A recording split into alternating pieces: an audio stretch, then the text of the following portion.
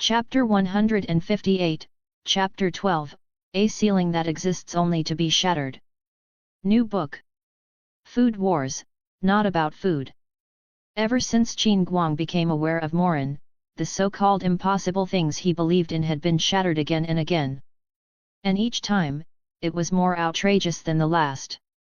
Because of this, Qin Guang had even been forced to create a new concept for himself. A special ceiling of adaptability. A ceiling for things that were totally normal for Morin to be able to do. Yet the fate of this exclusive ceiling, one born solely for Morin, was simple. It was meant to be broken. Repeatedly. Just like his neighbor, Shen Yu, the so-called demon-slaying blade brother, who had been born to rust, break, and eventually turn to dust. Because of this, Qin Guang could no longer think, "Oh, Morin did it. That makes sense." Instead, Morin shocked him every single time. Take today, for example. A full day. No. To be precise, half a day. Morin spent half a day completing a full mech design. Was that even something a human could do? Worse still, Morin had casually mentioned that he didn't like how the holographic projection system handled logical computation and modeling, so he had taken some time to modify it. Which meant it actually took him less than half a day. Just assembling existing mech parts one by one with a holographic projection would take longer than that. This. Even though Qin Guang's tolerance had improved significantly, he still couldn't immediately convince himself that this was normal for Morin. "I've submitted the mech model to the system," Morin said calmly. "The follow-up review process will need to be arranged by you, Secretary Qin." Morin preferred to let actions speak. Why say more when the results were already there? Qin Guang immediately went to arrange the review. This was no small matter. As for what to do next, Morin thought for a moment. It seemed like there was nothing urgent left. Now, he just needed to wait for the mech model to pass review, wait for his salary, and then after leveling up begin his card drawing journey. Before upgrading, Morin had no interest in designing another mech. A beginner-level design would never compare to one created at a higher level. Since he was about to upgrade anyway, doing it now would just waste time and energy. If you were going to do something, you should do it properly. Morin found a staff member, asked for directions to the mech pilot department, and strolled over at an unhurried pace. Qin Guang had just given him his ID card. Its authority level was high enough to grant access to most areas. Song Shu was over there. A man who practically screamed protagonist template. It was a rare chance to play the role of a golden-finger old man. Since Morin had nothing better to do, he decided to go take a look. Huff, huff. Inside the training hall, heavy breathing mixed with rhythmic footfalls. A few strange shouts followed. Complete. Complete. A series of voices echoed as a group of men in training suits stopped running. They were preparatory students from the mech pilot department. This was their final training item for the day. A 5-kilometer run. "Nice job, old Song," someone called out. "You kept up." "It was nothing," Song Shu replied with a gentle smile. A voice beside him spoke up. "I've gotta ask, why do you always hold back?" "Morin." Song Shu turned, surprised. "Why are you here?" "I had nothing to do," Morin said with a smile. "Just wandering around." "You're done with training, right? Anything else scheduled?" "No," Song Shu shook his head. "That's it for today." "And you are?" the student who had spoken earlier asked. "I'm a mech designer," Morin replied. "Song Shu and I came together. We've known each other for a while." "Old Song, go take a shower. We can grab a meal afterward." "Okay," Song Shu nodded. He didn't object to Morin naturally taking the lead. "A mech designer," the student exclaimed. "I'll wander around a bit more," Morin said, nodding to Song Shu before walking off. He truly wandered. It might have been a little impolite. But it was necessary to maintain his persona. The student felt awkward when Morin completely ignored him. "Don't mind him," Song Shu said with a smile. "He's a bit of a loner. I'm going to shower." "What was that about?" The student scratched his head and followed him. "Is he really a mech designer? Shouldn't someone his age be an apprentice at best? You knew him before? When did he get here? And what did he mean by holding back? Is that not your real strength?" Song Shu's smile stiffened. This student Fang Xing had been strangely enthusiastic ever since arriving yesterday. Song Shu's personality made it hard for him to brush people off, so he patiently responded. Which only made Fang Xing more enthusiastic. He even claimed that he and Song Shu had a special bond. He was already planning to move into the dorm next door. His reasoning? He felt their chemistry was amazing, and that they might achieve perfect neural synchronization in the future. Song Shu thought, "I'll believe that when pigs fly." If he hadn't asked around and learned that Fang Xing was just naturally friendly, he might have suspected some kind of strange fetish. Naturally friendly.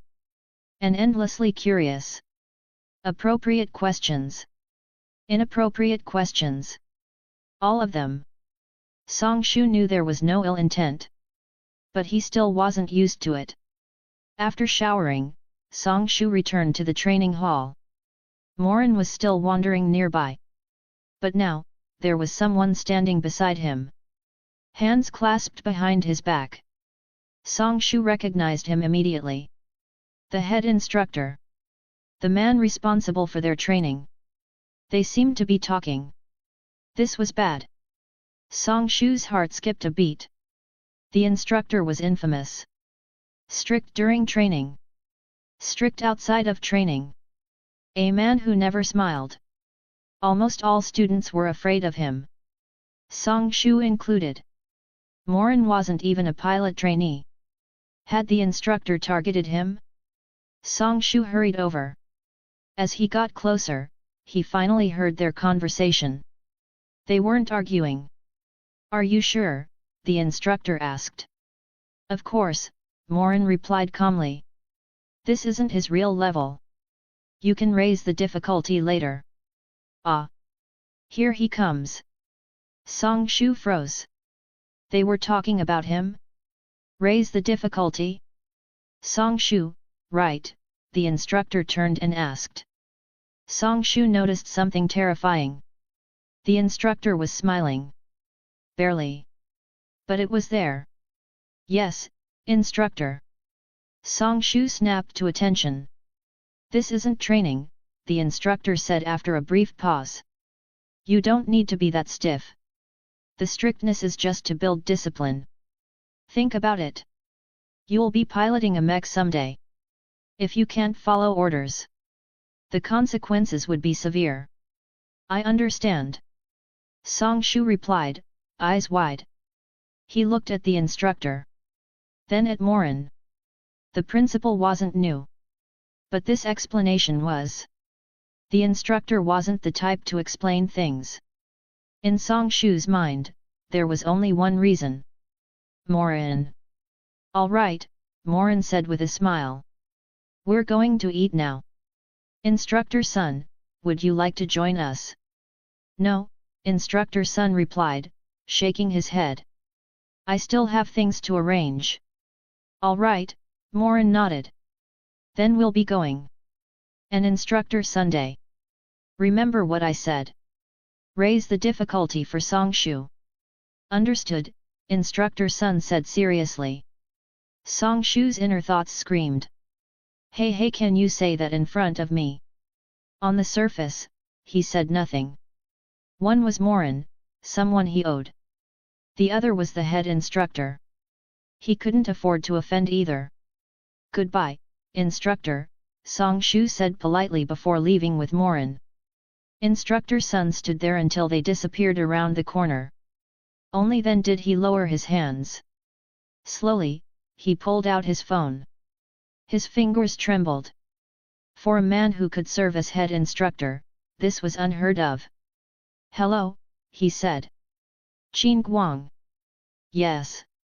That Morin, instructor Sun said. Are you sure he's a mech designer? Yes, Qin Guang replied. From your tone, your test didn't go well. Yes, instructor Sun's mouth twitched. I exchanged a few moves with him. Why did you fight him? I only asked you to test his physical fitness. Qin Guang panicked. That was a treasure. What if it broke? I'd like to ask you that, instructor Sun snapped. Where did you find this monster? It's a good thing he held back. Otherwise, I'd be on sick leave. Hey! Qin Guang was completely stunned. I watched your training, Morin said as they walked. You held back a lot. Song Shu hesitated. Yes. I thought if I performed too well early on, it would be easy to. That's nothing to be ashamed of, Morin cut in. And this isn't anywhere else. Here, strength speaks. No one will sabotage you for being too good. No one would dare. Do you understand? Yes. Song Shu was still hesitant. You'll be piloting a mech I designed, Morin said calmly. I don't want people thinking the pilot was chosen through connections. Seeing Song Shu fall back into indecision, Morin added one last push. Also, the mechs I design can only be piloted by the best. I understand. The moment mechs were mentioned, Song Shu's hesitation vanished. Morin's words were like a blade. Clean. Decisive. They cut through the tangled mess in his heart and cleared a path forward. He was right. Song Shu decided. Starting tomorrow, he would show his true strength. Chapter 159, Chapter 13, A Man's Romance with Steel. New book. Food Wars, not about food. The meal was, of course, in the cafeteria. And naturally, the socially gifted Fang Xing showed up again. You didn't wait for me, Song Shu. I'm hurt. Song Shu. Could you just say, our friendship is over? I'd agree immediately. What are you doing? Fang Xing recoiled warily. Did you think I was about to say our friendship is over? Our friendship is solid as a rock. Something like this couldn't affect it. Song Shu. Is a rock even as hard as a mech's outer armor? Wait. Fang Xing paused. Rocks aren't that hard. Our friendship is as hard as a mech's outer shell. Interesting, Morin said, looking at Fang Xing, then at Song Shu. Oh? Mr. Poker Face finally speaks. Fang Xing looked surprised. Stop talking nonsense, Song Shu said quickly, trying to cover Fang Xing's mouth before he said something worse. Only someone with his tolerance could endure Fang Xing's non-stop chatter. It's fine, Morin said, wiping his mouth with a napkin. He looked at Fang Xing. Are you two planning to be partners? Hey, you noticed. Fang Xing finally broke free, eyes lighting up. The moment I saw Song Shu, I felt chemistry. No one's ever made me feel this way. We're a match made in heaven. That's not how idioms work, Song Shu snapped, already irritated. Morin looked at him again. What do you think? He says that to everyone, Song Shu replied, shaking his head. It's different. Fang Xing protested. You're especially different. Yes, Song Shu said flatly. That's also what he says every time.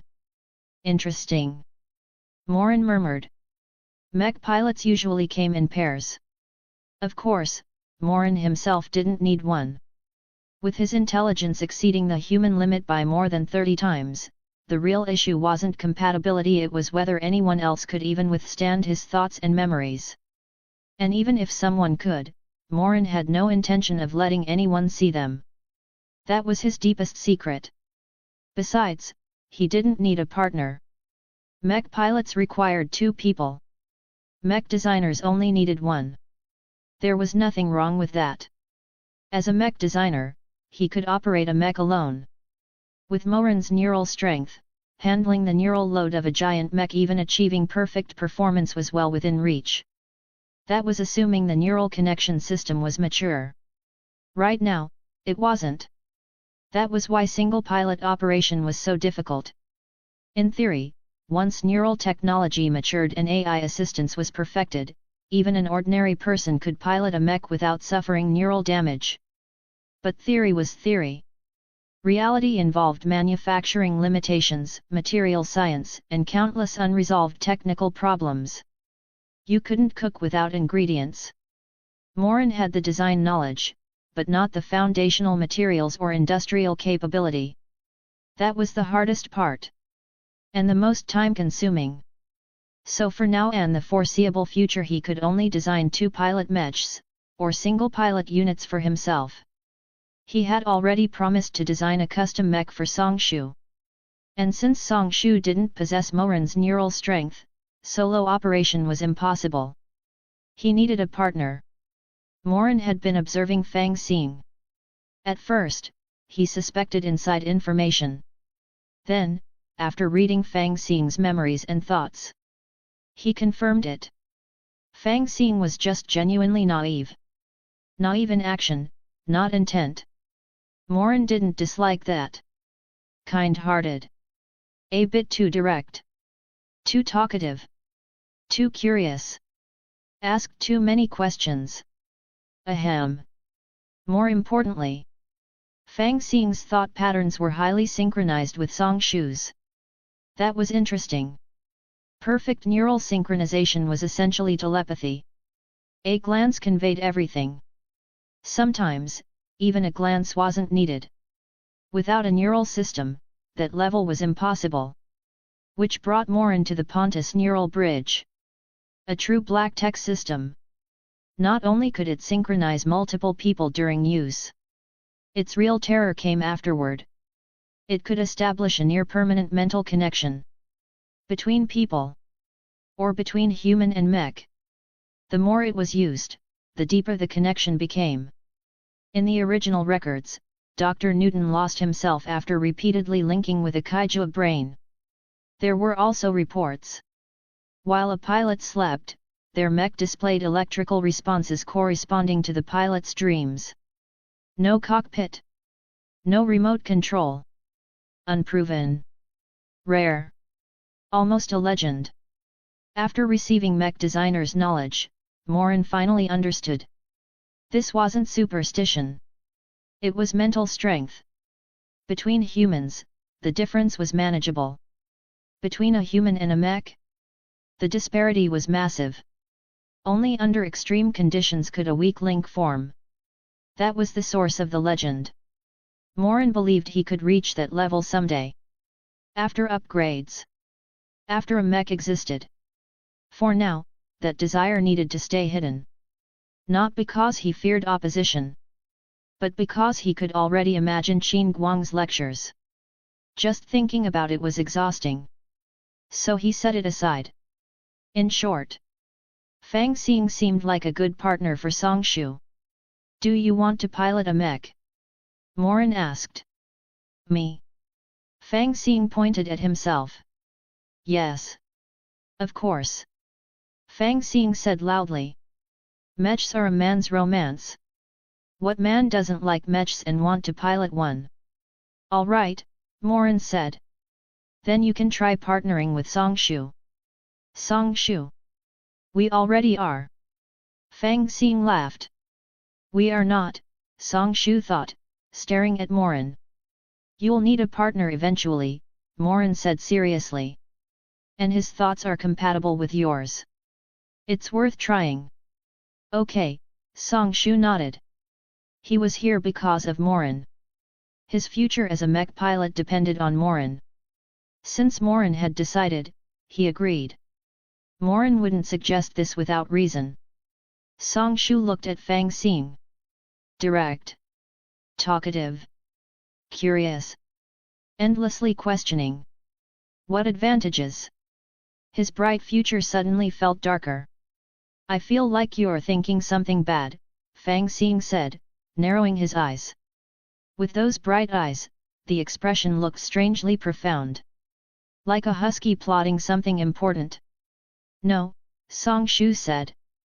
I'm not. You're lying. I guessed it. You guessed wrong. How could I be wrong?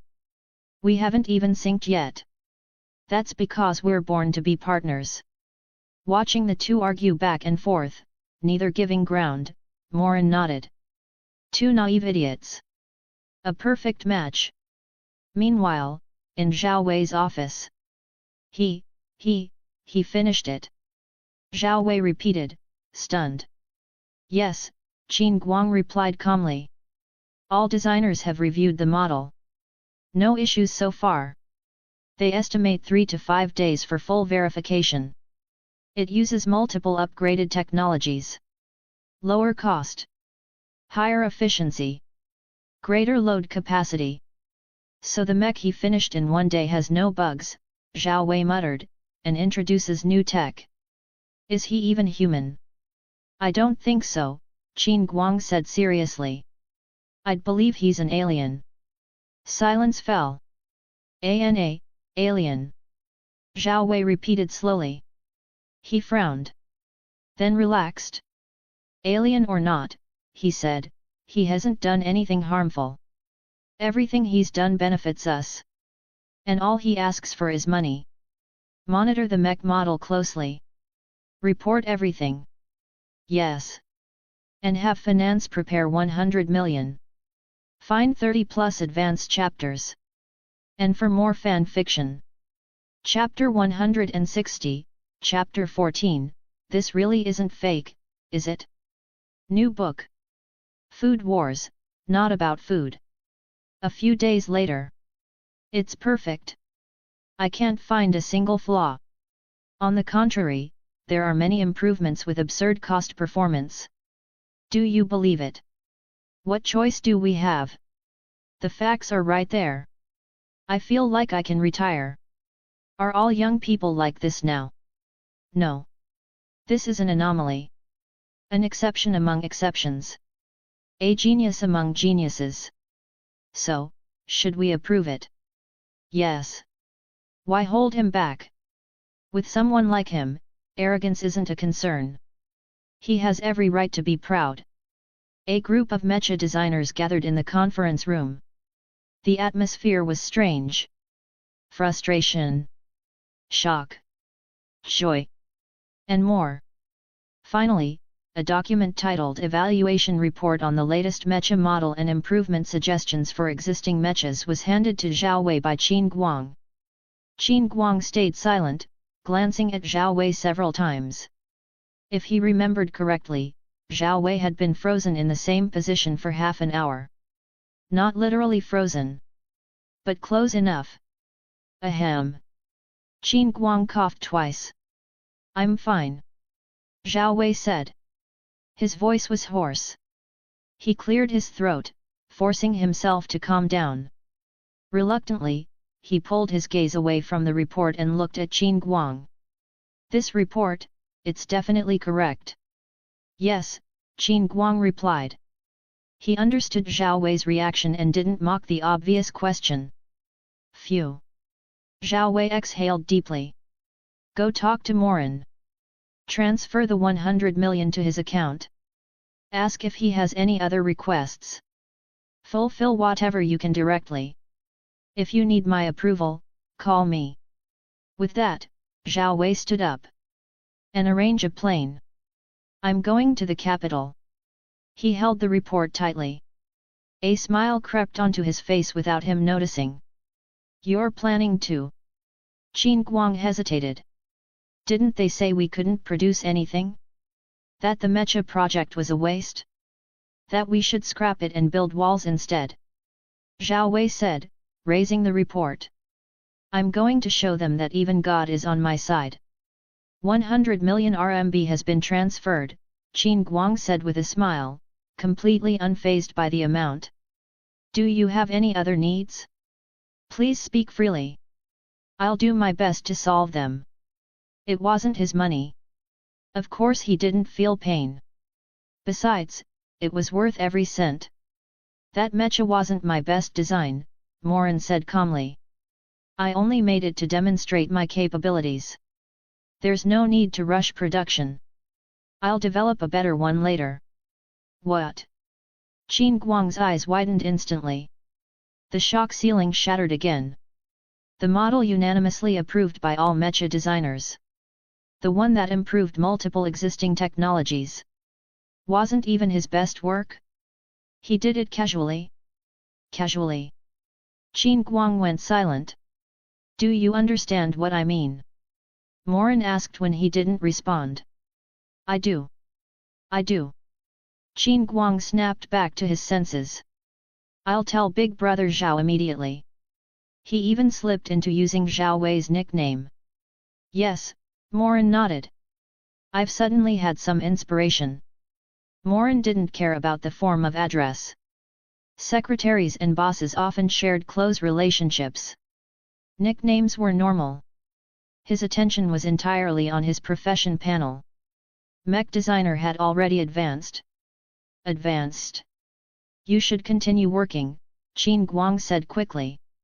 He didn't dare disturb him. Inspiration was precious. A genius mecha designer's inspiration? That was ancestral level. Worship-worthy. Besides, he needed to report this new bombshell immediately. The treasure they were protecting wasn't even the real one. Morin returned to his residence and opened his profession panel. Mech designer, advanced, 434/10,000. Title effects. Intelligence plus 1000, no more wasting time. Advanced mech repair skill, unscientific. Extremely magical. Advanced mech controller, a designer should be able to control their own creations. In knowledge, and in body.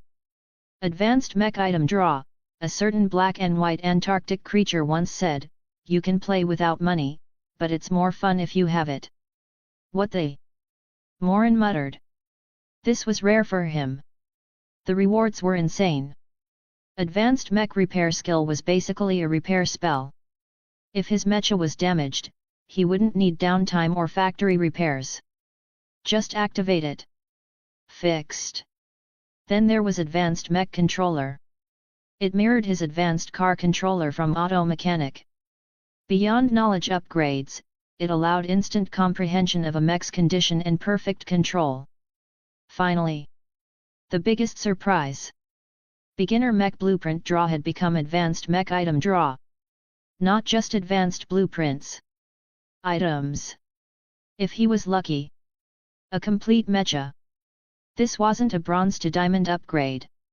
This was looting the database. Morin immediately selected advanced mech item draw. 10 consecutive draws.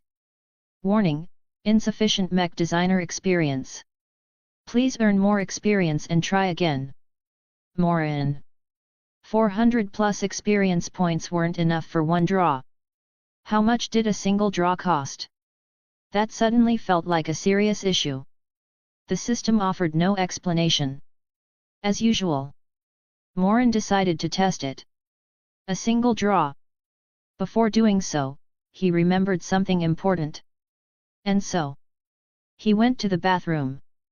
Washed his hands solemnly. Paid respects to the god of the lavatory, the lord of black and yellow above the grey fog. And his subordinate, Miss Justice.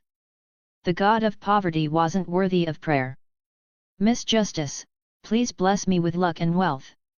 Fellow transmigrators, we're from the same place, take care of me. As for this world's protagonist, forget it. Too far away. I'm a protagonist too. Morin muttered to himself. Ritual complete. He performed a righteous single draw. You have obtained, EVA Unit 01 Blueprint, incomplete. Via Advanced Mech Item Draw. Morin. Miss Justice was incredible. The Transmigrator seniors were incredible. He was incredible. A single draw. Gold. Even if it was incomplete, that meant it could be completed. After calming down, Morin checked his experience points. His mouth twitched. One draw consumed 100 experience points. So expensive. If only he could use money from other professions to draw. The system remained silent. Probably pretending to be stupid. Morin had long grown used to it. He repeated the ritual. Another single draw. You have obtained high-frequency plasma solidification technology. You have obtained advanced alloy formula. You have obtained Mecha blueprint. After 3 more single draws, Morin stared at the results. And fell silent. Was this a normal draw? Or a golden draw? Tencent couldn't possibly be this generous. 4 gold items from single draws? This had to be fake Tencent. Or was his luck just that good? The description did say. With money, it's more fun. This was definitely fun. Morin made up his mind. Earn money. Save experience.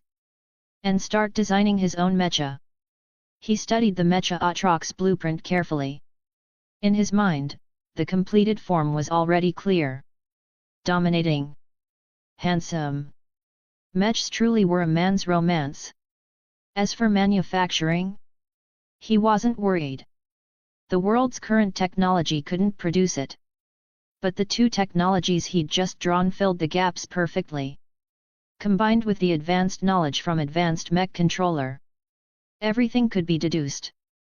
Everything could be completed. Every manufacturing problem could be solved. That was why Morin suspected this was a fake system. All gold.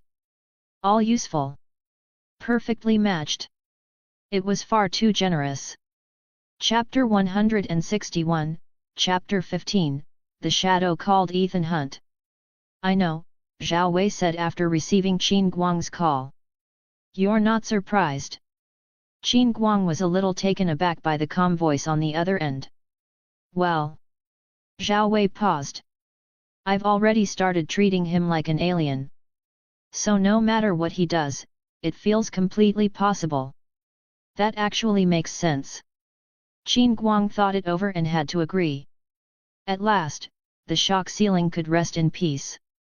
But this is good news, Zhao Wei said with a laugh. It gives me even more leverage to convince them. A leap like this wasn't even deliberately designed. If he actually puts his full attention into it. After a moment, Zhao Wei asked, did Morin make any other requests? Not yet. He said he had an idea, so I left him alone, Qin Guang replied. Good. Zhao Wei nodded.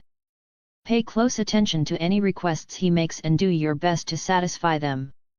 I'll be asking for additional funding this trip. If that's still not enough, I'll have the family step in. Inside the laboratory, Morin worked behind closed doors and refused all visitors. Aside from meals, he spent all his time inside, converting the Mecha blueprint into a full mech model. Handing over the complete Mecha design was impossible. Morin wasn't that foolish. Some things had to stay in his hands. He also needed to prevent certain unpleasant possibilities like his work being stolen. Not that he thought anyone could pull it off. But precautions weren't just about necessity. They were also about peace of mind.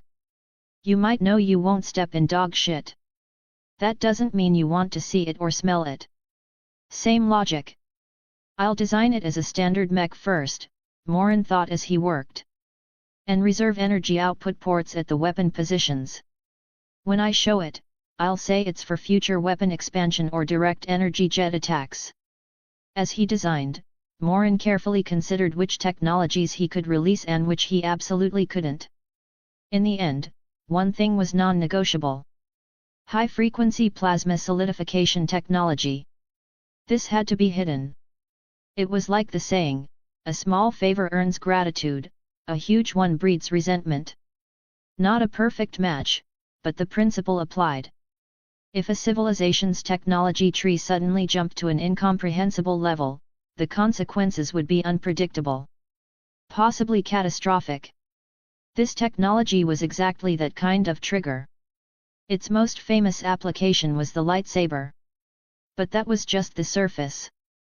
It could also be used for energy shields. And far worse for planetary-level weapons.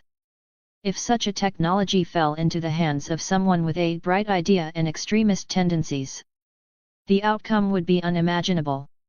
A civilization that naturally reached that level would also develop corresponding defenses. But handing it over prematurely? That was like giving a loaded gun to a child. The ignorant were the most fearless. Morin knew very clearly. With Earth's current technological foundation, they weren't ready. Not even close. Even if the military promised secrecy, Morin wasn't willing to gamble on that. Reality was often more absurd than movies. Movies needed logic. People didn't. This technology stayed with him. That was the safest choice. As for the rest, the alloy formula could be handed over. The mech Morin was building for himself couldn't be junk. And he needed PPDC's resources to acquire the core materials. He felt no guilt. He wasn't just taking, he was giving far more in return. To an organization like the PPDC, backed by multiple nations, technology was the most valuable currency. Knowledge was priceless. Now then. Morin tapped his chin. Where should I manufacture the weapon components? An idea formed. With 10 experience points deducted, Morin vanished. The Fast and Furious world. Another 10 points. Moscow. The capital of the Pacific Rim world. This mechanic traveling to previously visited worlds for just 10 experience points had finally become useful. He could choose both time and location. 20 points for near-instant teleportation. As for being noticed? Not a concern. The lab had no surveillance. And on his second day, Morin had already hacked the system and planted a small device to keep him informed. He could return at any time. All right. Morin glanced around, slipped into a narrow alley, and began to change clothes. A short while later, a man dressed for winter stepped back onto the street. Ethan Hunt. This identity would be used for some very illegal activities. Morin planned to take control of a manufacturing base in Russia. There were reasons. First, in 1 year, the world would abandon the Mech program and turn to the Wall project due to unsustainable losses. Second, Russia's military industry met the manufacturing standards and had the resources. The nuclear warhead meant to destroy the Kaijua portal? Russian. As Stacker Pentecost once said. See those Russians? As long as you've got money, they can get you anything. Third, control difficulty. Compared to China or the US, Russia was vast and sparsely populated. Much easier to operate discreetly. For all these reasons, Russia became the ideal target. As for why he wouldn't build the entire mech there. Weapon parts in a full mech were completely different levels of complexity. First, get money. Second, control a base. Morin's gaze shifted as he spotted a bar and walked inside. With his skills, acquiring money was trivial. He didn't care about the method. For natural villains like gangsters, Morin considered it an honor for their dirty money to be used on his mech. Moments later, Ethan Hunt walked out. The bar owner, also the leader of a small gang, walked respectfully ahead of him. Driving. Guiding. Taking him to Moscow's largest gang. There was no resistance in his eyes. He'd been hypnotized. The fastest solution. For criminals like these, Morin never played by the rules. No. He used every method available. The largest gang in Moscow possessed power, influence, and wealth. For Morin, it was also the most efficient source of money and information. As evening fell, Morin returned to the lab and called Qin Guang. What is it? Qin Guang asked seriously. Here's the situation, Morin said.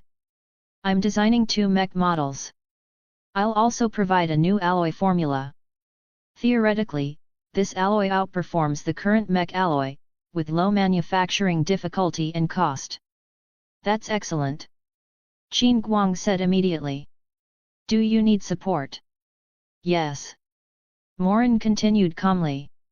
I've found that wealth gives me a strong sense of satisfaction, and that satisfaction stimulates creativity.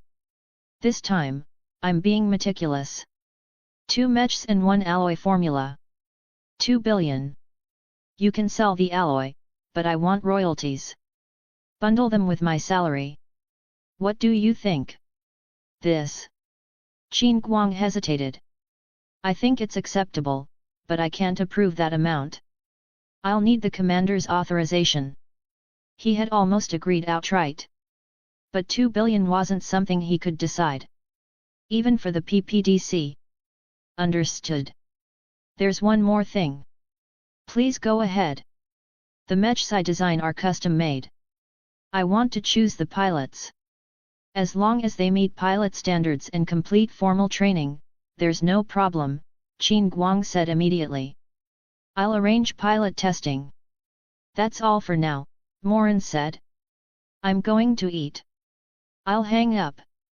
The call ended. Morin then strolled toward the mech pilot department.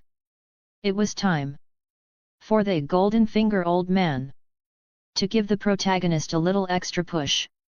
Find advanced chapters. And for more fan fiction. Chapter 162, Chapter 16, Completely Drained. Morin's ID card allowed him to enter the mech pilot training ground without any trouble. What surprised him was that among the many preparatory pilots sweating through their training, Song Shu and Fang Xing were nowhere to be seen. That was strange. Instructor Sun, who normally oversaw training, wasn't there either. Morin casually stopped a staff member to ask. Only then did he learn that because Song Shu and Fang Xing had performed so well, they had been taken for a Pontus Bridge test. So they listened to what I said, Morin thought. Good. That makes things easier. He asked where the test was being held and strolled over. Earlier that afternoon, Morin had already hypnotized the leader of Moscow's largest underground kingdom. Money. Information. Manufacturing bases. That was what he asked for. What it cost in manpower and funds wasn't his concern. They were criminals. Using them didn't bother him. After that came fundraising, sourcing materials through multiple channels, and controlling a suitable base for production. That process still required time. The machinery used to manufacture special weapons was completely different from that used for mechs. He would need to redesign the machines themselves. Given the time constraints, Morin decided to finish everything within 2 days. Traveling between worlds only cost 20 experience points, and he could even use points from other professions. Even so, Morin preferred to be economical. What you're saying? Inside a room, a kind-looking old man spoke slowly. If it weren't you saying it, I wouldn't believe it at all. But it's the truth, Zhao Wei said respectfully. He gestured toward the thick stack of documents on the table. You can have someone verify them.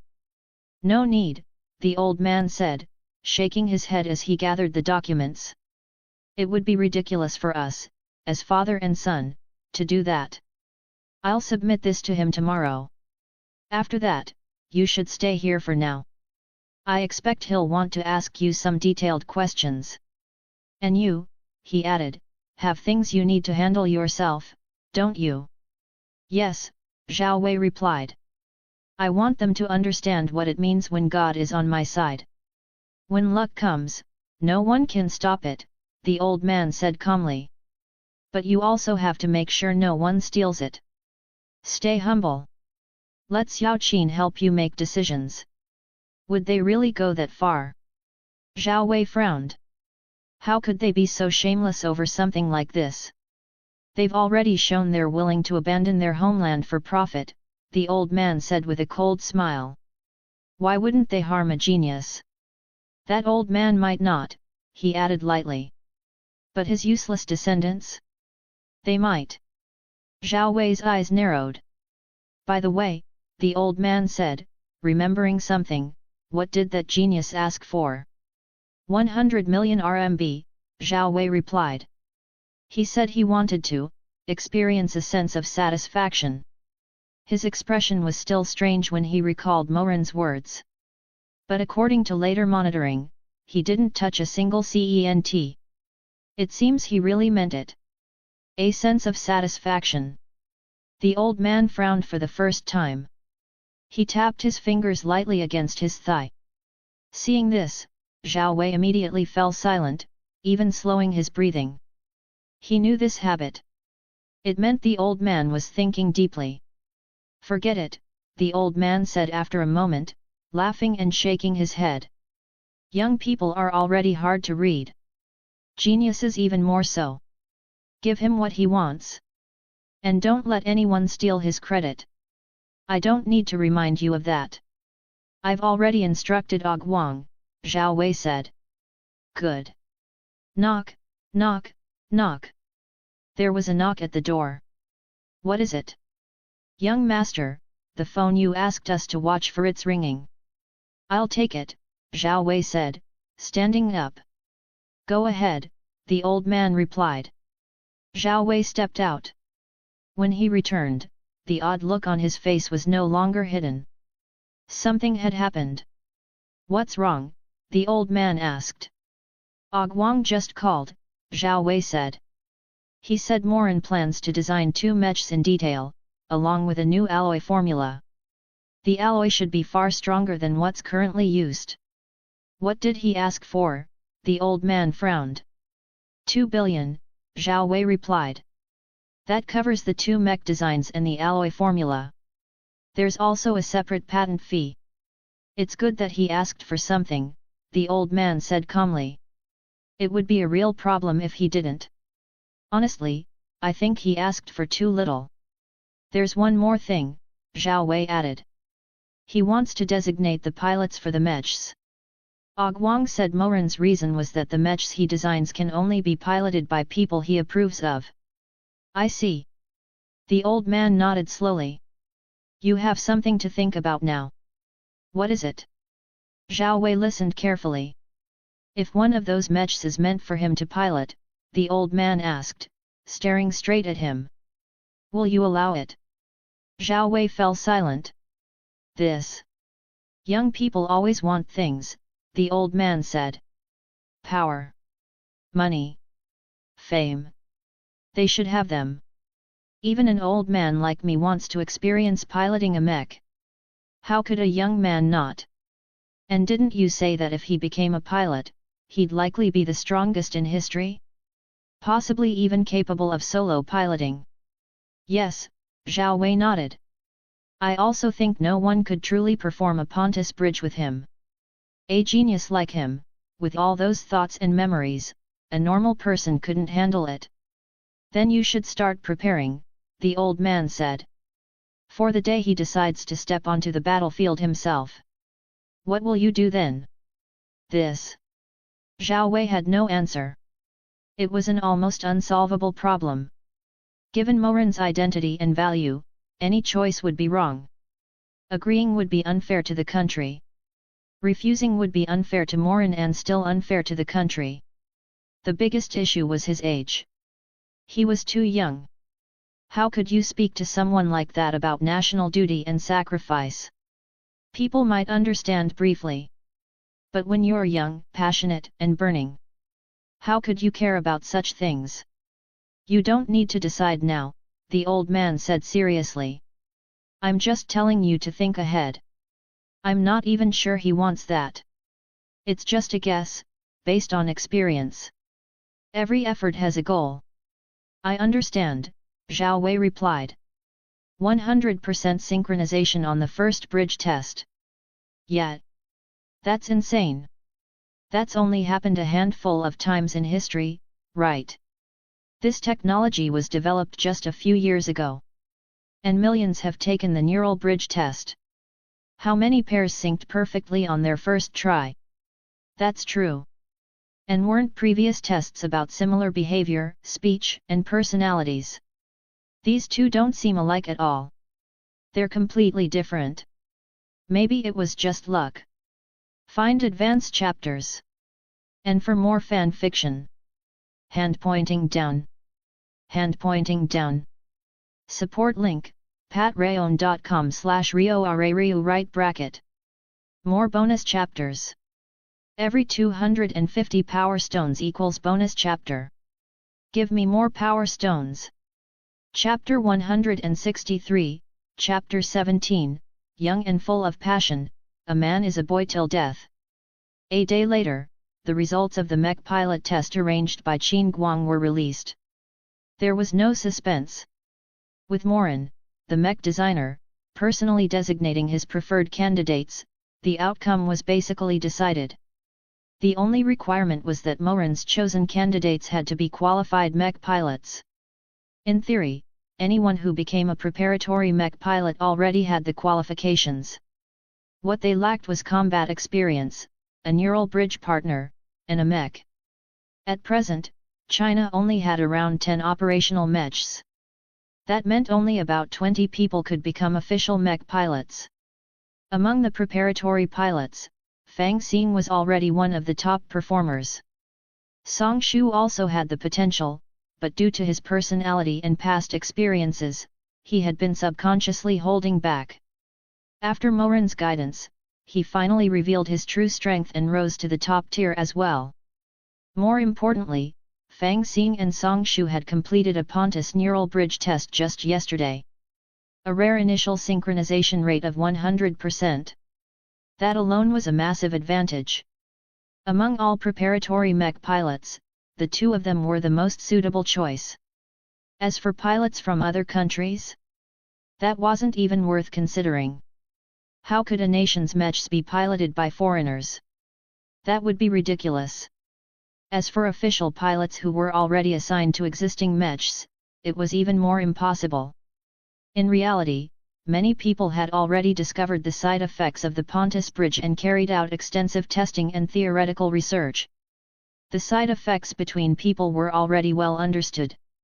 While evidence regarding people and Mechs was limited, there were still plenty of theories. Otherwise, legends like the pilot and the Mech become one, and the Mech reacts when the pilot dreams wouldn't exist. In China, beliefs like this had always existed. Even in modern society, there were still phenomena that couldn't be explained. Like how a play can't be stopped once it starts. The prevailing idea was simple. Once a pilot piloted a Mech in combat, a connection A mark was formed between them. Similar to a magical imprint. With Mechs already being extremely scarce, no official pilot would abandon their existing Mech to participate in a new test. Every Mech had to be fully utilized. Unless the pilot's Mech had already been destroyed. And the only way a Mech could be destroyed was in a kaiju battle. In that situation, the pilot's survival rate was pitifully low. With the Mech gone, even a single roar from a kaiju could be fatal. All things considered, there was no suspense at all. Fang Xing and Song Shu became Morin's chosen Mech pilots. Then, for the second pilot, Qin Guang asked tentatively. After Morin selected Fang Xing and Song Shu, he showed no intention of choosing anyone else. Qin Guang had received a call from Zhao Wei the previous day. Zhao Wei mentioned that Morin might want to pilot a Mech himself and asked for Qin Guang's opinion. Qin Guang hadn't answered. Objectively speaking, just like the doctor who had conducted Morin's physical examination, Qin Guang felt it was a shame for someone with such a physique not to be a Mech pilot. But Morin's value as a Mech designer was clearly far greater. As a secretary who had to remain rational and provide objective advice, Qin Guang should have known which choice was better. But there was one problem. Morin was young. When someone is young and full of passion, how could they stay rational? Qin Guang had been through that stage himself. He knew exactly what he had done back then. Looking back, it seemed embarrassing, childish, even reckless. But so what? When you're young, you're full of passion. A man is a boy till death. Qin Guang asked himself honestly. Wouldn't he want to pilot a Mech, even just once? Let alone someone as young and as capable as Morin. Just ask him, Zhao Wei had said. Ask tentatively. You understand these things better than I do. Don't rush to object. Delay it. Time will give us the answer. That was why Qin Guang brought it up today. For the second mech's pilot. Morin immediately caught the probing tone in Qin Guang's voice. He understood. It was a simple psychological tell. He didn't even need magic for this. For a master of psychology, it was obvious. There really are a lot of smart people. Morin thought. He decided to reveal just a little. Enough to give them time to prepare. Do you know why mechs were originally designed for a single pilot? Morin asked. Why? Qin Guang replied. Because single-person piloting is the correct way, Morin said calmly. One person and one machine can achieve perfect operational fusion. But the Pontus neural technology, Qin Guang frowned, about to object. The Pontus neural bridge connects two pilots' neural systems and shares the massive neural load required to pilot a mech, Morin explained. One controls the left brain, the other the right. In theory, if synchronization is perfect, it can achieve a result close to single-person operation. But in reality, Morin continued, two people are still two people. Even if their thoughts align, they are still different individuals. It's like having two voices in one head. Even if they agree, you can still feel the difference. But a mech is only one entity. Qin Guang hesitated. I still don't quite understand the practical difference. That's normal, Morin said. I'd be surprised if you did. With current technology, that difference doesn't really matter. But for me, he added, if I have the chance to eliminate it, I'd be very happy to. An obsessive-compulsive tendency. Qin Guang finally said. Morin laughed. Let's call it that. The second mech will be designed for a single pilot. As for the pilot, I'll upgrade the neural technology. But the cost will increase. Manufacturing costs. And the difficulty of finding a suitable person. I understand, Qin Guang said. That was enough. No further explanation was needed. They both understood what a single pilot mech implied. Qin Guang's response was deliberate. He said I understand, not I agree. Because he had other thoughts. Single pilot mechs weren't unheard of. Morin's implication was clear. A single pilot mech was superior. It was just that with current technology, the difference wasn't obvious. It could even be dangerous for the pilot. But what about the future? If future technology allowed single-pilot mechs to vastly outperform two-pilot ones? And if they could find someone capable of handling it? Wouldn't that be perfect? Qin Guang wasn't qualified to make that decision. And even if they failed to find someone suitable, there was still Morin. They wouldn't be able to refuse him. This slightly alters my original plan, Morin thought. I originally planned to design a two-person mech with a single-person piloting mode. But this works too. Letting them know in advance gives them time to prepare mentally. And it makes my job easier. I can increase space utilization. A two-person mech with a single-person mode was very different from a pure single-person mech. Space utilization. Functional redundancy. Everything changed. Now that he only needed to design a single-person mech. That was good news. No designer wanted flaws in their work. Especially when it was something meant for themselves. Being forced to add unnecessary components just to accommodate others was unpleasant. Since they're probing, it means they've already considered this idea and are struggling with it, Morin thought. I also mentioned upgrading neural technology. If they manage to find a pilot, even if I never let them pilot it, giving them hope increases the chance they'll approve the single pilot project. After settling the pilot selection, Morin ate a meal and returned to his lab. He came out in the afternoon. Ate again. Then went back in. He didn't return to his residence until late at night. Sleeping was impossible. After spending another 20 experience points, Morin appeared in the office of the leader of Moscow's underground kingdom. He needed information. He had to admit. The intelligence network was impressive. He hadn't expected to get so much information so quickly. Russia had been in economic decline for a long time. Its wall plan was already quietly underway. It reminded him of a dark joke.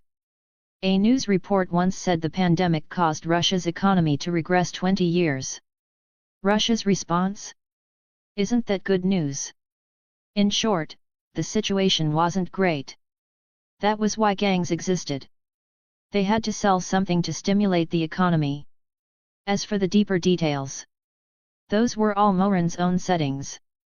And the gaze of the god of censorship was already upon him. Naturally, Morin obtained information about the bases. As for whether anyone would discover it, why would he care? At worst, Ethan Hunt would become wanted for a while. With Morin's hypnotic abilities, controlling key personnel was trivial. Once the location was found, he was already more than halfway there. Find advanced chapters. And for more fan fiction, hand pointing down. Hand pointing down. Support link, patreon.com/rioarariu right bracket. More bonus chapters.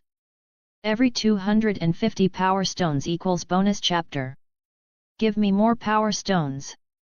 Chapter 164, Chapter 18, that's completely reasonable.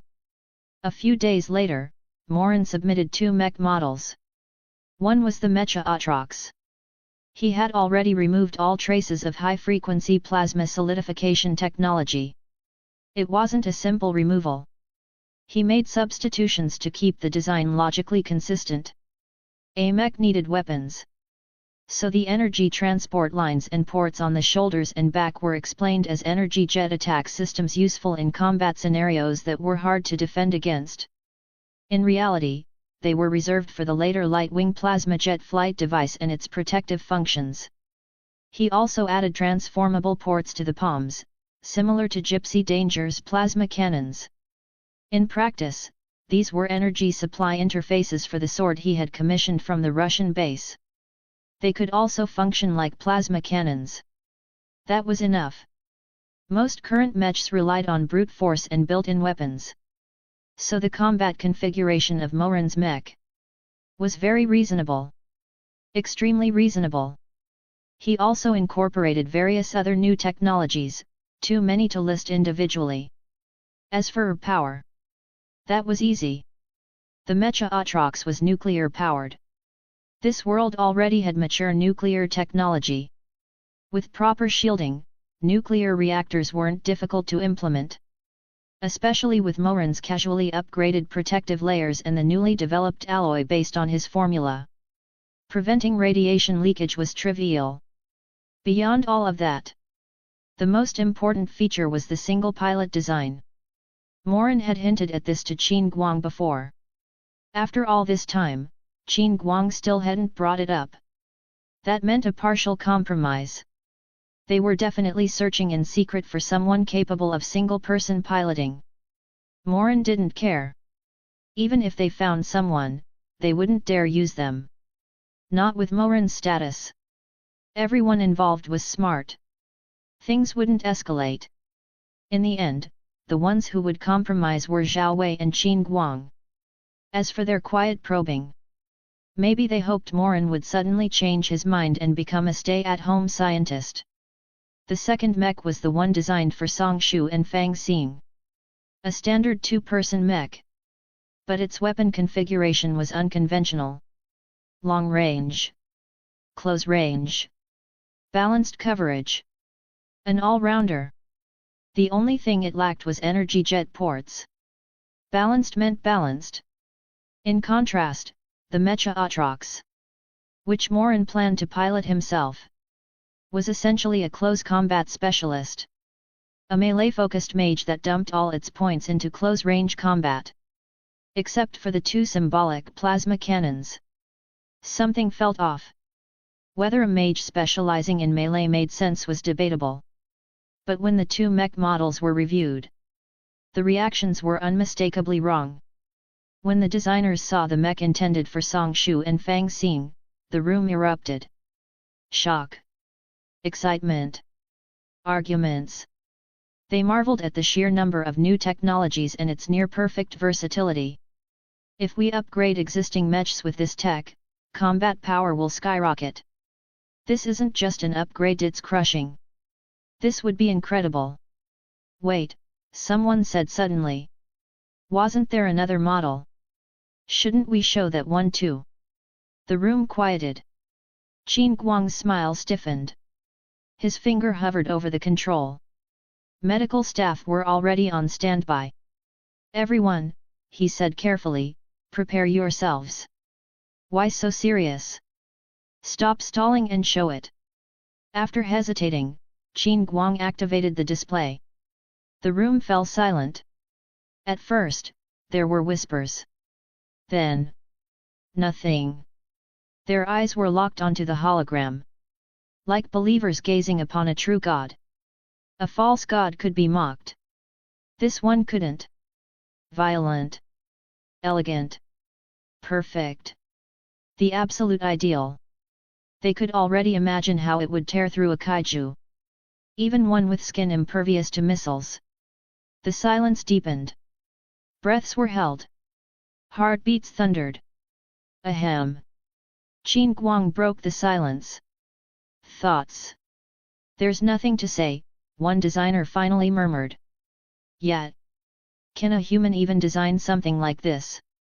He's a genius, another replied. What can't a genius do? Can someone say something useful? Qin Guang asked helplessly. Did they seriously not notice the single pilot issue? If we have to compare, one designer said slowly, the previous mech would be instantly defeated. They all agreed. It's that strong. Qin Guang was stunned. He'd thought Morin exaggerated to justify piloting it himself. That's assuming all designs are valid, the designer continued. But with Morin, that's not a concern. If there's a flaw, another added, it's that this must be single pilot. A two-pilot version would cripple it. Even then, they couldn't build it. So if we solve the piloting issue, Qin Guang asked, it's usable. Yes, came the reply. But converting it to two-pilot is essentially impossible. This is the peak of single-pilot design. Another designer spoke up, eyes fixed on the neural system. Even with Morin's improvements, neural pressure is still high. Reduced from 2 times to 1.5 but still dangerous. If one person pilots it. He didn't finish. Everyone understood. In a crisis, would they use it? Yes. Would that sacrifice be accepted? Also yes. And that was the weight they felt. They were here to protect lives. To shield pilots. Yet this mech demanded a life in return. They had seen this before. In earlier years, it had been worse. Progress was built on blood. That was why they treated Morin so generously. Not just because he was a genius. But because his technologies reduced casualties. He had done more than any of them. And he had brought 2 designs. Because he couldn't make that choice himself. So they would bear it for him. The room grew heavy with unspoken resolve. Meanwhile, Morin was at a Russian military base. Inspecting factories. Issuing orders. Preparing machines to produce weapons, flight systems, and armor for the Mecha Atrox. He sneezed. Strange. It would take sub-zero hell to make him sneeze. Someone thinking about me? He frowned, pondering. Back in the conference room, Qin Guang finally pieced it together. Everyone, he said, clearing his throat, don't worry. We haven't chosen a pilot. And unless there's no alternative or the issue is fully resolved, I guarantee this mech won't be deployed. Besides, he added, with all these new technologies, existing mechs can be upgraded. Future losses will drop significantly. The mood eased. From any angle. Today was good news. Once feasibility is confirmed, Qin Guang concluded, we'll begin production. Meeting adjourned. He still had an alloy formula to test. A week later, after countless overtime hours, the designers fully verified both mech models. They weren't total overhauls. Just massive improvements. Understandable with a foundation. No one compared themselves to Morin. That way lay madness. The alloy passed all tests. Morin didn't care. He trusted his work. More importantly, he was waiting for the 2 billion RMB. That afternoon, Qin Guang called. Find advanced chapters. And for more fan fiction. Hand pointing down. Hand pointing down. Support link, patreon.com/rioarariu right bracket. More bonus chapters. Every 250 power stones equals bonus chapter. Give me more power stones. Chapter 165, Chapter 19, The Hero's Sacrifice, The End of a Story. I got it. Morin replied flatly and hung up. A faint smile lifted the corner of his mouth. 2 billion. The money had arrived.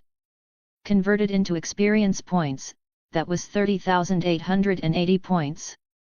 His mech designer profession jumped straight to master level. Mech designer, master level, 20,914. Title buffs. Intelligence plus 11,110. Master level mech repair skill.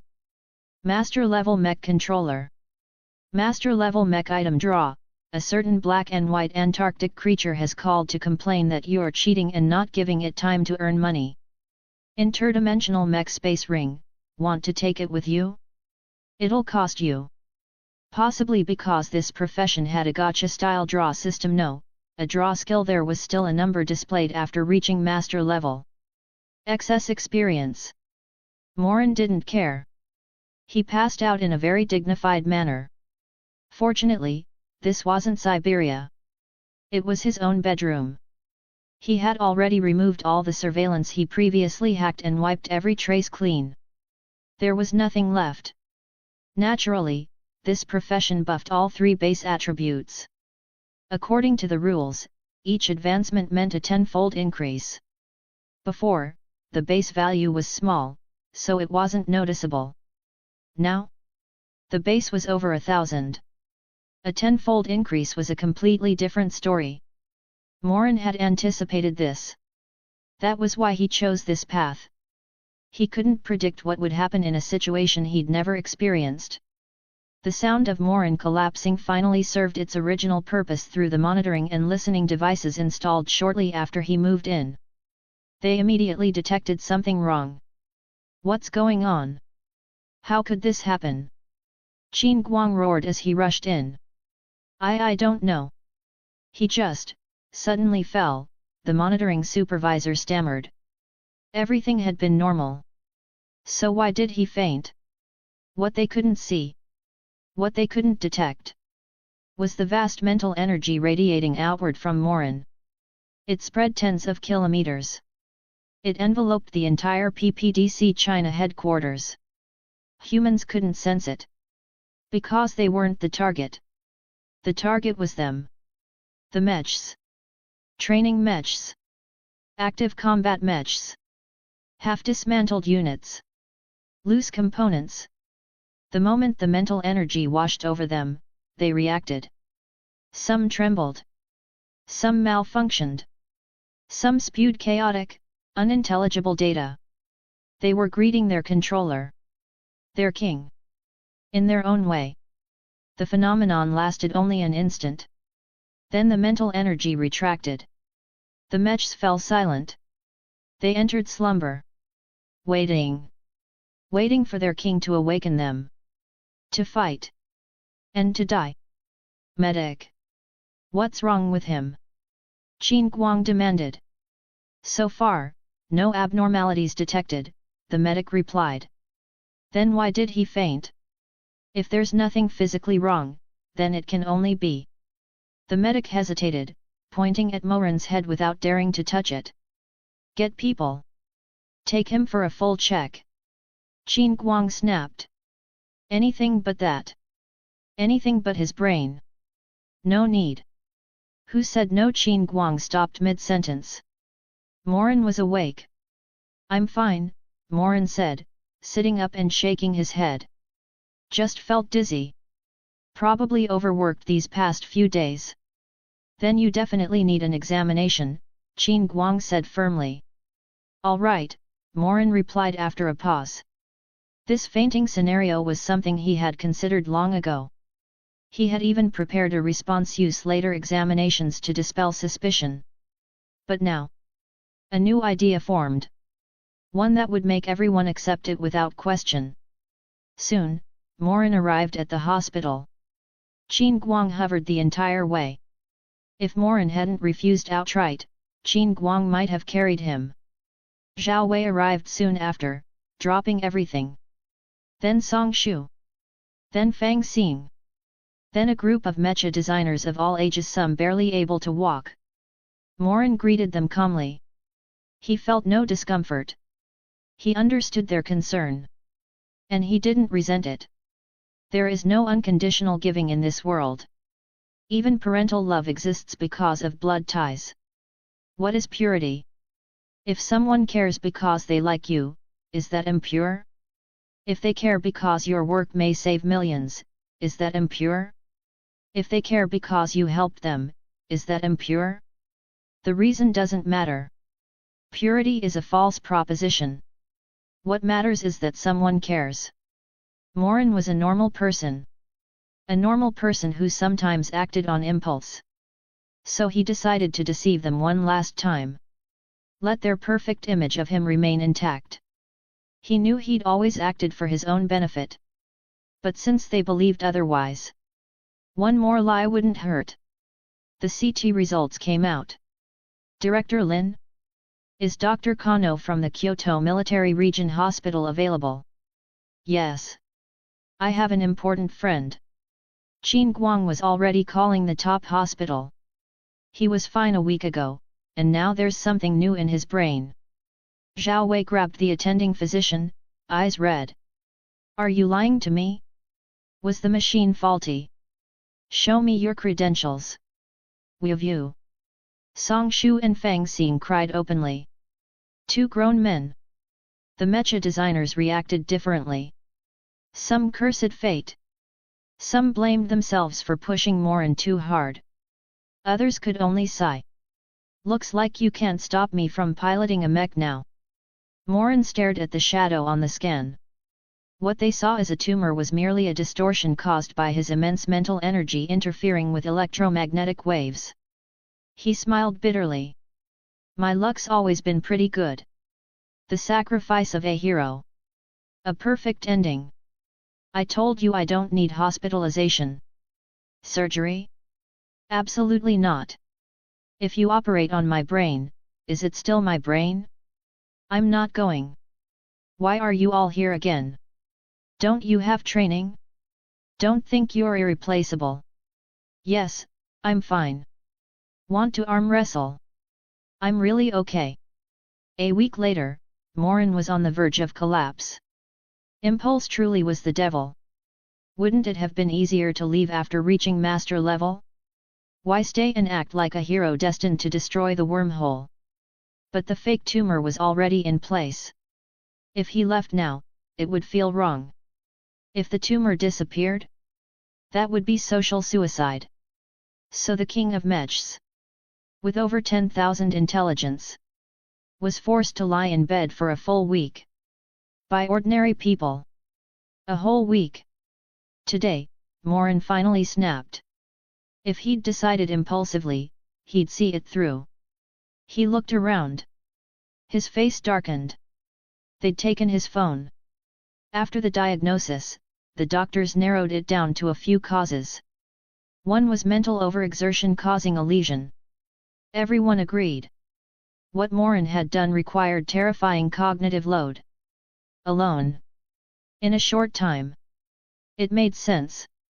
That doctor almost got exiled. Fortunately, Morin had a conscience. And Qin Guang was rational. His heroism remained untarnished. Another theory involved electromagnetic interference. So Morin was sent to a sanatorium with almost no M fields. The residents were elderly. All high-ranking officials. In short, a place unreachable without power and money. Morin immediately complained. You might as well send me to a beach full of bikinis. If I'm in a good mood, I'll recover faster. Someone took that seriously. A group of daughters of high-ranking officials arrived. All stunning. The intent was obvious. It wasn't a terrible idea. Ahem. Fortunately, Morin had principles. And he didn't dare touch them. Given what he was about to do. And the persona he'd built. He couldn't afford trouble. Impulse really was the devil. Morin cried internally.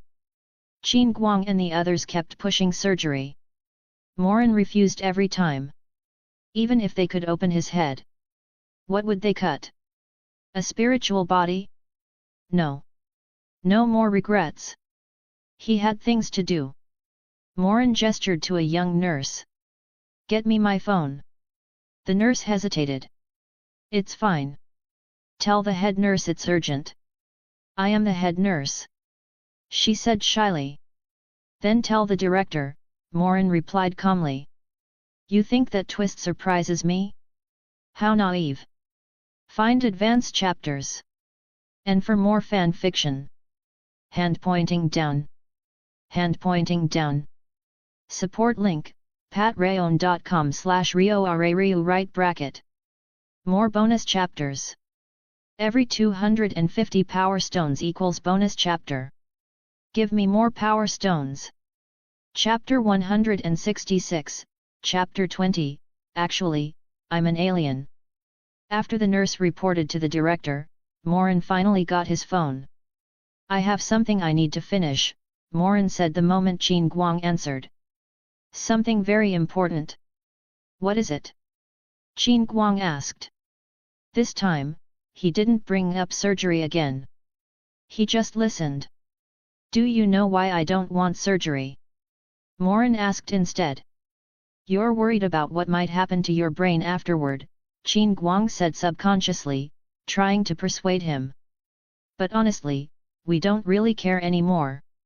You've already done more than enough. No, Morin interrupted. That was just an excuse. The real reason is that I know what my illness is. And with the technology of this era, surgery can't cure it. There was no emotion in his voice. What illness? Qin Guang asked. Why can't this era's technology cure it? Do you really think someone like me should exist? Morin asked calmly. A genius who, at 21, is proficient in multiple core disciplines, surpasses the current technological era, and learned everything by himself. He emphasized the word genius. You've already noticed that there's something wrong with my identity, haven't you? No, Qin Guang said slowly. We only found that there isn't a single living person who can prove your existence. That's enough, Morin said. The identity is fake. I'm an alien. Qin Guang. The kaiju aren't your real enemies, Morin continued. They're weapons. Artificially created. A hive mind. All clones. The ones truly controlling them call themselves the precursors. In terms of physique, they're similar to humans. Silicon-based life forms. Technologically advanced. And completely abnormal. In their civilization, there's no concept of sustainable development, Morin said evenly. They only exploit and destroy. They don't create. They're madmen whose civilization revolves around destruction. A species doesn't go extinct unless it's helpless, he continued. That clearly isn't the case for the precursors. They created a wormhole to invade other planets. The kaiju will grow stronger each time. They collect data and consciousness from every battle, analyze mech weaknesses, and evolve accordingly. This process is fast. In 5 or 6 years, they'll be able to deploy 3 or 4 kaiju at once. Each one likely Category V. That's the upper limit I calculated based on Earth's gravity. At that point, Earth will be destroyed. Unless you plan to carpet the planet with nuclear weapons. But that environment is exactly what the precursors prefer. So, Morin said quietly. I come from another world. We were attacked by the precursors as well. Our civilization was more advanced. We repelled them. But they're cunning. They closed the wormhole. At the time, we hadn't mastered space navigation. No spatial coordinates were left. A civilization centered on destruction must be eliminated, Morin said. Especially one that has already attacked us. We want retaliation. But space technology is a bottleneck.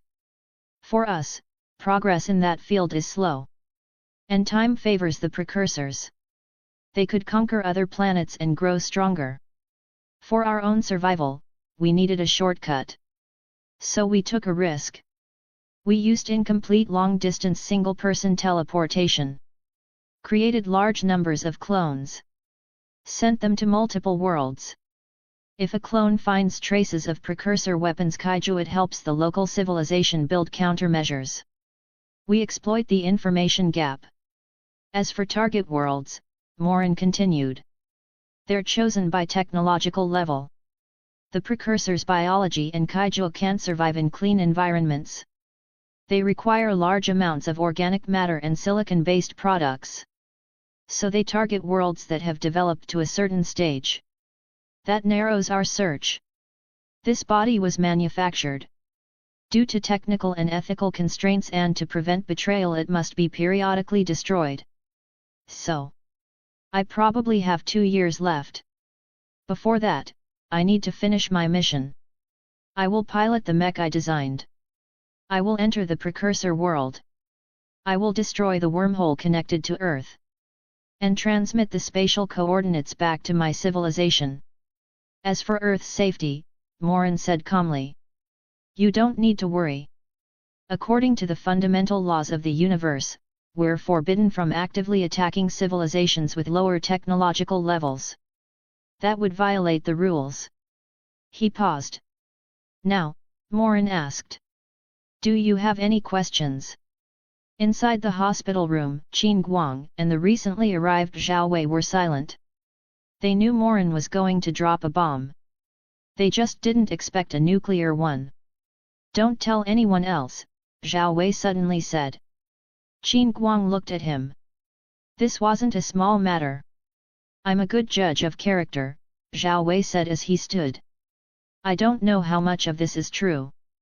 But from the beginning, I felt that you wanted to help us. And this world needs your help. So, Zhao Wei continued. Get discharged tomorrow. I'll take responsibility. As long as you don't reveal your identity, I can handle the rest. He extended his hand. Thank you. It's mutual benefit, Morin replied, smiling as he shook it. I got what I wanted. Naturally, I'll give you what you deserve. He had only told Zhao Wei and Qin Guang because he understood them. Their personalities. Their positions. He was confident they wouldn't leak it. The intelligence he had obtained through the Russian mafia confirmed it. But your plan? Qin Guang said. I don't object. Zhao Wei's decision is my decision. But how do you get through the wormhole? When we first discovered it, we tried nuclear weapons. All we got was a tsunami. The wormhole was protected by an unbreakable force field. The wormhole draws energy from geothermal heat and Earth's magnetic field, Morin explained. It creates an electromagnetic shielding field. A relatively advanced defense. Without the proper ID, Earth's current technology can't pass through. The kaiju have that pass. If you want to enter the wormhole, Morin said. You carry a kaiju. Then we can wait for the next kaiju attack, Qin Guang said thoughtfully. That only destroys the wormhole, Morin shook his head. It doesn't ensure safety. For the precursors, a nuclear strike is damage not fatal. Once they recover, they can reopen the wormhole. They already have the coordinates. They fight on multiple fronts. This kind of predatory civilization evolves rapidly in war. That's why they must be eliminated. I understand, Qin Guang nodded. One last thing, Morin said. There is a way to verify what I said. I don't recommend it. What is it? The Pond's Bridge, Morin replied. If a human brain synchronizes with a kaiju's, you'll see everything. But it's two-way. You'll learn from the kaiju. And the kaiju will learn from you. If you insist, Morin said seriously. Choose someone who knows nothing. Someone who doesn't even know mechs need pilots. The precursors believe humans and mechs are separate organisms. They don't know the cockpit exists. If they learn that, the consequences are unimaginable. There's another method. Use the Pond's Bridge with me. But no human can withstand my mental strength. My memories contain an entire civilization. Don't try to extract more from me. I've already given everything I can. I will never give what I shouldn't. Pulling seedlings to make them grow faster is never a good idea. And since you don't want to expose my identity, Morin added. We'll need a cover story. What do you think of a genius sacrificing himself for the greater good? He had put a lot of effort into covering his earlier impulse. After leaving the hospital, Qin Guang asked while driving. Are you serious? Do you really believe him? Or are you going along with it even if it's fake? I'm serious, Zhao Wei sighed. I just promised the higher UPS something a few days ago. If they find out now, those suspicious old men would seize Morin, you, and me. They'd halt mech production. And build those ridiculous high walls. That's true, Qin Guang admitted. If their opponents learned Morin was an alien, it would be the perfect excuse. Enemies never cared about the bigger picture. Better to avoid trouble, Zhao Wei said. Even if it's huge trouble. I trust my gut.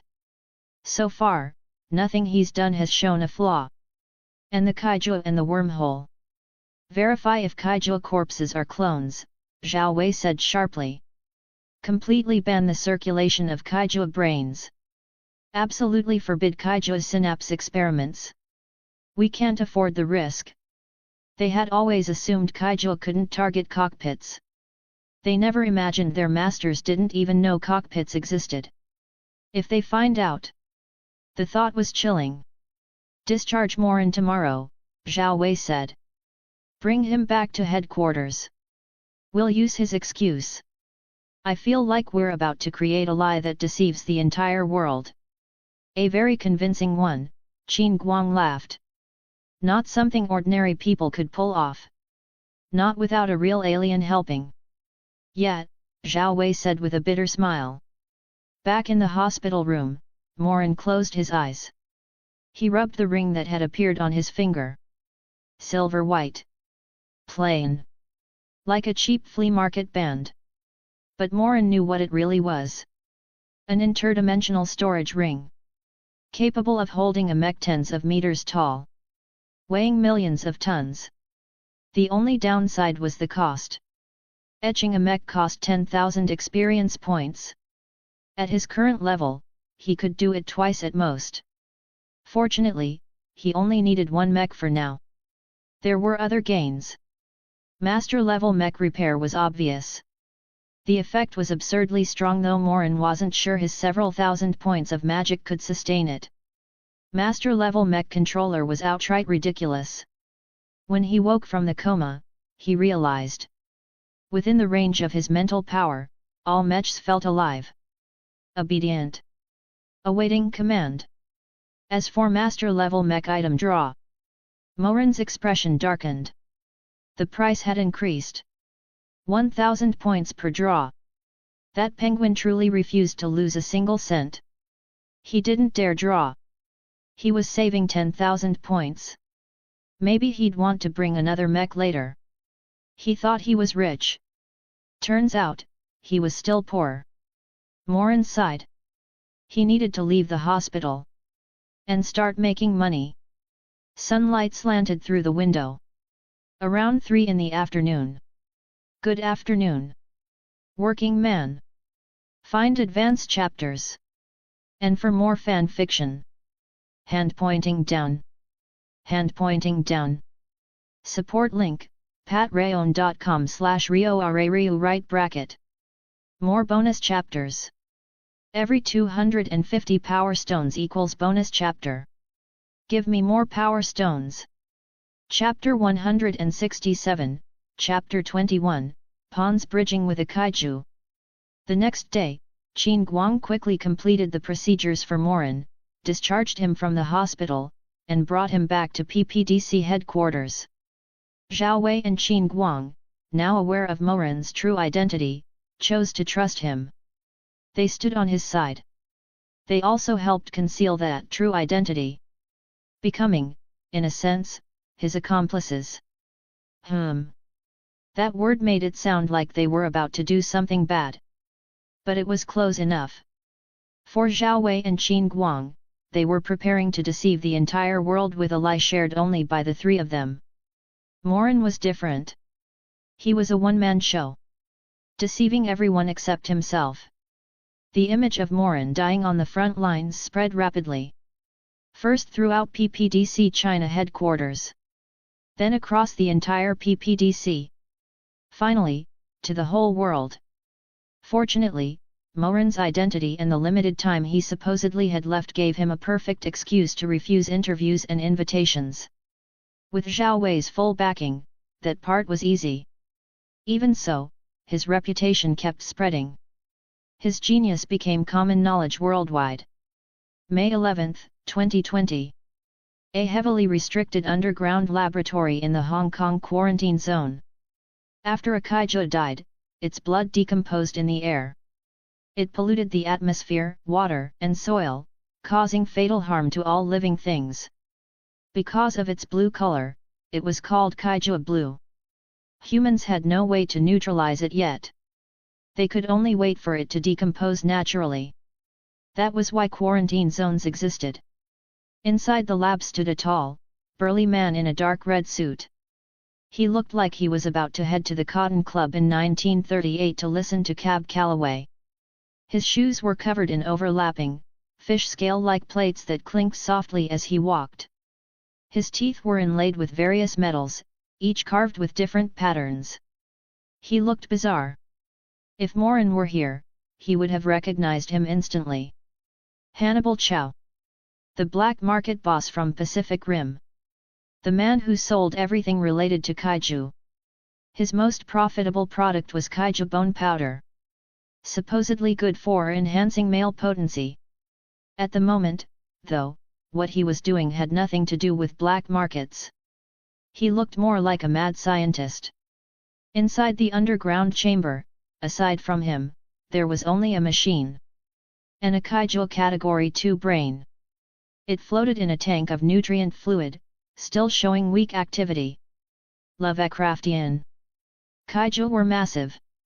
As hybrid silicon and carbon-based life forms, they relied on flesh and blood for control. Their huge bodies required multiple Category 2 brains to operate. Hannibal Chow had obtained this brain through his own channels. Recently, the PPDC had become unusually interested in kaiju brains. Chow thought they had discovered his intentions. So he moved early. He wanted to synchronize with the kaiju. To see what it was thinking. To learn which parts were the most valuable. Maybe he could even sell the information back to the military. As he imagined future profits, his nerves finally eased a little. In the original timeline, Hannibal Chow did synchronize with a kaiju. Shortly after, the mech piloted by Raleigh and his brother had its cockpit destroyed. Mech damage rates skyrocketed. This led to a global decision to abandon the Mech program in favor of the Wall project except for China, which continued limited support. Although China eventually withdrew as well, it was clear that without China's consent, PPDC headquarters would never have been located in Hong Kong, nor would Mechs and armed forces have operated there. Let me see. Hannibal Chow connected the Pawns neural link device. He held the activation button in his hand. Cautious as ever, he had set a 5-second automatic disconnect. He wasn't sure he could withstand kaiju consciousness. So he planned to test it briefly. After psyching himself up, he pressed the button. Power surged. The pawn's neural system connected his brain to the weakened Category 2 brain inside the massive glass tank. In an instant, endless bone bridges, bone roads, active rivers and lakes of flesh-like mud, exoskeletal buildings, shell-like structures housing constantly beating organs, smaller bipedal, shelled, lizard-like beings human-sized worked busily with strange instruments. Nearby, in a flesh and blood breeding ground, kaiju were being designed, cultivated, grown. And then everything stopped. All the precursors froze. They sensed it. A fragment of foreign consciousness. Something that absolutely did not belong to them. What was it? As they turned their attention toward it, the connection broke. The precursors looked at one another, confused. The link had been too brief. No mental imprint. No deep extraction. Only fragments. Mechs. Pilots. A genius mech designer. Morin. PPDC China headquarters. No wonder the other side had grown so strong so suddenly. The precursors laughed. They had found the greatest weakness of that unfamiliar world. A clear target. Huff, huff. Back on Earth, Hannibal Chow was gasping for breath. His eyes were wide with terror. He had seen what he wanted. But he had also realized the true danger. The synaptic link went both ways. He had seen them. And they had seen him. That meant he had unknowingly leaked massive amounts of information about Earth. About Mechs. About humanity. His left eye was bloodshot. Vision blurred. That 5-second connection had linked his nervous system to the consciousness of an entire species. Surviving was already a miracle. But he felt no relief. Only fear. How much had they taken from him? As Hong Kong's largest black market boss, he knew far too much. If the precursors used that information to design targeted kaiju, what then? Breathing heavily, Hannibal Chow thought for a long time. Then he pulled out a handgun. 2 shots. The already dying kaiju brain in the nutrient tank went still. He put on his sunglasses. Walked out. Signaled his men. A concrete mixer truck roared to life, pouring cement into the underground chamber. If the sky falls, tall people will hold it up, he thought, wiping the blood trickling from beneath his glasses. What does that have to do with me? I'm just a black market trader. He was human. But he looked like a ghost. Inside PPDC China headquarters, Morin stood on the ground, looking up at the colossal figure before him. "This is your mech," he said. "Brother Morin," Fang Xing asked from the side, curious. "Who did you choose as the pilot for that single pilot mech? You still haven't told us." In the past year, Morin hadn't fainted once. If not for the shadow on his CT scans that never shrank, no one would believe he was still dying. 1 year. That was also how long it took to complete the 2 mechs. Thanks to Morin's techniques and stronger alloys, all active mechs were upgraded. All. Not just in China. Across the world. China, in the spirit of building a shared future for humanity, provided upgrade services. Of course, the technology itself wasn't given away. Only the service. At a steep price. China profited enormously. That was also why Morin chose to appear in China. Good things that benefited both country and people should go to one's own first. Even if it was only symbolically the same. Patriotism, after all. With comprehensive upgrades, mech damage rates plummeted. Kaiju attacks became more frequent. Kaiju grew larger. But battles only lasted longer. They no longer caused catastrophic losses like before. The mech program remained the top priority. The Wall project never became mainstream. It flared briefly. Then vanished. This was also influenced by a paper written by a certain genius designer, Morin. In it, he demonstrated that once Kaiju reached Category 3, the wall project would be meaningless. At the time, Kaiju were already close. Using mathematical modeling, he predicted Category V as the upper limit. But that wasn't the key point. At the end of the paper, Morin left a question. Did the wise men advocating the wall project ever consider what would happen if Kaiju could fly? He also pointed out that Kaiju were clones. That the real enemy had never set foot on Earth. After Zhao Wei verified it, the information spread rapidly. Other scientists reached the same conclusion. The wall project, which had been loudly praised days earlier, became a joke. As for why the media had promoted it, you already know. Zhao Wei's position was now rock solid. He was even expected to be promoted. As for that Mech, Morin said, smiling. I already have a candidate. You'll meet him on the day the plan is executed. I guarantee he won't disappoint you. The plan. A counterattack. Against the precursors. To destroy the wormhole. It had received unanimous approval from the United Nations a few days earlier. Find advanced chapters. And for more fan fiction. Hand pointing down. Hand pointing down. Support link, patreon.com/rioarariu right bracket. More bonus chapters. Every 250 power stones equals bonus chapter. Give me more power stones. Chapter 168, Chapter 22, The Demon God Descends. After learning that Kaiju would appear more frequently, grow stronger, and might even evolve to target Mech's weaknesses, the plan was officially placed on the agenda. In such a situation, if humanity didn't seize the moment while the enemy was still unprepared to counterattack and destroy the wormhole, were they really going to sit and wait for the world to be destroyed? The president wouldn't be a fool. Sorry, that was a slip. The vast majority of people wouldn't be fools. As a result, the plan was passed unanimously by the United Nations. A rare outcome. The execution date was set. 1 month later. Based on the mathematical model provided by Morin, the next Kaiju attack would occur in exactly 1 month. By then, all existing mechs would be upgraded. All newly manufactured mechs would be completed.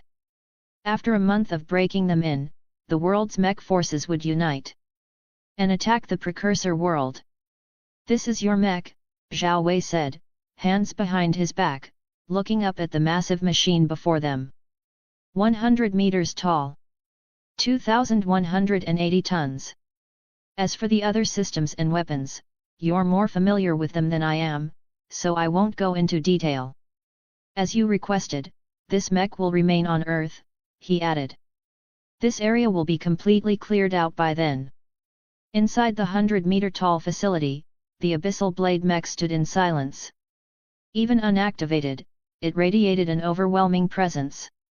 Cold. Domineering. As if it was already thirsting for blood. Thank you, Morin nodded. My actions might cause you a bit of trouble. It's fine, Zhao Wei said casually. I'll just say I didn't know and that you deceived me. Morin smiled. The little trouble I'm talking about is mine. Compared to the whole planet, though, it's pretty big. Anyway, don't mention me when the time comes, Zhao Wei waved his hand. Oh, right. When are you going to? He didn't finish. Zhao Wei turned and left the building. Morin stayed behind. He looked up at the mech. A sharp glint flashed through his eyes. Finally. It was time to fight. This was the first time Morin had ever looked forward to battle so intensely. There was no helping it. This was a man's fantasy. 1 month later. Mech pilots from around the world gathered in a conference room. The room wasn't full. In fact, it was only half occupied. There were only so many mechs available. And some had to remain on Earth. So only a portion could be deployed. I heard the strongest single pilot mech wasn't selected and is staying behind, Chuck Hansen said with a grin that made him look very punchable. Did China build it and then fail to find a pilot? Chuck Hansen was, indeed, punchable. In the original timeline, he and his father, Herc Hansen, piloted Striker Eureka. Young, wild, unruly. Later, he would be thoroughly beaten by the protagonist, Raleigh. Even then, he wouldn't truly settle down until Raleigh and Mako Mori piloted Gypsy Danger and achieved the unprecedented 2-on-1 combat feat. As for his ending, to clear a path for Gypsy Danger to reach the wormhole, he and Marshal Pentecost detonated a nuclear bomb aboard their mech. They killed a Category 4 kaiju, crippled a Category V, and allowed the nuclear-powered Gypsy Danger to enter the wormhole and self-destruct. A final gift to the precursors. A nuclear one. That moment when the shattered Gypsy Danger floated midair before detonation, and the precursors realized what was happening. It was unforgettable. But that was later. Right now, he was just a hot-blooded young man with a bad temper. If we couldn't find one, Song Shu said calmly, glancing at him, you'd be even less likely to. Song Shu rarely argued with anyone. But Chuck had just questioned something Morin personally guaranteed. Song Shu believed Morin completely. To question Morin was unacceptable. Watch your words, Fang Xing said, his smile fading. We're the leaders of this operation. You're just two people who haven't even killed a kaiju yet. Chuck! Herc Hansen shouted. Shut up! Chuck fell silent. Is he an idiot? Raleigh whispered to his brother Yancey. At this point, Raleigh hadn't yet lost him. That mission hadn't happened. The failure would later be traced back to Hannibal Chow's synapse link with a kaiju brain. The precursors would extract vast amounts of human information from him. Don't talk about people like that, Yancey replied softly. It's rude. I know, Raleigh said.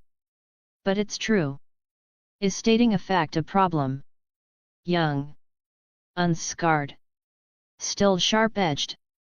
The other pilots didn't argue, but they didn't mingle either. With all due respect, Pentecost said, watching through surveillance outside the room, his expression dark, this team needs more time to train. We don't have that luxury, Zhao Wei shook his head. According to our projections, kaiju will soon reach Category 4, then Category V. All feasible short-term upgrades have already been applied to our current mechs. A technological leap in just a few years isn't realistic. We have no other choice. He paused, then continued. Also, we've captured a black market trader named Hannibal Chow. After examination, we confirmed he performed a Pons neural bridge with a Category 2 kaiju brain. You know what that means? The link is two-way. What? Pentecost's eyes widened. To maintain morale, this information hasn't been released, Zhao Wei said. We don't know how much humanity's data the kaiju obtained. But we do know one thing. If we don't counterattack and destroy the wormhole soon, we'll become fish on a chopping board. To be slaughtered at will. After passing through the wormhole, the first objective is to install nuclear devices, Zhao Wei added. At least 10 of the deployed mechs are nuclear-powered. Even if we fail to wipe out the precursor civilization, we can still destroy the wormhole. Pentecost fell silent. He wasn't a fool. Under these circumstances, counterattack was the only rational choice. Still, he had one last question. What about that man? Pentecost asked suddenly. Hannibal Chow. Zhao Wei sneered. Death penalty. Thank God he didn't commit his crime in our state, Pentecost said. Or I'd have had to break the law to kill him. Zhao Wei paused. We don't have the death penalty here. That's not a wise decision, Zhao Wei replied. After this operation, you should study the history of capital punishment in our country. It's interesting. I will, Pentecost said. After the motivational briefing, the pilots headed to their mechs. They donned their specialized pilot suits and prepared to enter the cockpits. The Pacific Rim theme song began to play through the massive facility. Every pilot stopped. "How is it?" Morin asked with a smile from the side. "I made this theme song just for your departure." "Sounds good, right? Brother Morin." Song Shu, Fang Xing and the others rushed over, excited. The rest of the pilots followed. They all knew their mechs had received unprecedented upgrades because of this young man. A genius whose time was limited. A true hero. Even Chuck Hansen showed him complete respect. "I was wondering where you were." Fang Xing laughed. "Why didn't you come earlier?" "No, I was wondering." Song Shu shot back. Their synapse link was perfect. "All right," Morin raised a hand. Everyone quieted. "Everyone," Morin looked around and smiled. "See you soon." He hid the words "I'm sorry" deep in his heart. For what he was about to do. The atmosphere instantly relaxed. "See you soon" meant he hoped they would all return safely. They understood. Go. With the music surging, the pilots entered their cockpits. Self-checks completed. Each mech, carried by 6 helicopters, rose through the open ceiling and flew toward the wormhole. Morin watched them leave. Then, citing fatigue, returned to his room. A few seconds later, a transparent figure crossed several kilometers at an unimaginable speed, and arrived at the base where the abyssal blade remained. Morin. Invisible. As Zhao Wei said, no one else was there. Even if there were, it wouldn't have mattered. Morin approached the mech and raised his right hand. On his finger was a plain metal ring. Something you could find at any flea market. The moment it touched the mech, the abyssal blade vanished. At the same time, the number in parentheses after Morin's mech designer profession dropped by 10,000. A necessary cost. And insignificant. Over the years, alloy patent royalties and mech designs had earned Morin a fortune. 10,000 was nothing.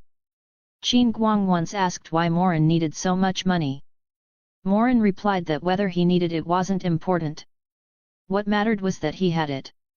Whether Qin Guang believed him, that wasn't Morin's concern.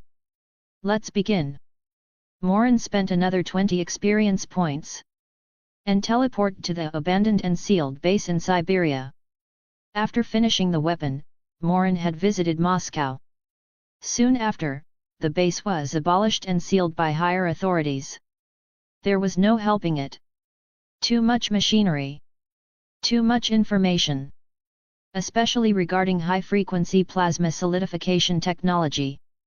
If it wasn't erased completely, Morin feared he might one day become the sinner who destroyed Earth. Better safe.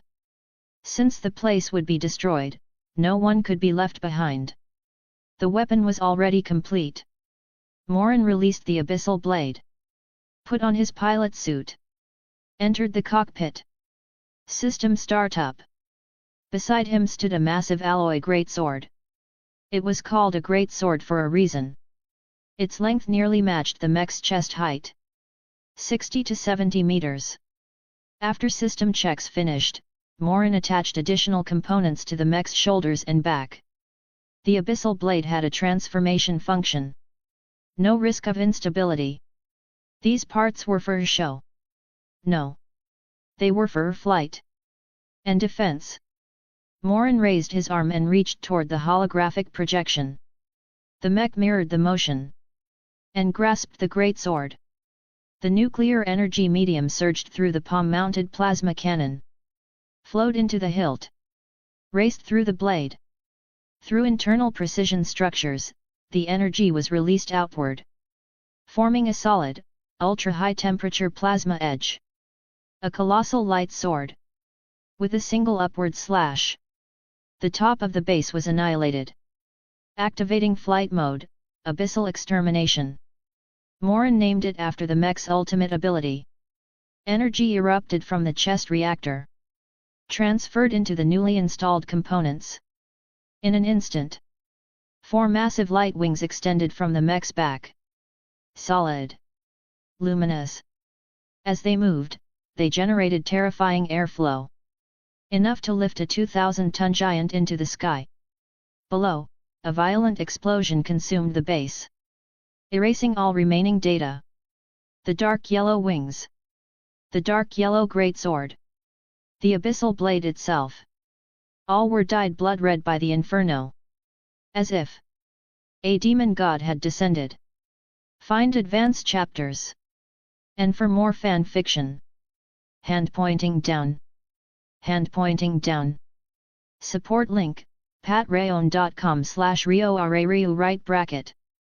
More bonus chapters. Every 250 power stones equals bonus chapter. Give me more power stones. Chapter 169, Chapter 23, I am the Apocalypse. In the world where the precursors resided. Chirp, chirp, chirp. Insect-like sounds echoed as 2 multi-eyed, lizard-shaped beings communicated. Are you ready? The third form servant is prepared, came the response. This time, we can directly strike the location identified a month ago. After analyzing their weakness, the so-called Mechs, the third form servant has been equipped with long-range attack capabilities and infrared vision. As long as it scans that fatal point, it can kill in one strike. And then eliminate their most important person. Excellent. Begin. Chirp, chirp, chirp. A creature designated as a third form servant detached itself from its breeding tube. Its many eyes were filled with awe and loyalty as it gazed toward the precursors. Guided by their consciousness, its massive body floated upward, toward an area shrouded in a powerful magnetic field. Gravity in this world was extremely weak. That was why enormous objects could float freely. It was also why Earth had been given time.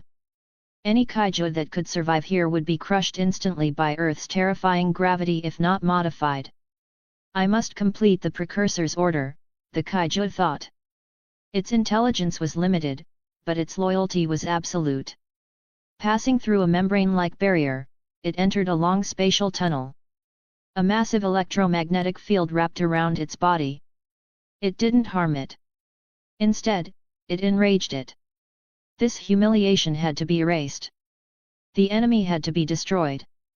For hive-minded creatures, the experience of one was the experience of all. This was why kaiju continued to evolve.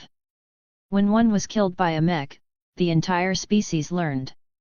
Even with the intelligence of beasts, they would avoid repeating fatal mistakes. The kaiju emerged from the spatial tunnel, swimming out from the gap between 2 continental plates. The crushing water pressure meant nothing to it. Its modified tail swayed gently. That tail could spray a corrosive acid capable of melting a mech's outer shell. Roar! It roared in excitement as it fully exited the wormhole, ready to charge toward its target. And then, its many eyes froze. More than a dozen mechs. Each slightly larger than itself. All staring at it. Silently. Menacingly. Kaiju, confused face, degree. The mechs, _ Sigh. Brother Morin's timing is perfect. Song Shu and Fang Xing exclaimed. In the precursor world, the precursors subconsciously widened their eyes. What was this? Why were there so many mechs waiting the moment it came out? Had their intelligence been exposed? They didn't even have time to process it. Back on Earth, the outcome was obvious. Even a Category V kaiju would struggle against so many mechs. This one didn't even manage to cause meaningful damage before being completely annihilated.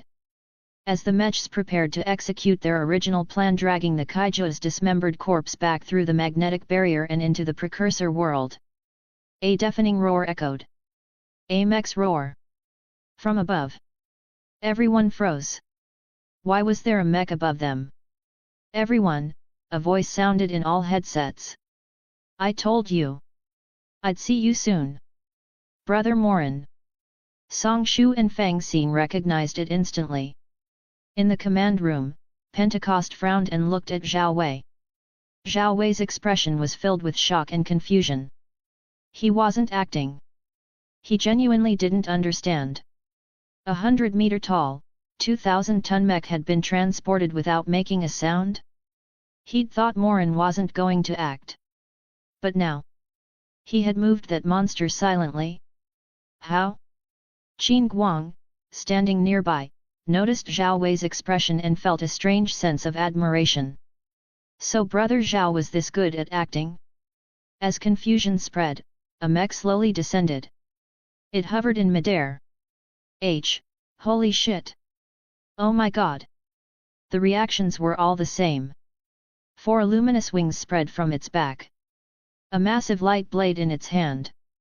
A dark red glow pulsing through its frame. It was absurdly cool. Pilots who weren't deployed stared at the live feed, then turned toward the mech designers watching with them. Their meaning was clear. We want one too. The designers didn't answer. Their brains had already gone into overdrive. They recognized Morin's voice. They had reviewed this mech. Every detail. So how could it do this? And where did that sword come from? I apologize, Morin's voice sounded again. I deceived all of you. His holographic projection forcibly appeared in every cockpit, bypassing command room controls. How did he do that? Pentecost shouted. Tendo Choi. I'm here. Tendo replied bitterly. There's nothing I can do. He's overridden everything. Absolute technological superiority. I can't cut him off. I can't command him. That's impossible. Pentecost snapped. With him, Zhao Wei muttered, suddenly laughing, everything is possible. He understood now. That apology meant Morin had hidden more than they thought. Zhao Wei wasn't angry. He had expected this. Now it was up to Morin to prove his choice was right. From the beginning, Morin said calmly, I never intended for you to enter this wormhole. Zhao Wei's heart almost stopped. Had he trusted the wrong person? Because this is my mission, Morin continued. I only need to go alone. At that moment, every pilot felt their body forcibly transferred into escape pods. They struggled. It was useless. The mechs that once obeyed them now acted with their own will. Obeying their king. Regain control. Pentecost roared. I can't. Tendo shouted back. All control is locked. The system belongs to him. Then do something. Unless you activate the highest authority, but I don't have it. They both turned to Zhao Wei. Zhao Wei. After a brief pause, he collapsed. Everyone. Brother Zhao. Qin Guang rushed forward. Did you drink the tea Morin gave you earlier? Morin, listening remotely. I added a mild sleeping agent, Morin said. No harm. He just needs rest. The excuse was terrible. But it didn't matter. In any case, Morin said, I will resolve everything. His mental energy fully expanded. More than a dozen mechs moved simultaneously. Even without pilots, they fought with purpose. For their king. Become the destroyers of their world. Morin raised his great sword, pointing it at the wormhole. Follow me into destruction. The abyssal blade grasped the kaiju's head with one hand and flew forward. Behind it, the other mechs followed, each carrying a piece of the corpse. This kaiju had originally belonged to the precursor world. When the precursors invaded, they slaughtered most of its kind. The rest were enslaved. Modified. Cloned. Forced into endless servitude. In the end, reduced to pieces. It fulfilled its final purpose. It guided the most terrifying enemies the precursors had ever faced. There was providence in this. In the precursor world. Chirp, chirp, chirp. They still hadn't reached a conclusion. Then they heard it. A familiar roar. Growing closer. Where had they heard it before? Ah! The human world. Wait. Why would the sound of human mechs? This was their planet. The wormhole opened. A winged mech descended like a demon god, great sword in hand. Then another. And another.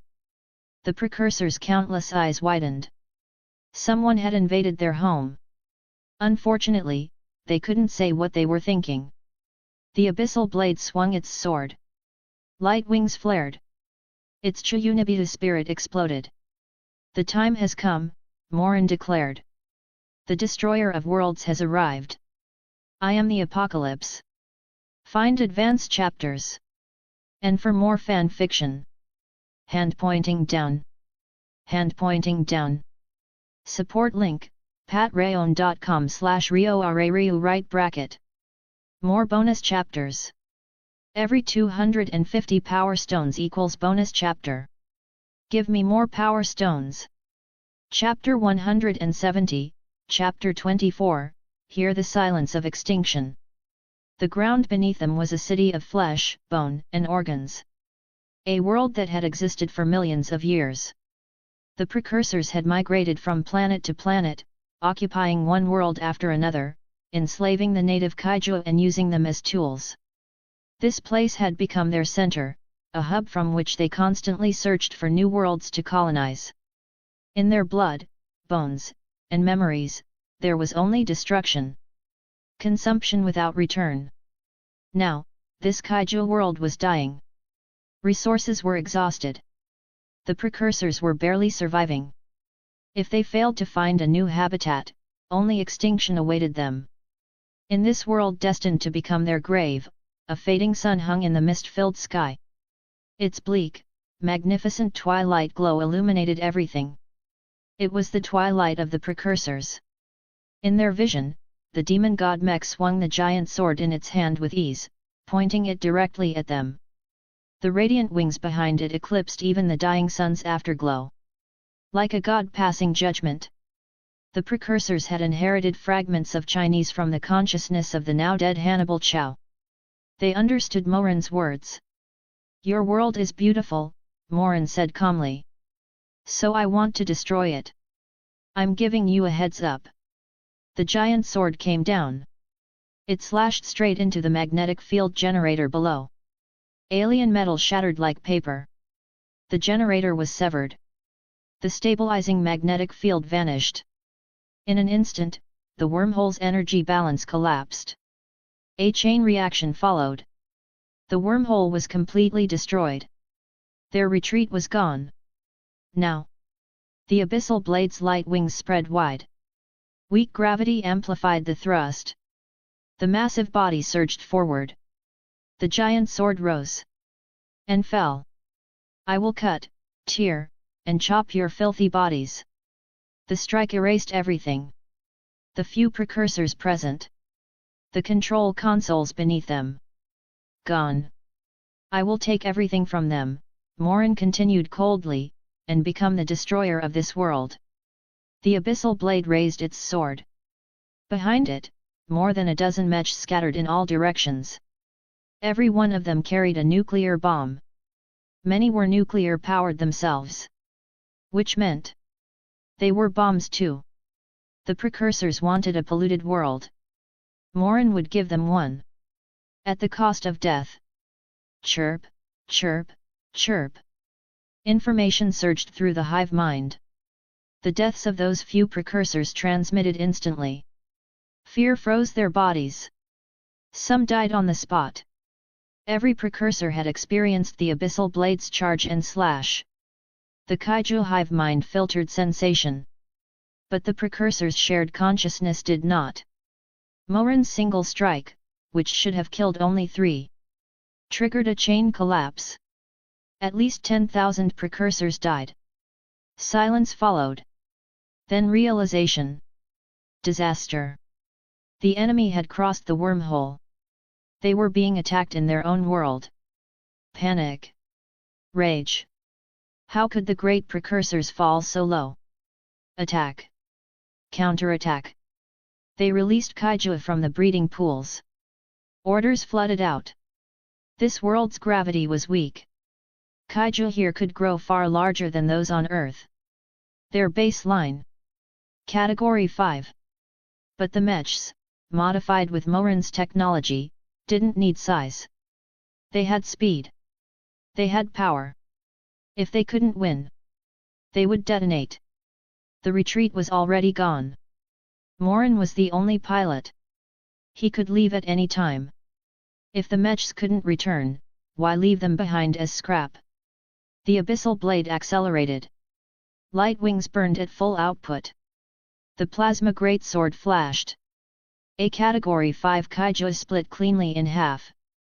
Morin laughed. And charged again.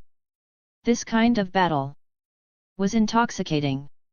The wormhole has been destroyed, Tendo Choi announced in the command room. No one knew how to react. The goal was achieved. But not in the way anyone expected. Zhao Wei, who had been drugged unconscious, finally woke up after treatment. One sentence ended the discussion. No matter what, Zhao Wei said flatly, he is our hero. In the precursor world, the slaughter continued. Kaiju here were enormous. Some reached Category 7. Weak gravity allowed it. But it also made them clumsy. The abyssal blade thrived. Lower gravity meant higher tolerances. On Earth, a speed of 1 unit could tear the mech apart. Here? 3 to 4 times that was nothing. The kaiju's top speed barely reached 0.5. There was a saying. All martial arts, only speed reigns supreme. The abyssal blade had speed. It had overwhelming destructive power. The plasma greatsword sliced through shells that only nuclear weapons could breach. Paper thin. The high-frequency plasma wings were both propulsion and shield. Even direct hits couldn't penetrate them. The kaiju came like an ocean. To Morin, they were cannon fodder. Chirp, chirp, chirp. The precursors finally understood. If this continued, extinction was guaranteed. They deployed their last resort. Planet-level weapons. As a species capable of colonization and wormhole creation, they possessed such arms. But this planet was already dying. Using them would accelerate its destruction. That was why they had relied on kaiju instead. 4 points of light appeared. 4 beams followed. They struck the abyssal blade simultaneously. The precursors targeted the leader. End him first.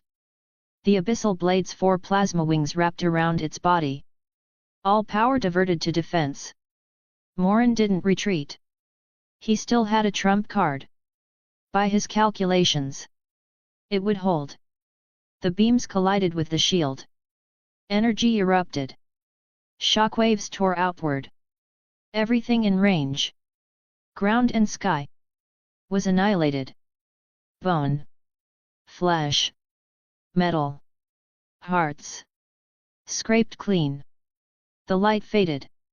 The precursors looked up. The abyssal blade emerged. Its wings were gone. Parts of its body were missing. It looked broken. Scrap. The attack had worked. Chirp, chirp, chirp. They rejoiced. Kaiju swarmed back in, preparing to finish it. Capture the human. Force a synaptic link. Steal everything about Earth. Just as the kaiju closed in, the abyssal blade raised its head. Its speakers crackled. The voice was broken at first. Weak.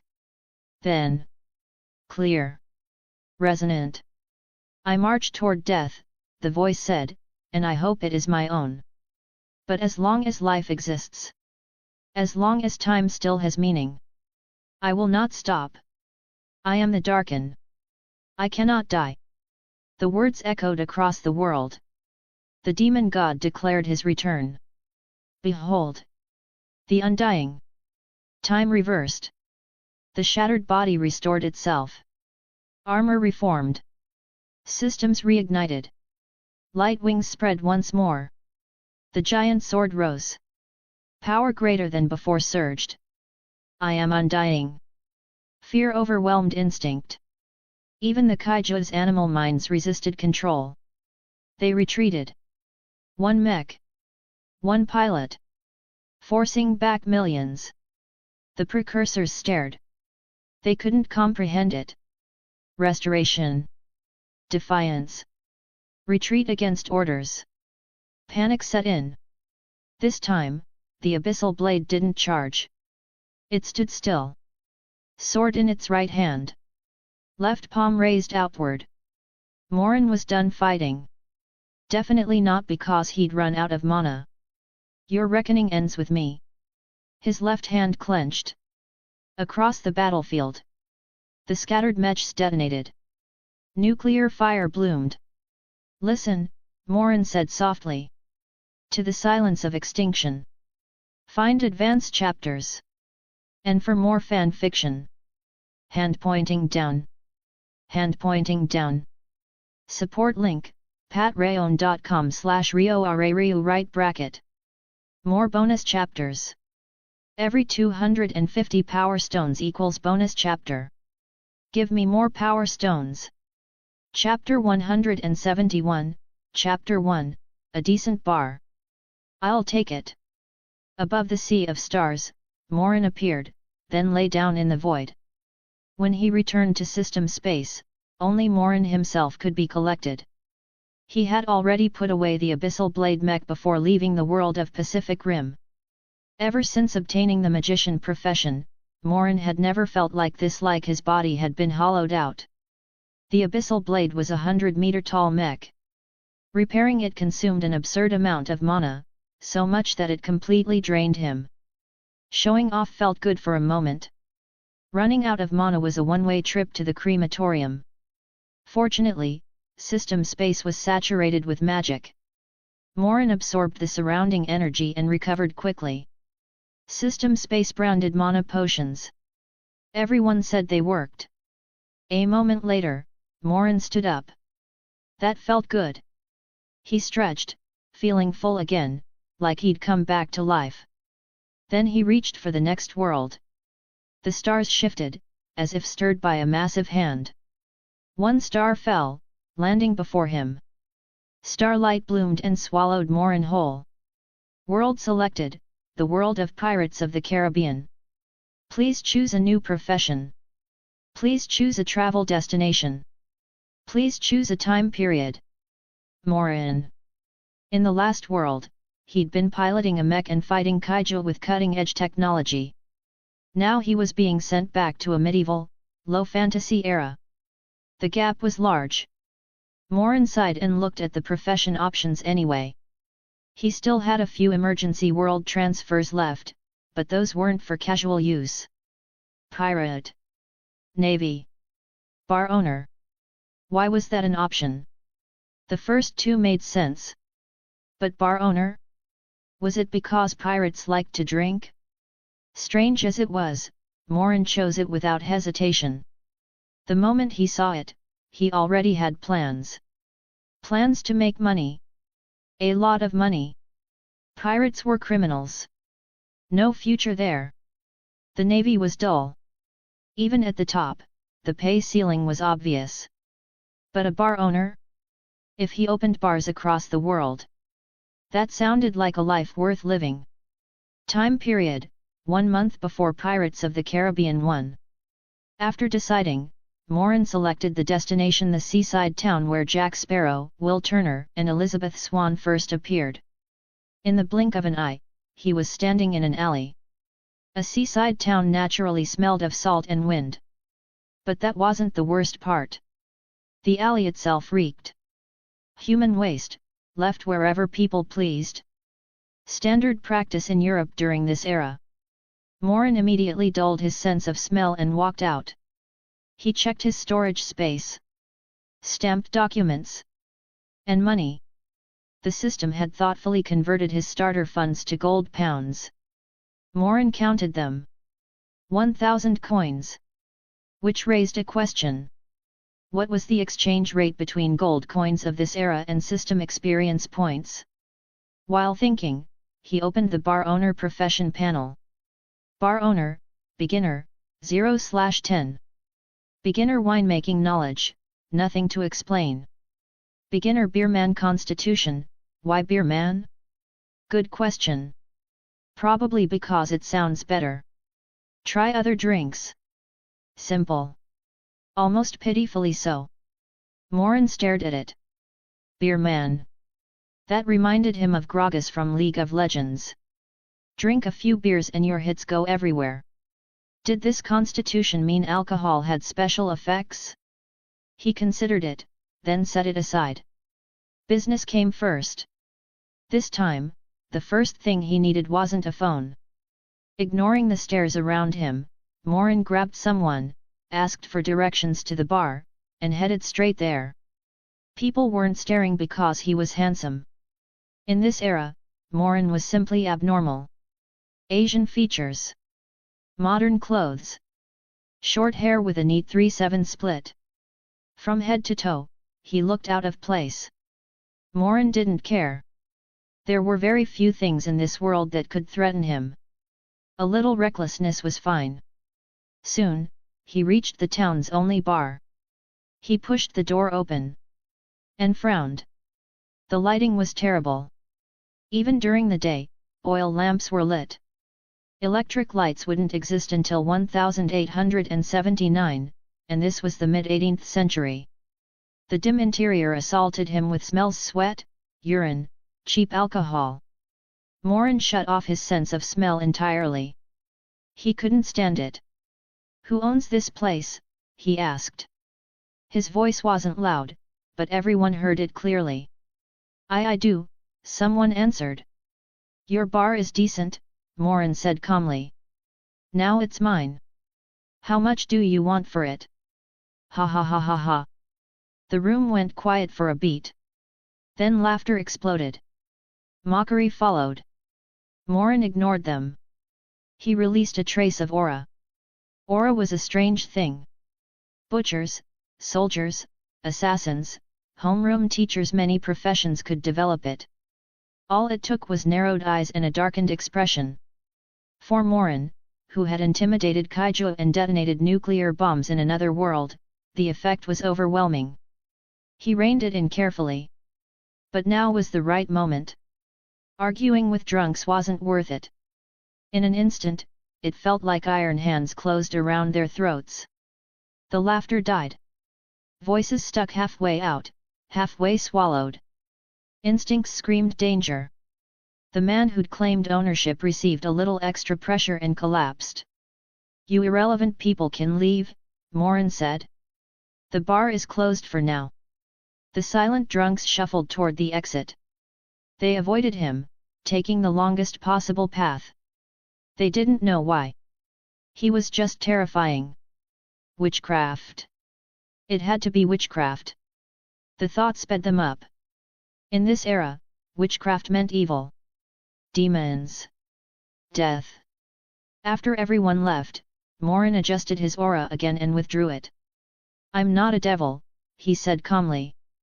Then, smiling gently, he asked, now, let me ask again. How much do you want for the bar? Demon. Devil. He said he's a devil. The former bar owner shouted as he ran, clutching a small bag of gold coins. He almost threw it away. Then pulled it back. Inside the bar, Morin looked around. He'd clearly said he wasn't a devil. Apparently, only one word had registered. Still, the man had taken the gold without hesitation. Morin shook his head. He didn't bother chasing him down to stop the rumors. Instead, he surveyed the bar and began planning renovations. He was also waiting. With his appearance and demeanor, demon rumors were inevitable. He didn't bother clarifying. The authorities would come soon enough. He'd show them the system-issued documents, and the problem would solve itself. As for why he hadn't shown them earlier. Did people really think literacy was common in this era? Morin wasn't that naive. After a quick inspection, he sighed. Renovation was mandatory. But how? Too modern, and he'd disrupt the era's technology. Too authentic, and he'd lose his sanity. Add floors. Improve lighting. But I'm not an architect. As he thought, his ears twitched. Morin turned toward the door. You're fast, he said, walking over. Find advanced chapters. And for more fan fiction. Hand pointing down. Hand pointing down. Support link, patreon.com/rioarariu right bracket. More bonus chapters. Every 250 power stones equals bonus chapter. Give me more power stones. Chapter 172, Chapter 2, The Governor's Test. When Morin pushed open the door and stepped outside, the soldiers had just finished forming up. Each of them held a flintlock rifle, all aimed at him. Morin ignored the guns and looked instead at the man standing in the middle, wearing a tricorn hat and long, white, English-style curly hair. In this era, people with that kind of hairstyle were usually officials or royalty. Whether it was real hair or a wig was hard to say. After all, maintaining hair that long every day was troublesome. A wig was far more convenient. Are you the governor here? Morin asked. Yes. Weatherby Swan paused when he saw Morin. He wasn't like the commoners who had lived in this town for generations. He naturally understood what Morin's skin color represented. However, Morin's hairstyle was nothing like what he had seen before. He spoke fluent English and wore unfamiliar clothing. Now I finally understand why they're calling him a demon, Weatherby thought. This appearance really is strange. Who are you? He asked. What are you doing here? This is my identification. Morin pretended to retrieve documents from his clothes. In reality, they came from the system space. I'm just a traveler with a legal identity. I'm here to rest for a while. You can check them. Weatherby gestured for his aide to take the documents. The aide hesitated, clearly reluctant, and dragged his feet before signaling to a soldier instead. The soldier paused and glanced at the commoners watching nearby. They scattered instantly, like startled birds. Only one man was left behind, a blacksmith who reacted a bit too slowly, standing there with a blank expression. Blacksmith. Weatherby glanced at him, and a glint flashed in his eyes. He swallowed the scolding that almost escaped his mouth. If it were anyone else, he would have already spoken up. But this blacksmith. Weatherby knew exactly who he was. Will Turner. Many years ago, during a voyage, Weatherby's group had encountered a merchant ship that had been looted and destroyed by pirates. They had rescued an unconscious child from the sea. That child was Will Turner. Will was the son of a pirate, but at the time, Weatherby and the others assumed that a child so young couldn't possibly be a pirate himself. They believed he must have belonged to the merchant ship. Weatherby's daughter, Elizabeth Swan, later found a gold skull coin on Will and realized the truth, but she hid it. So Weatherby brought Will back to this town. But recently, Weatherby had noticed something between Will and his daughter. More accurately, Elizabeth was clearly more enthusiastic. Will, mindful of his manners, kept his distance and never openly showed his feelings. Weatherby couldn't say anything directly to Elizabeth. Instead, he kept praising General James Norrington in front of her, hoping she would change her mind. He even commissioned Will to forge the sword Norrington needed for his promotion to Commodore, deliberately keeping Will busy so the two wouldn't meet as often. He hoped their feelings would fade. For an 18-year-old girl, the result was the opposite. Not just 1 + 1 = 2, but something far worse. Weatherby didn't know where things had gone wrong. It troubled him deeply. But with his upbringing, he couldn't bring himself to act against Will directly. Now, suddenly, an idea surfaced. If he sent Will to retrieve the documents in this situation, and something dangerous happened, wouldn't that end Elizabeth's fantasy completely? Turner felt miserable. Life in the town was dull. Even as a blacksmith, he couldn't spend all day hammering iron. He wasn't allowed to see Elizabeth until his work was finished. So when he heard rumors about a demon appearing, he followed the crowd to watch. He hadn't expected to be dragged into it. He couldn't order someone else to go in his place. He wasn't that kind of person. Besides, he didn't believe in demons at all. At this point, he was still just a normal blacksmith. He hadn't yet seen the strange things that existed on the sea. Most importantly, he saw Weatherby looking at him and not stopping him. Thinking about what it would look like to back down in front of his future father-in-law. Turner clenched his jaw.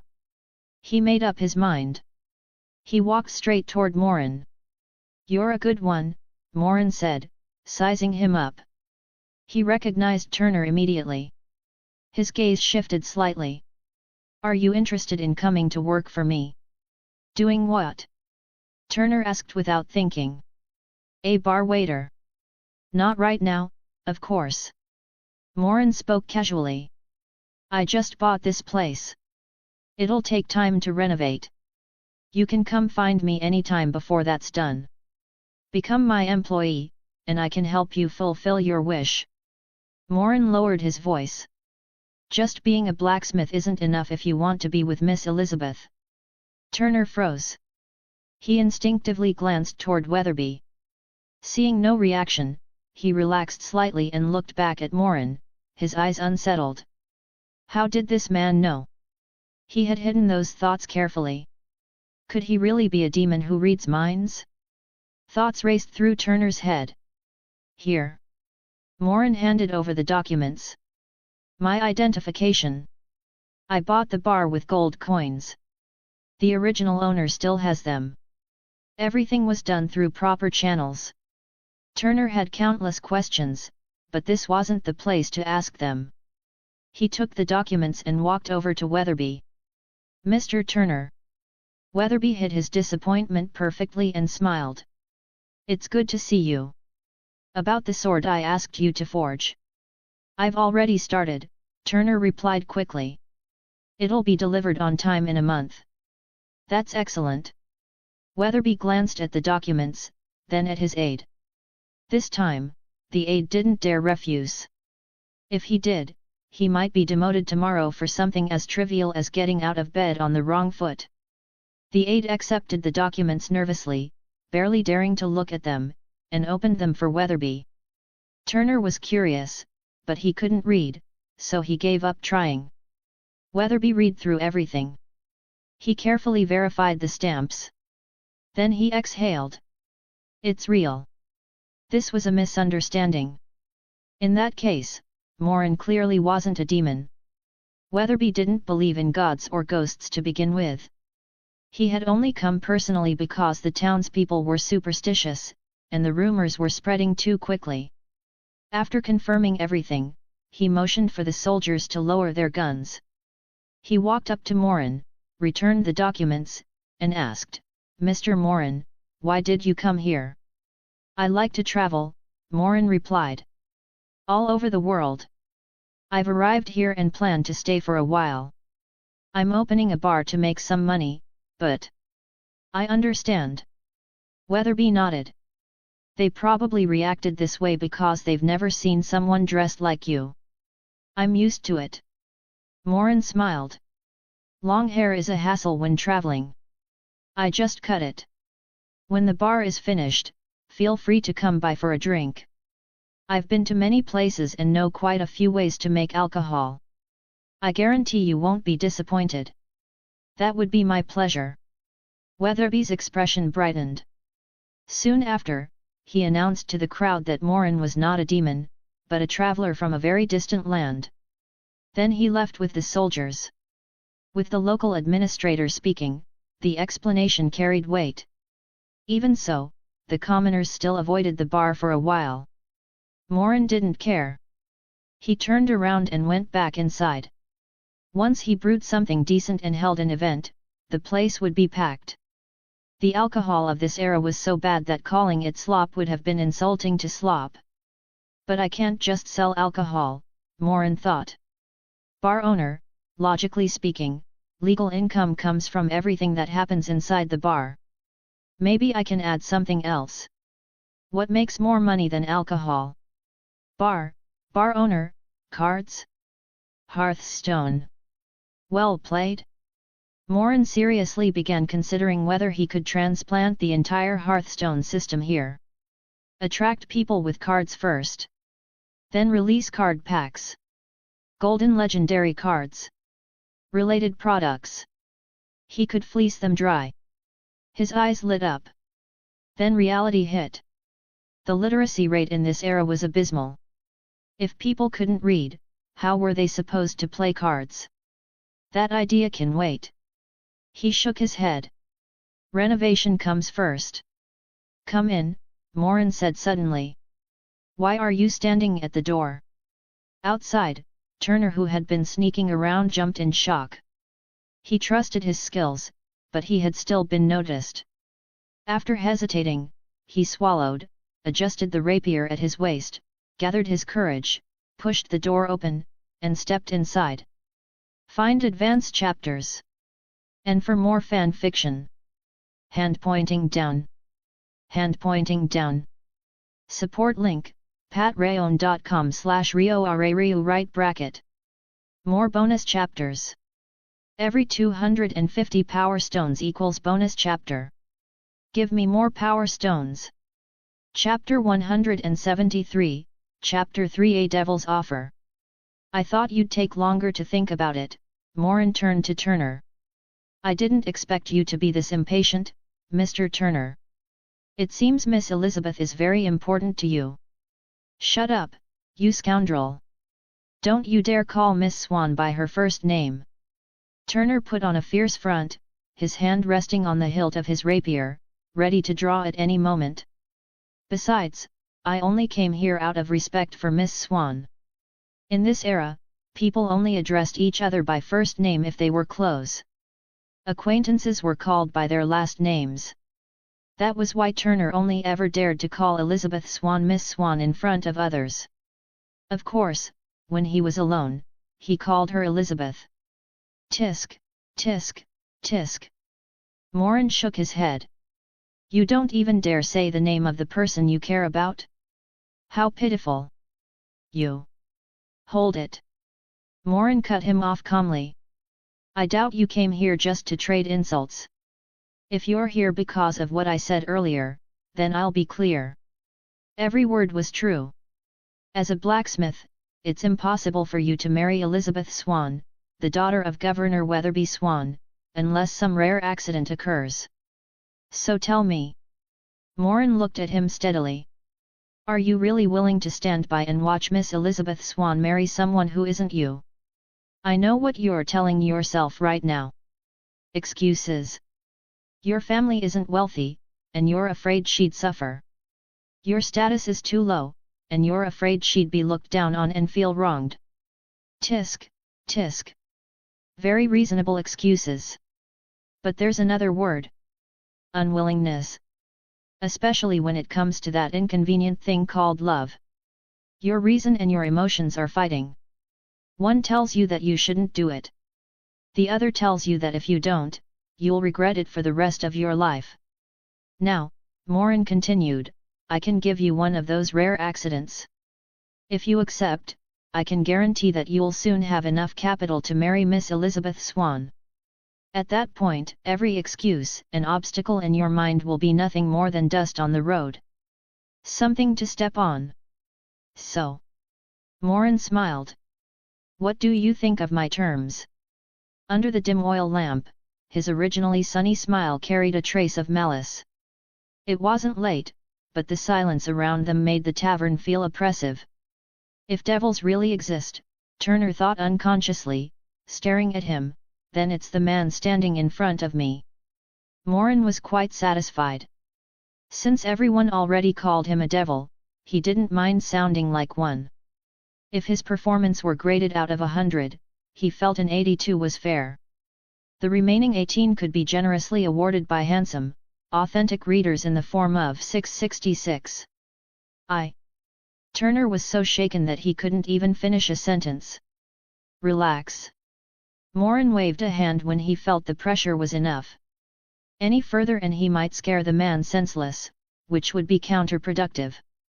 This is a voluntary transaction. You work for me, and I give you what you want. Fair and simple. No contracts. I said I'd give you time to think. So go back and think carefully about what you really want. All right. Morin smiled lightly. Goodbye, Mr. Turner. I wish you a happy life. Turner didn't even know how he made it back to his blacksmith shop. But when he saw the sword blank already taking shape, images surfaced in his mind. James Norrington. Weatherby Swan. Those figures slowly faded, replaced by the face of a little girl. The first person he saw when he opened his eyes after crawling back from the brink of death years ago. She grew up. The freckles on her face faded. She became more beautiful, and somehow, more unhappy. Only when she saw him did that familiar smile bloom. Elizabeth Swan. Unknowingly, Turner fell asleep, his brows still tightly furrowed. Elsewhere, Morin decided to deal with the low-quality wine in the tavern. He found a few burly men who wanted wine but not their lives and had them haul it away. He didn't charge them. The money didn't matter. His tavern would sell only high-quality goods. He wouldn't ruin his reputation, even if it hadn't officially opened yet. With a wave of his hand, the wine was given away for free. Doing it himself would have been faster, but he had just shed his devil identity. If he used his powers, he'd be called a devil again. If he didn't, it would be a hassle. So free wine it was. It turned out that loving a good deal was a universal trait across all races. Some were afraid at first, but once a few people tried it and nothing happened, the wine disappeared quickly. Within hours, Morin's name and the new tavern spread through the town, along with several strange titles. Morin didn't care. Arguing with such people would only lower his dignity. He would wait until the tavern opened. Then he'd take their money. The biggest impact was that his words spread as well. Such low-quality wine isn't worthy of being sold for money. Selling it would ruin my reputation. Advertising was remarkably effective in this era. Almost everyone began wondering just how good the wine in Morin's tavern would be. After all, this was someone willing to give wine away. There was a faint but growing anticipation. I'll have to brew my own eventually, Morin thought, but that takes time. For now, demand isn't high. Transporting some is more cost-effective. He locked the tavern door. With a thought, 10 experience points vanished. The next moment, he appeared in a modern city. Gotham City. Morin retrieved a phone from his system space and made a call. Ring, ring, ring. The ringtone interrupted Fox mid-presentation. Everyone turned, then quickly looked away when they realized the sound came from Bruce Wayne. Someone they couldn't afford to offend. Bruce stirred groggily, checked the caller ID, and stood up at once. He nodded to Fox and walked out. Fox raised an eyebrow but said nothing. He knew Bruce carried 2 phones. One for social occasions. The other was reserved for people who truly mattered. The former had been left outside. Which meant the call was important. Very important. But who would call now? Morin. Bruce answered.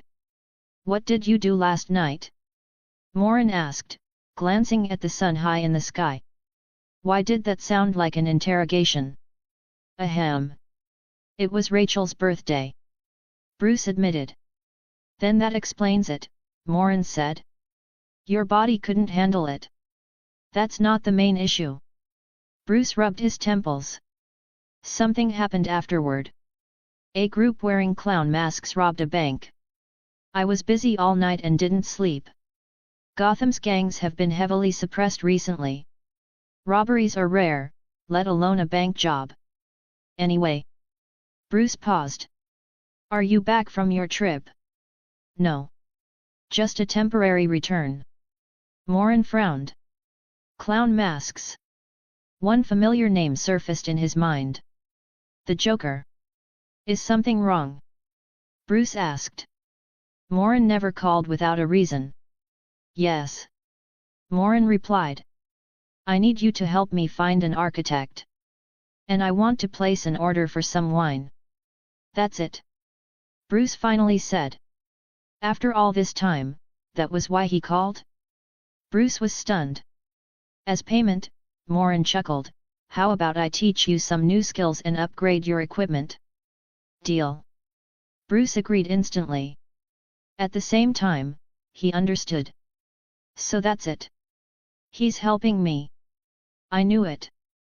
You do care. After getting Morin's location, Bruce drove over immediately. That should handle it, Morin thought calmly. In this world, the Joker was still just an ordinary person. He only gained the upper hand by ignoring rules. But when the gap in strength was absolute. Sometimes, the best way to deal with someone who didn't play by the rules was to play along. Find advanced chapters. And for more fan fiction. Hand pointing down. Hand pointing down. Support link, patreon.com/rioarariu right bracket. More bonus chapters.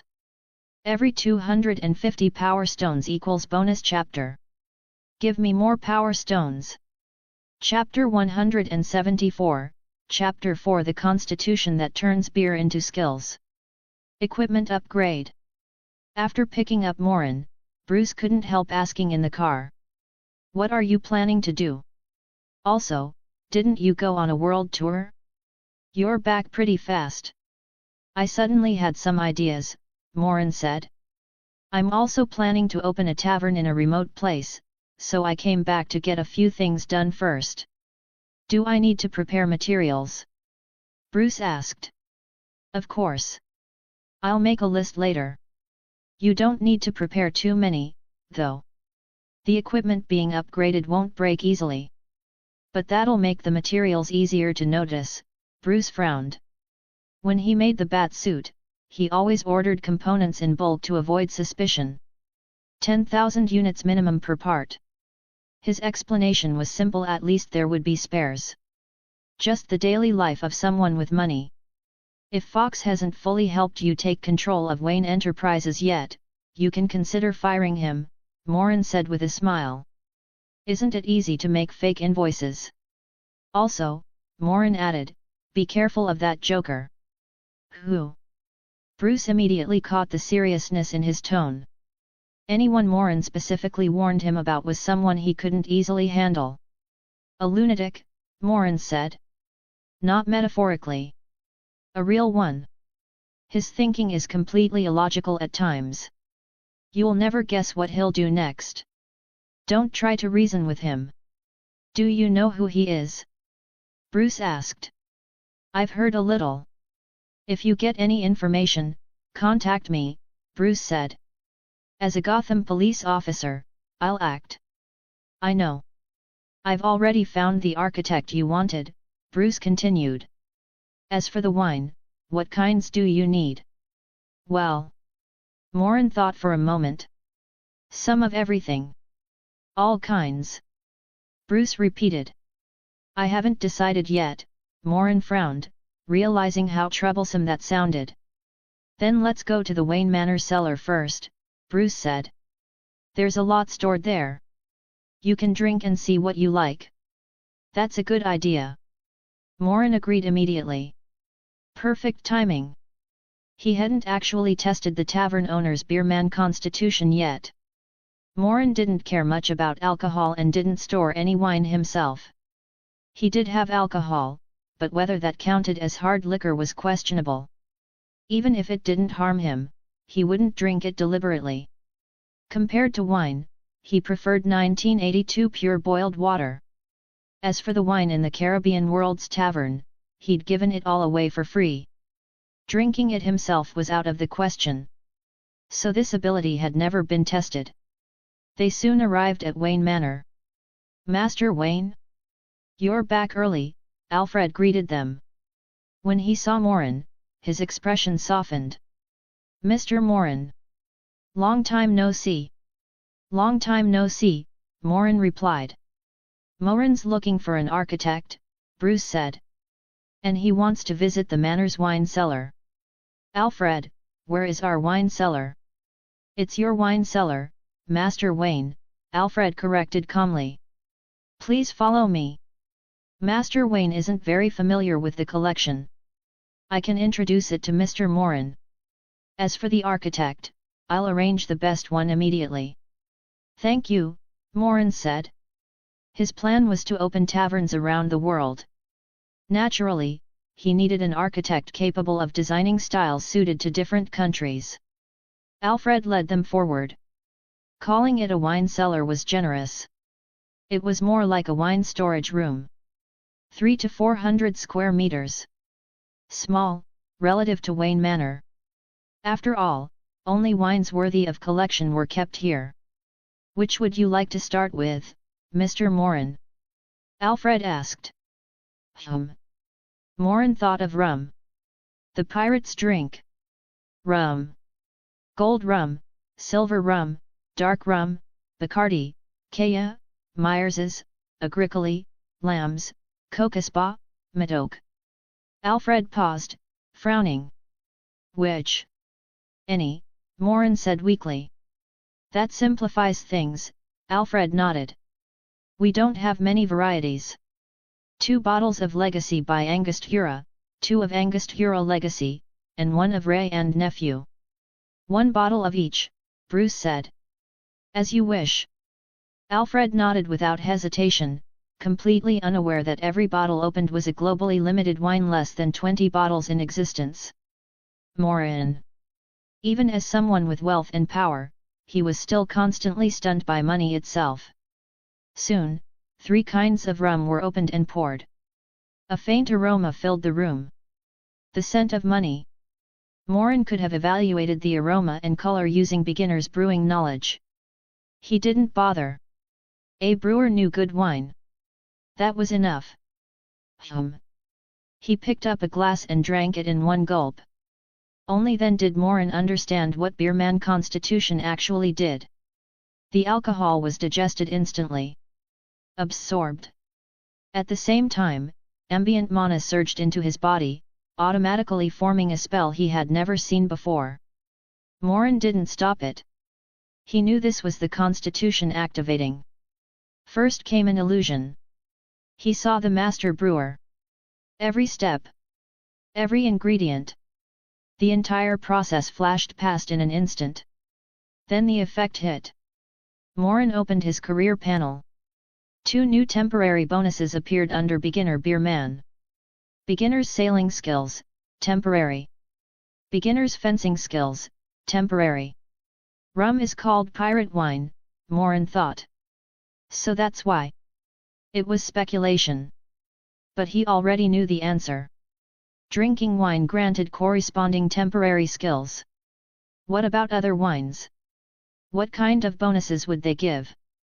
Even Morin was surprised. If he carried wine in his space, wouldn't that mean flexible skill access? Near infinite expansion? And no drunkenness.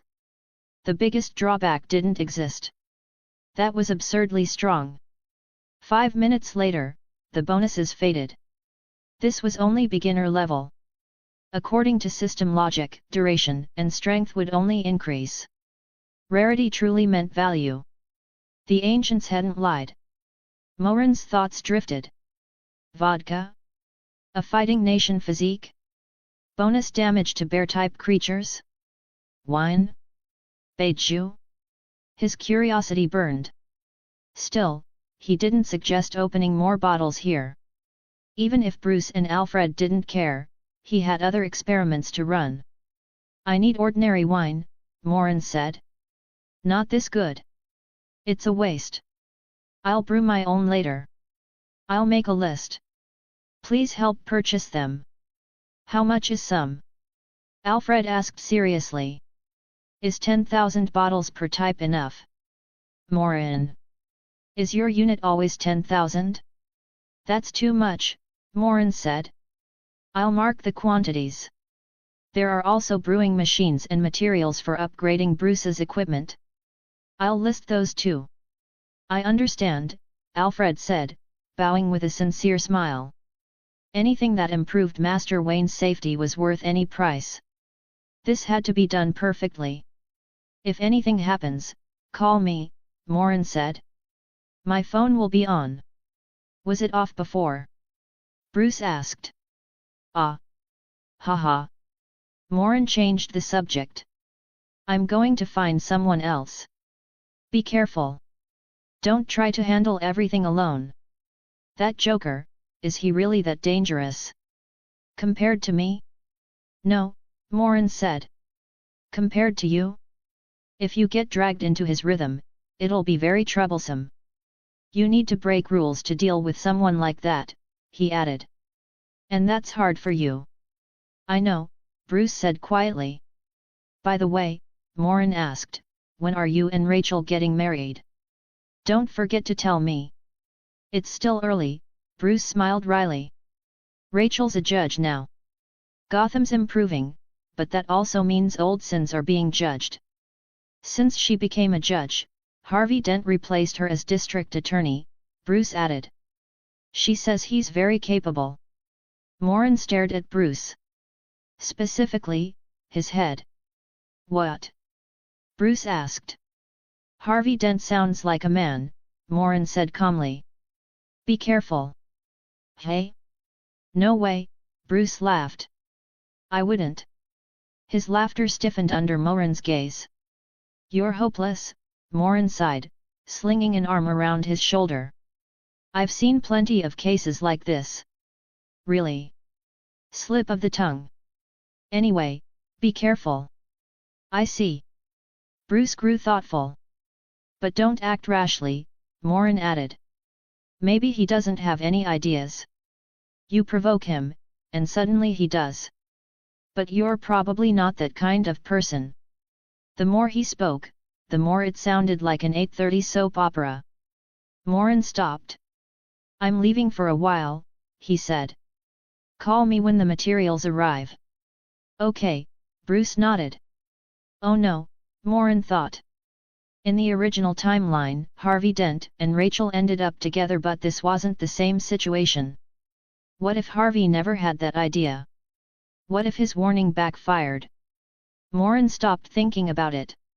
He'd warned him. That was enough.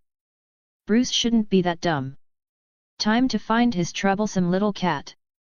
Morin opened his computer and began hacking into official databases, searching for jewelry thefts and similar cases. Find advanced chapters. And for more fan fiction. Hand pointing down. Hand pointing down. Support link, patreon.com/RioRaRiu right bracket. More bonus chapters. Every 250 power stones equals bonus chapter. Give me more power stones. Chapter 175, Chapter 5 The Theatre Named the Human Heart. Europe. Switzerland. A jewelry exhibition hall. Dark clouds pressed low over the city. Moonlight was thin and weak. Without the streetlights, the night would have been completely black. It was late. Late enough that normal people would already be asleep. Which also made it the perfect time for thieves. Inside the exhibition hall, security guards walked their assigned routes, eyes sweeping for anything out of place. I'm so sleepy, one guard complained. Who isn't? The other replied. They slowed down and started chatting. Do you think anyone would really come and steal these jewels? Of course not. Why? That safe was made by the best safe manufacturer in the world. They guaranteed it with their reputation. The password can't be cracked. That good? Of course. I don't believe it. Damn it, why are you so stubborn? They're the best safe manufacturer in the world. Their voices dropped as the argument continued. At the same time, a graceful figure almost completely merged with the darkness crossed their patrol route. Silent. Nimble. Like a cat. Orange cats excluded. She slipped into the exhibition hall. The figure weaved through every search pattern, avoided every line of sight, and finally reached the safe storing the jewelry. A few precise operations later, the safe opened. The jewels were gone. I don't believe it either, the shadow muttered. With the jewelry secured, she retraced her steps and left the exhibition hall the same way she had entered. Unnoticed. By the time she was gone, the two guards had stopped arguing. They stood there in silence. They had been warned.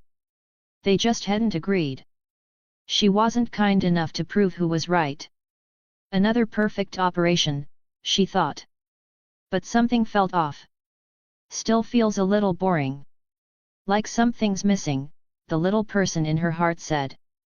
Damn it! How can you think that? She cursed herself. Do you want to get caught? But only that man can catch you every time. Damn it, I know. But he's gone. Do you understand? Gone. You're hoping he comes back. Hoping he'll catch you again. I am not. Absolutely not. I'll be a dog if I'm lying.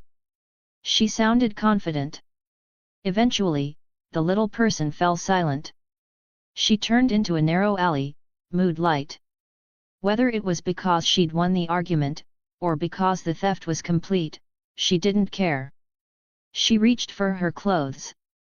A cough echoed behind her. Her body froze.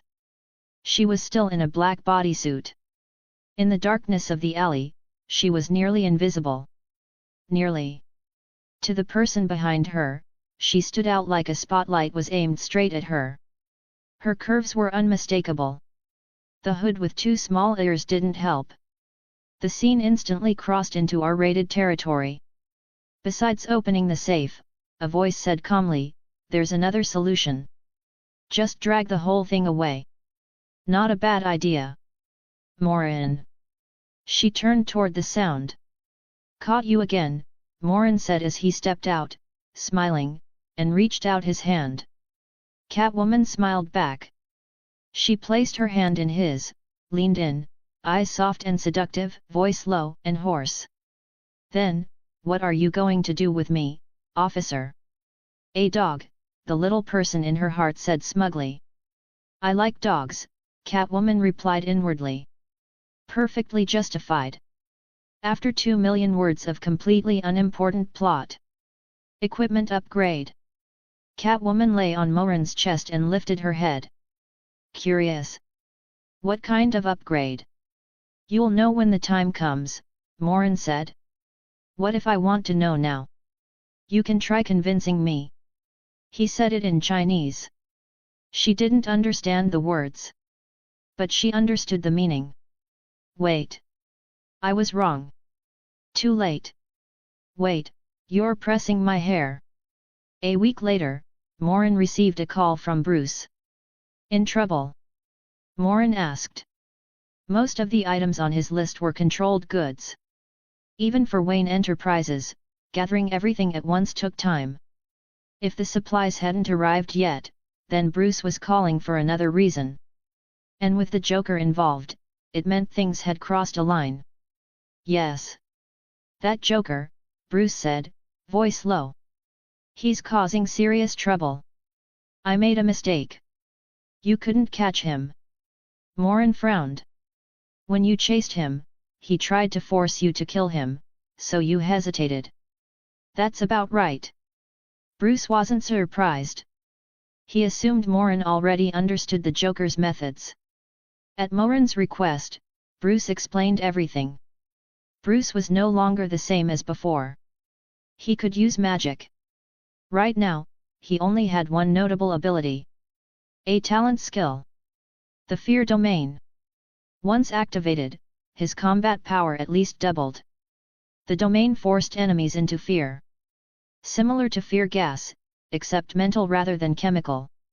Most people couldn't resist it. Their fighting ability dropped sharply. By the famous Kenyan relativity principle. Enemy slows down equals I speed up. It was fair to say Bruce became twice as strong. But there was a problem. The Joker wasn't afraid.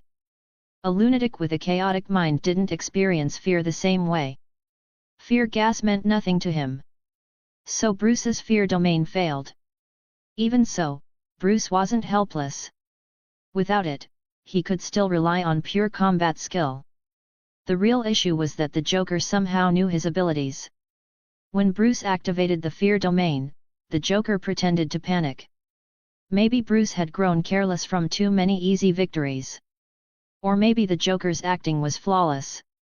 Either way, Bruce didn't notice. He was ambushed. Knocked out. The Joker kidnapped Commissioner Gordon and Judge Rachel. Blackmail. He demanded Bruce reveal his identity in public. What doesn't make sense, Bruce said slowly, is that he knocked me out. There was no reason not to check my face. If so, he could have exposed me immediately. Why force me to reveal it myself? Do you remember what I told you? Morin asked. Don't use common sense to predict him. If you want to understand a lunatic, you have to think like one. And that's a bad idea. But... Bruce prompted. But if you don't want to become a lunatic, Morin continued, use another solution. Crushing power. There are many kinds. His manipulation of human hearts is power. Your background is power. My strength is power. Whoever reaches the crushing level wins. I'll take the earliest flight back, Morin added. What exactly did he say? He said he wanted to play a game. If I refuse, Rachel and Gordon die. A game. Morin smiled. Do you know the fastest way to end a chess match, Mr. Bruce Wayne? Crush him. No. Flip the board. He paused. Then an idea struck. What is it? Bruce asked. I just thought of something, Morin said. Another solution. What? Take full control of the game. Turn it into a play you direct. Bruce didn't understand. Make a public statement, Morin said. Say Batman has agreed to reveal his identity at a Wayne Enterprises press conference in 3 days. That's exactly what he wants. No, Morin replied. Until it happens, the result isn't confirmed. He won't touch them. I'll arrive quietly and find their location. Ensure their safety. But I won't rescue them. You get it now. This is your play, Bruce said. Lunatics love games, Morin said. I prefer being an artist. An artist turns the game into a theater. The Joker uses the human heart. My theater is called the human heart. Bruce thought for a moment. But aren't you still relying on crushing power? What does your theater have to do with the human heart? Morin broke. He was just showing off. And got stabbed by his teammate. This kid really didn't know how to behave. Do you still want to save them or not? Yes. Of course. Your theater is the human heart. Too late. Go die. Boss Morin. Please. Morin sighed. Let me ask you something. His tone turned serious. This is a rare opportunity. If you want to completely abandon the Batman identity, I can help. Not now, Bruce said after a pause. Gotham isn't saved yet. The Joker proves that. Maybe after everything ends. Then don't reveal yourself in 3 days, Morin said. That moment will be when the only audience left. The Joker stands dumbfounded. I understand. Thank you. Why thank me? Morin said, adopting a boss's tone. Do your job well. Rewards won't be lacking. I'll leave it to you. When have I ever promised something I couldn't do? After the call ended, Morin looked at Catwoman. She had been listening the entire time. Now she was bored, playing with a beach ball. I'm starting to think you're more and more like a cat, Morin said. Is that so? She tossed the ball away, climbed onto him, hands clenched into fists. You mean, this? Meow. A single word flashed through Morin's mind. Demon. As a righteous protagonist, he felt it was his duty to subdue demons. No shirking allowed. Thus began a long, arduous battle of 3 million words. In the end, the demon was subdued. The process was complicated. The positions were many. The actions were repetitive. They will not be described in detail. Find advanced chapters. And for more fan fiction. Hand pointing down. Hand pointing down.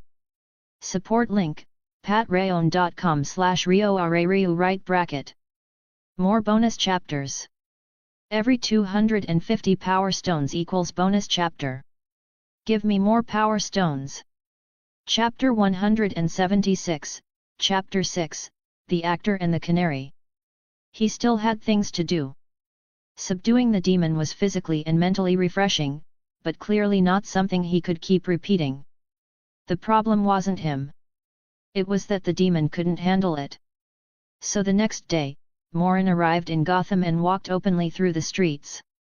He wasn't worried about the Joker noticing him. He had already transformed back into Ethan Hunt.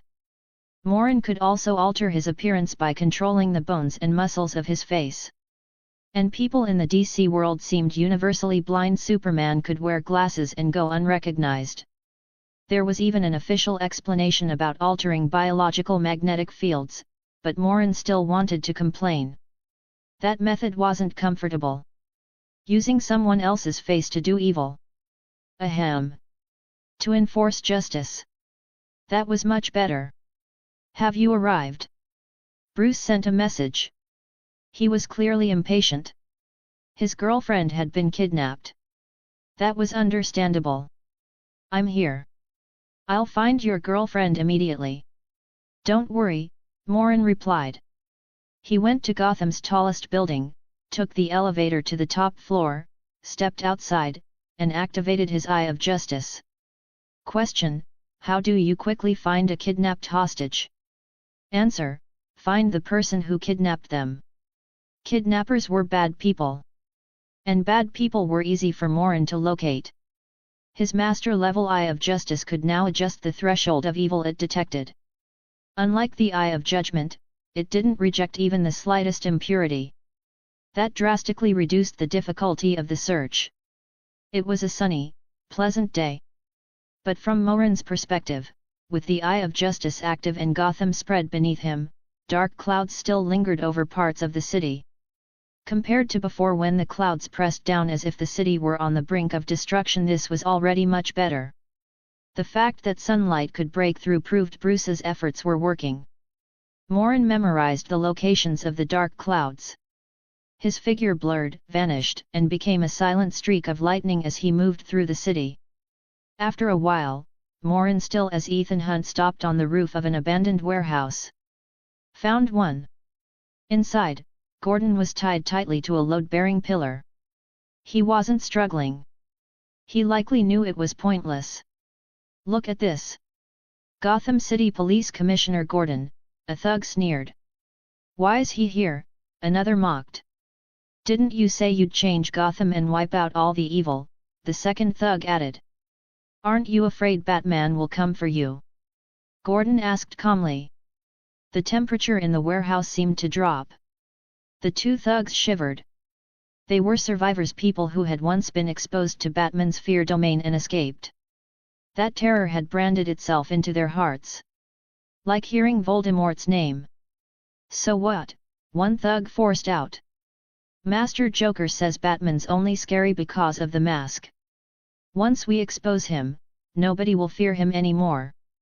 You probably don't know, the other added coldly, but Bruce Wayne already announced that he's contacted Batman. In 2 days, at a Wayne Enterprises press conference, Batman's identity will be revealed. In 2 days, Batman becomes a joke. Gordon's heart sank. He knew Batman was Bruce Wayne. Did Bruce really have no other choice? If that happened, their entire plan to change Gotham would collapse. Too many things depended on Batman's identity remaining hidden. Scared, the thugs laughed. Ha ha ha ha. Damn it, Gordon snapped. If Morin hadn't left temporarily, would you even dare act like this? Morin, one thug scoffed. That cop? Even Batman can't stop us. What can he? The greatest fear comes from the unknown in the darkness. That's a good saying. A voice cut in. By the way, did someone just mention my name? The warehouse fell silent. Who's there? A thug shouted, raising his gun. Morin. Gordon stared, disbelief on his face. Since when could he summon people? Long time no see, Morin said, walking forward slowly. Didn't expect you to be doing this badly, Commissioner Gordon. My eyes work just fine, Morin chuckled. How does it feel? Terrible, Gordon said, rolling his eyes. You're finally back. Untie me, save Rachel, and deal with the Joker. No, Morin said, shaking his head. I can't let you go yet. What? Gordon froze. Bruce and I made a plan, Morin said. The Joker wants to play a game. I'm turning it into a play. One made just for him. What do you think? I'm one of the actors. Gordon asked. Why do this? With Morin's abilities, he could rescue them and catch the Joker immediately. But instead, he chose performance.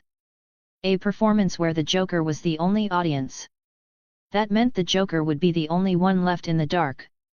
Caught and humiliated. If that was the solution, it was far more satisfying than brute force. I understand, Gordon said. So? Yes, Morin replied. You and Miss Rachel. Both actors. What do I need to do? Stay tied here and wait, Morin said, smiling as he slipped a button-sized listening device into Gordon's clothes. I'll ensure your safety. And them. Gordon glanced at the frozen thugs. What about those two? I've learned a few new skills, Morin said, snapping his fingers. The thugs lowered their guns and stood obediently behind him. Remember what I said? This play has only one audience. Magic? Gordon asked quietly. Don't worry, Morin said. I've never used this on good people. I can persuade you with reason. I don't need this power. He was telling the truth. Hypnosis was something he disdained.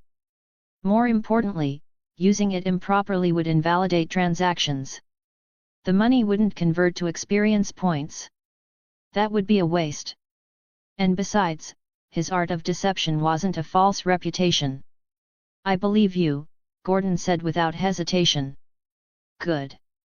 I still need to find Miss Rachel and deal with her situation, Morin said. Anything else you need? Well, Gordon thought. Check if my son's doing his homework, remind him to drink milk before bed, and the dog needs the vet, he keeps peeing everywhere. Hey! Where are you going? Morin turned and left. The thugs snapped back to awareness and raised their guns at Gordon. What were you talking about? One frowned. He was probably trying to attract attention, the other threatened. Shut up. I may not kill you, but I can still make you suffer. Gordon stayed silent and returned to his earlier act. Morin's arrival had finally calmed his heart. Now, he just had to perform well. Morin searched again and eventually found Rachel's location. This time, he didn't speak to her. He silently hypnotized the guards, installed listening and tracking devices, and left. There was no helping it. Rachel's impression on Morin wasn't good. She was Bruce's girlfriend. Using methods on her wasn't appropriate. More importantly, Morin worried that if he explained the plan, she might insist. For law and justice, rescue me now and go catch the Joker. That scenario felt extremely likely. Gordon could act because he'd seen too much. Rachel hadn't. She was a canary Bruce had protected too well. After weighing everything, Morin chose the simplest solution. Less trouble. Miss Rachel Dawes would be a tool-person actor, unaware of the script from start to finish. Just like how Marvel treated Holland. Find advanced chapters. And for more fan fiction. Hand pointing down. Hand pointing down. Support link, patreon.com/rioarariu right bracket. More bonus chapters. Every 250 power stones equals bonus chapter. Give me more power stones. Chapter 177, Chapter 7, When the Curtain Finally Rises. You've come. I've come. You shouldn't have. Didn't you ask me to? That evening, Bruce, already transformed into Batman, arrived at the agreed location, and the exchange above followed. Never mind.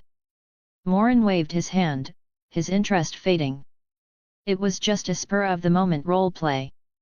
He had already decided not to use Bruce for gags anymore. This guy simply didn't know how to play along. There was no fun in it. What's the result? Bruce asked, long used to Morin's habit of speaking nonsense and going straight to the point. At this moment, Morin said, hands clasped behind his back as he looked into the distance, the curtain is rising. Our show has begun. My audience has taken their seats. Let's begin. Bruce's mouth twitched slightly. He stayed silent for a long time. Those words should mean everything was ready. But for some reason, Morin felt, not just strange. More than strange. For a brief moment, Bruce seriously considered abandoning the plan entirely and crushing the opposition head-on. In the end, he said nothing. No matter how absurd Morin acted, Bruce trusted his abilities. 2 days later. Wayne Enterprises. Press conference. Mr. Wayne. Mr. Wayne. A reporter held up a videotape. This is a tape we received from the Joker. He said it must be played publicly before the press conference begins, or else he will punish Commissioner Gordon and Judge Dawes. Rachel Dawes. Check it, Bruce said to a staff member. The staff member took the tape, inspected it, and found nothing abnormal. No bombs. No traps. He shook his head. Play it, Bruce said calmly. Camera flashes erupted again. The video began. Batman has brought order to Gotham. Beauty has returned to the world. He is the embodiment of justice. He is an angel from heaven. The tone was poetic. The trembling voice ruined it completely. After the recitation, silence followed. Only static filled the room, stretching the tension thin. He, ha ha ha, he. Laughter echoed. It started soft, then grew louder, drilling straight into the nerves of everyone listening. The reporters stirred. The laughter stopped abruptly, as if the speaker had nearly run out of breath. Then a face appeared. White. Red. Black. A crimson smile stretched almost to the ears. The Joker. Why so serious? He tilted his head, the exaggerated makeup making the smile even more grotesque. No one laughed. This is a happy day, the Joker said cheerfully. Because the legendary Batman is about to meet everyone. So I found a priest. The camera turned. A priest stood there, wearing clerical robes, a cross hanging from his neck. A crooked Batman cowl sat on his head. More absurdly, the holy image behind him had also been painted to resemble Batman. Morin. Bruce whispered, frowning. It's handled. Morin's reply came instantly. Bruce's heart eased slightly, though the frown remained. A performance had to be complete. Batman, the Joker continued as the camera turned back to him, his face filling the screen. In Gotham, you're like an all-powerful god. Bringing warm light to the world, ha ha ha ha, tisk tisk.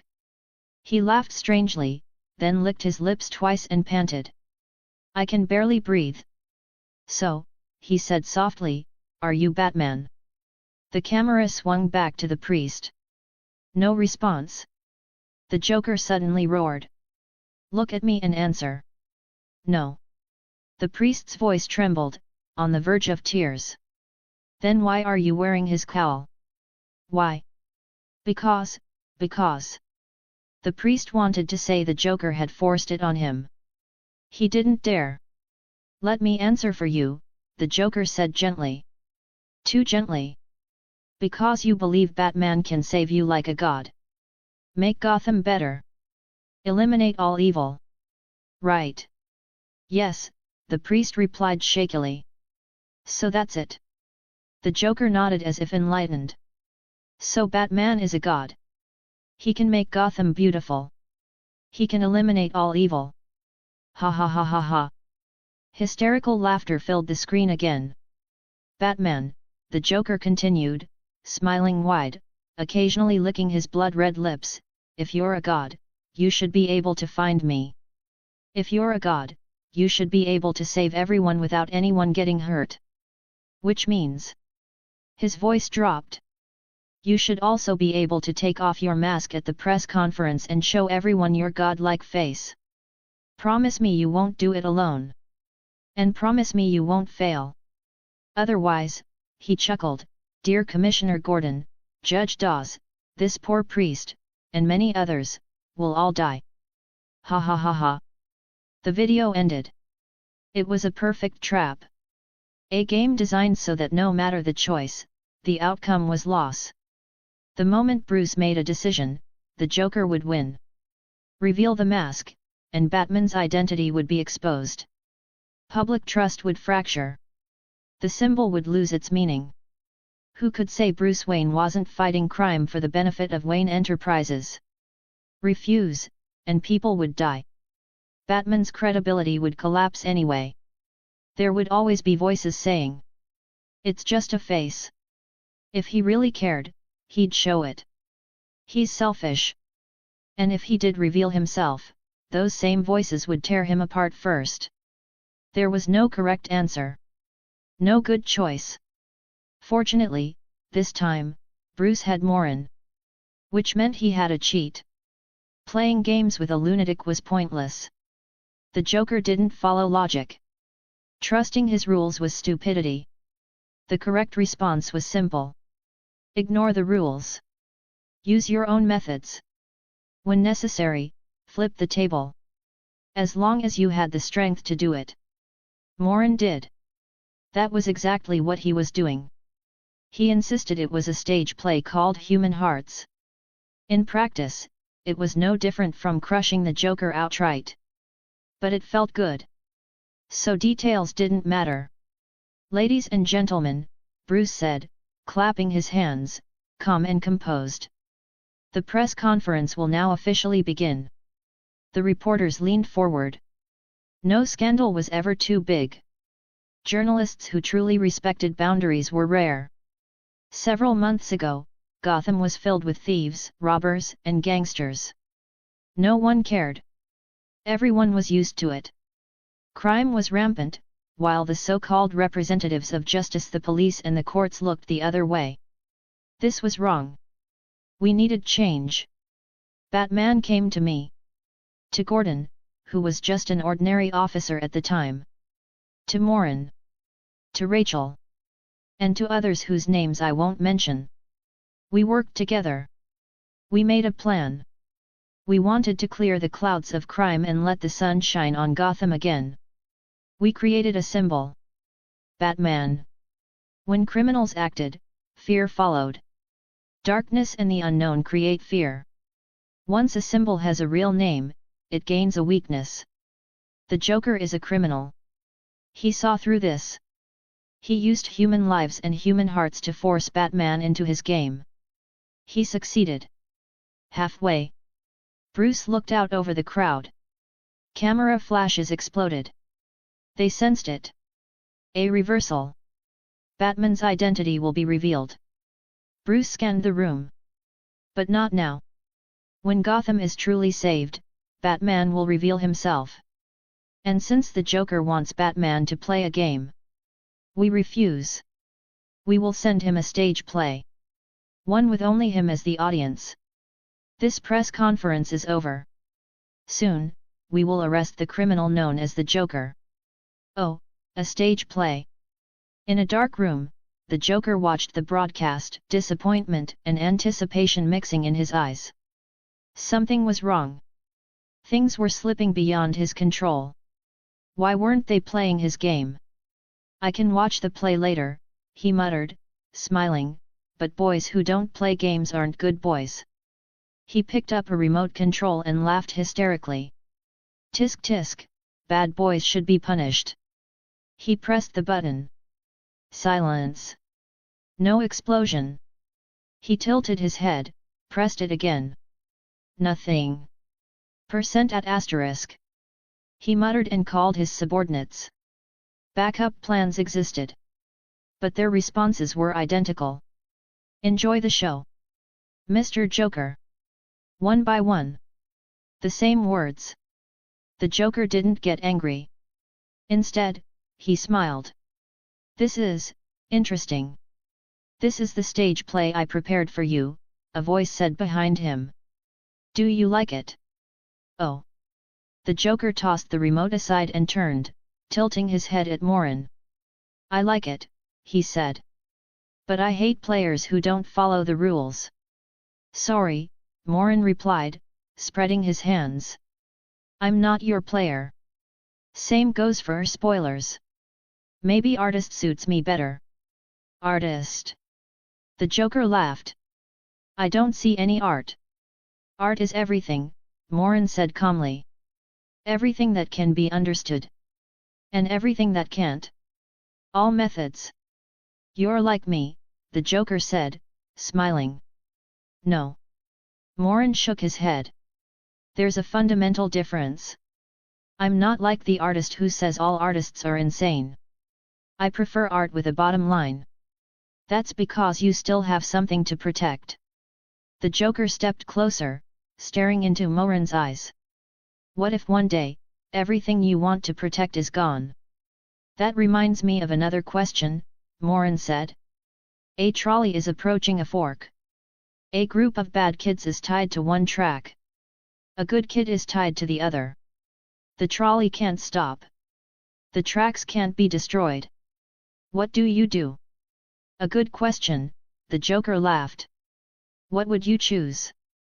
A man called Batman once said he'd switch the track to the good kid, then go save him, Morin said. He can't. He said he could, Morin replied. Because he's Batman. And me. I'd blow up the trolley. Or destroy the tracks. Because I'm Morin. Ha ha ha ha. The Joker laughed wildly. Interesting. Very interesting. Only lunatics or those with absolute confidence broke the rules like this. In that sense, they were similar. But that Batman, the Joker said, staring at Morin. He isn't this one. You're right, Morin said. He isn't. So interesting, so interesting. The Joker trembled with excitement. I want to see more. We'll meet again, Morin said, waving his hand. Not now. I will, the Joker replied, laughing hysterically. Find advanced chapters. And for more fan fiction. Hand pointing down. Hand pointing down. Support link, patreon.com/RioRaRiu right bracket. More bonus chapters. Every 250 power stones equals bonus chapter. Give me more power stones. Chapter 178, Chapter 8 Back to the World of Pirates. Before long, the Joker was muzzled and taken away, sent straight to Arkham. The muzzle was to ensure he couldn't say anything he shouldn't. Morin had no intention of relying on a villain's integrity. Who could predict what the Joker would do? Morin certainly didn't think he could. From the very beginning, his approach had been simple: crush him with absolute strength. And he had carried that idea through to the end. This was the best way to deal with the Joker. Provided you had enough strength. Gordon, Rachel, and the others were also rescued. The interesting part was that they were rescued by the thugs themselves. After Bruce announced at the press conference that he would personally arrest the Joker, every one of those thugs called the police and turned themselves in, offering no resistance at all. Naturally, this was Morin's handiwork. The media was shocked by the sudden repentance and voluntary surrender. They pressed for a reason. The answer only made Batman's name even more sensational. Because the explanation Morin had arranged was simple: they were afraid of Batman. So they chose to turn themselves in. It sounded absurd. But this was reality, not fiction. So it worked. There was no doubt that this incident added yet another layer of value to the symbol known as Batman. As for what happened to the Joker afterward, Morin didn't care. If Bruce, after being reminded so many times, still relaxed his supervision, then Morin had nothing more to say. After some time passed, everything Morin wanted was finally gathered. Several cargo ships were filled to the brim. Aside from wine, there was equipment and special materials, various components used to manufacture special alloys. Since this was for long-term mecha production rather than one-off use, Morin directly ordered a complete set of equipment and stockpiled materials. It was more convenient. And more discreet. After all, it wasn't his money. Of course, most of it couldn't be used straight away. It all needed modification. With the master mecha designer profession, Morin wasn't limited to giant mechas. He also had experience with small-scale units and exoskeleton armor. He could even design something comparable to Tony Stark's Iron Man Mark series, with even more functions. That didn't mean he could actually build it. The core problem was the energy source. Who was going to tell him how to make controlled cold fusion?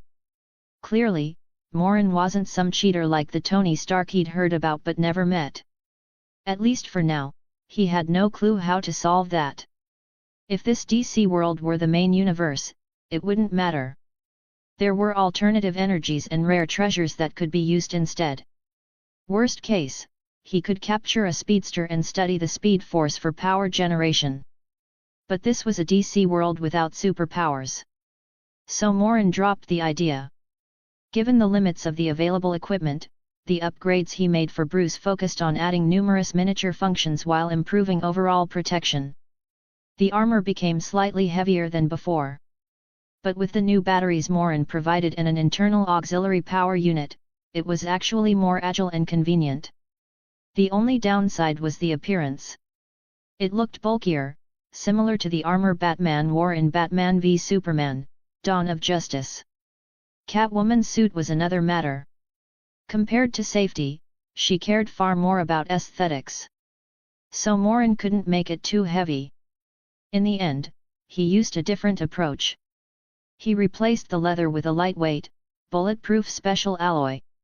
On top of that, he engraved several magic arrays, a fusion of technology and magic. It had both performance and visual appeal. The drawback was that it required constant charging. After all, Morin himself was only dabbling in magic. The arrays were all refined from the magic texts of the Eye of the Tiger from the Now You See Me world. Because the Eye system was incomplete, the arrays couldn't form a fully cooperative magic system. Fortunately, this wasn't a serious flaw. Morin could choose the exact time he returned. If he wanted to be there, he could be there. Transporting the wine was simple. He stored it in his system space. If it didn't all fit at once, he'd make another trip. In any case, he didn't need that much right now. This batch was mainly to establish his name. As for architectural design, the architect arrived full of confidence. He left looking like he was on the verge of a self-inflicted mental breakdown. Morin's requirements were excessive. His goal was to open pubs across the world. So his first request was simple in wording, terrifying in scope. Architectural design drawings for pubs that match the architectural characteristics of every coastal country in the world. The architect froze on the spot. And that was only the beginning. The buildings couldn't be too modern. They had to use vintage craftsmanship. They needed excellent lighting, since there would be no electric lights. And good ventilation, since there would be no air conditioning. The architect nearly had a brain hemorrhage. As a contractor, he'd seen plenty of strange requests, colorful black, colorful white, and similar nonsense. He'd long since gotten used to that. But this client wasn't joking. He was making serious, detailed demands. Normally, meeting such a client was a contractor's dream. But there were just too many requirements. "Are you really not here to cause trouble?" the architect asked sincerely. Later, he summed it up simply.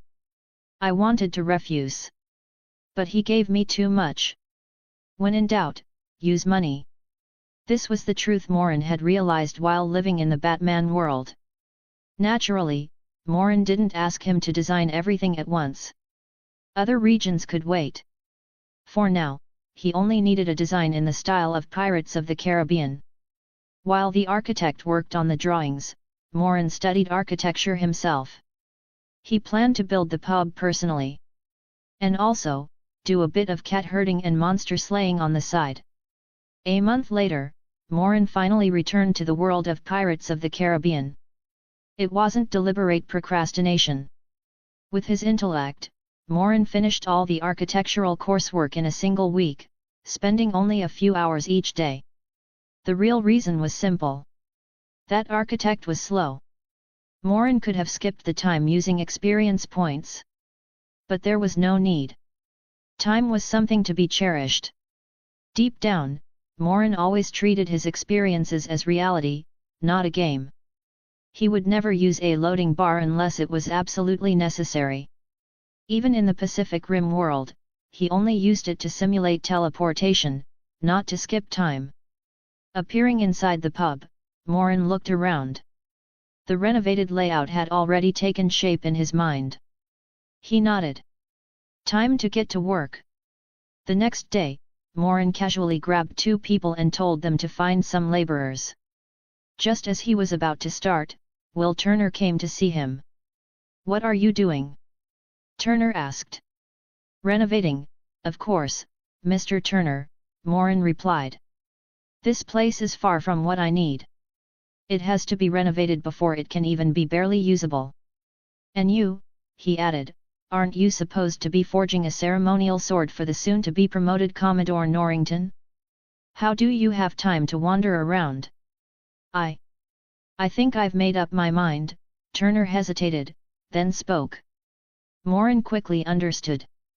He had mentioned recruiting Turner before. That was yesterday for Turner. Nearly 2 months ago for Morin. "I thought you'd take longer," Morin said, looking at him. "I didn't expect you to decide so quickly." "It's because of Miss Elizabeth Swan, whom I haven't met yet, isn't it?" "A little," Turner said, choosing a white lie. "More like a billion little," Morin muttered inwardly. "So," he asked, "you don't plan to stay a blacksmith?" "That's why I came today," Turner said. "I want to join you. But not yet. I'll join after I finish this last order." Turner had thought it through all night. If he stayed a blacksmith, he could already see the future. Elizabeth, in another man's arms. That man would likely be the future owner of the ceremonial sword he was forging. Another man taking the woman he loved. And he would have to watch. Even make the sword for him. Turner was quite certain he didn't have a fetish for wearing a particular healthy colored hat. At the same time, he understood that thinking alone solved nothing. He had to act. He'd seen Morin's methods. He'd heard the rumors. The ability to see into people the first time they met, Morin had grasped his situation and pointed out feelings he himself hadn't recognized. The wealth buying the pub without hesitation. The former owner had said Morin named a price, and the money came out immediately. No bargaining. Not to mention the free wine afterward. And the unfathomable identity evident from the stack of documents Turner couldn't even understand. In short, Turner knew that if he wanted change, the simplest and most realistic path was Morin. The man who had extended a hand to him. Could Morin have other motives? Turner considered it. But no matter how he thought about it, he couldn't see what value he had beyond his skills. Blacksmithing? After weighing everything, Turner made his choice. "Your plan isn't bad," Morin chuckled. "All right. I agree." Originally, Morin had only seen Turner as a convenient errand runner. A lackey. Whether he joined or not didn't really matter. The one Morin truly valued hadn't appeared yet. The man who would arrive with his own theme music. Not a hero with a sound system. But Captain Jack Sparrow. Find advanced chapters. And for more fan fiction, hand pointing down. Hand pointing down. Support link, patreon.com/rioarariu right bracket. More bonus chapters. Every 250 power stones equals bonus chapter. Give me more power stones. Chapter 179, Chapter 9, Your Majesty, we were ready to die, so why did you kneel first? There was a saying, 10,000 ghosts at sea, Captain Jack is responsible for half of them. What Jack Sparrow had done was enough to inspire a limerick. See comments section. Morin didn't have many favorite movie characters. Jack Sparrow was one of them. Because of that, the core of Morin's plan was Jack Sparrow. Sir? What should we do? One of the hired laborers asked. No rush. Morin looked at the group and activated Eye of Justice, observing them quietly for a moment before pointing. You. And you. You can leave. The laborers exchanged glances. They hadn't even started working yet. And judging by the physiques of the people being driven away, strength clearly wasn't the standard. I don't like using people who've committed too much evil, Morin said when they didn't move. Who are you calling evil? A burly man with a thick beard that nearly covered his face glared at him and cursed. Whoever answers, Morin raised an eyebrow. That's who. Percent UN number at. The man Yuri's cursed in a language Morin didn't recognize, probably some dialect, and strode toward him. What are you doing? Morin looked at Turner. Just going to stand there and watch. But. Turner hesitated. Sir, you might be mistaken. He's been here a long time and never caused trouble. I'm never wrong about people, Morin said. Just like I wasn't wrong about you. And a pub employee's duty, he continued calmly, is that when anything inside the pub including the owner is about to be harmed, you protect it first. Whether you think you can or not. Understand? Yuri's. Turner couldn't argue and could only look at the man. I'm sorry, but please don't use violence. Get out of the way, little blacksmith. Yuri's roared. Or I'll throw you into the sea with him. I'm sorry. Turner shook his head. But I can't let you touch him. F*CKU. Yuri's ignored him and swung straight at his face. Turner snapped. A man's face was sacred. He'd worked hard for this one. Going straight for it meant only one thing: you were jealous. Turner countered. He blocked the punch and lifted his leg. Kakug. Critical hit. Morin swore he heard the crisp sound of a cracked egg in the air. Morin's eye twitched. Any man would react to that. Ugh. Yuri's vital spot took the blow. His eyes bulged. He groaned, collapsed, and rolled on the ground clutching himself. I don't usually fight, Turner said cautiously, glancing back at Morin, worried this might cost him the job. You mean you'll kill someone if you do? Morin muttered, waving his hand. It's fine. Being able to fight is a basic requirement for a pub employee. Turner. Why did a pub employee need combat ability? Was this even a legitimate pub? The wine here will be especially strong, Morin explained calmly. Drunks cause trouble. Someone has to stop them. While explaining, he conveniently hyped the wine. 2 birds. 1 stone. And you, Morin said to the others who had been ready to fight but now hesitated. If you're not joining, go to the garrison. Don't worry. I'm fair and law-abiding. Yet. Let's go to the garrison, one of the expelled men suddenly shouted. At least make him pay us for our time. Yes. Yes. They left noisily. Yuri's remained on the ground, groaning. A critical hit lasted days. The one who delivered it was Turner, a hidden brute. The fact Yuri's wasn't half dead meant only one thing. Turner had held back. No, held back his leg. Sir. Turner looked confused. If someone else had suggested calling the garrison, fine. But why did you surrender first? Your Majesty, we were ready to die. Why did you kneel first? We have no ground to stand on now. Relax, Morin sighed. I told you. I'm good at judging people.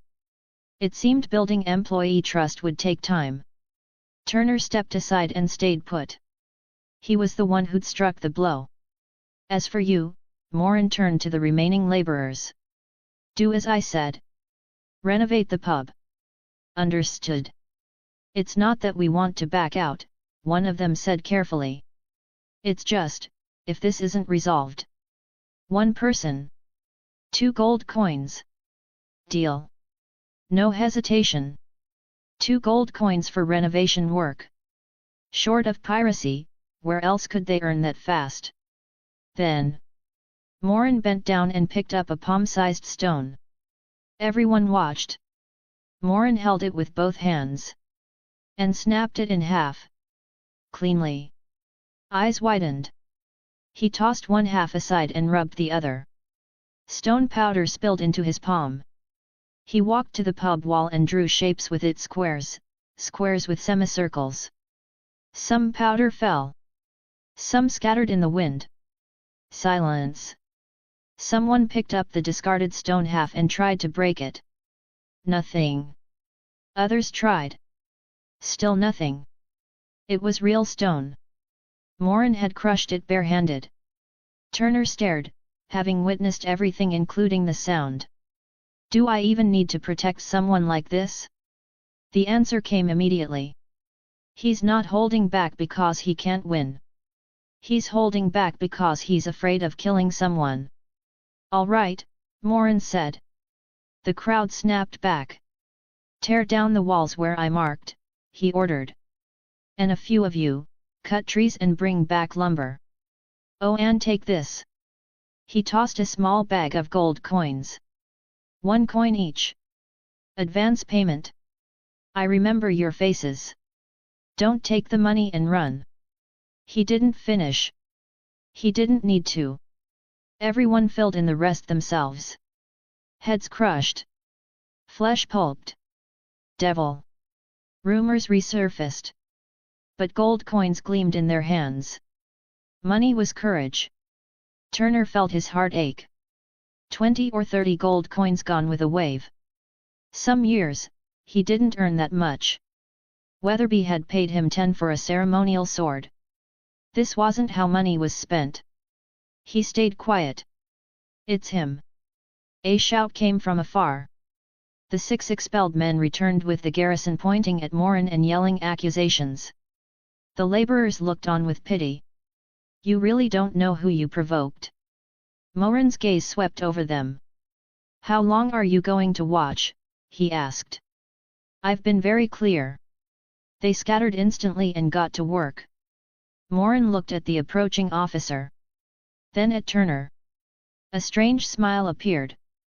Watching a face-slapping drama unfold was always enjoyable. And the man walking toward him fit perfectly. James Norrington, Commodore of the Royal Navy. Find advanced chapters. And for more fan fiction. Hand pointing down. Hand pointing down. Support link, patreon.com/rioarariu right bracket. More bonus chapters. Every 250 power stones equals bonus chapter. Give me more power stones.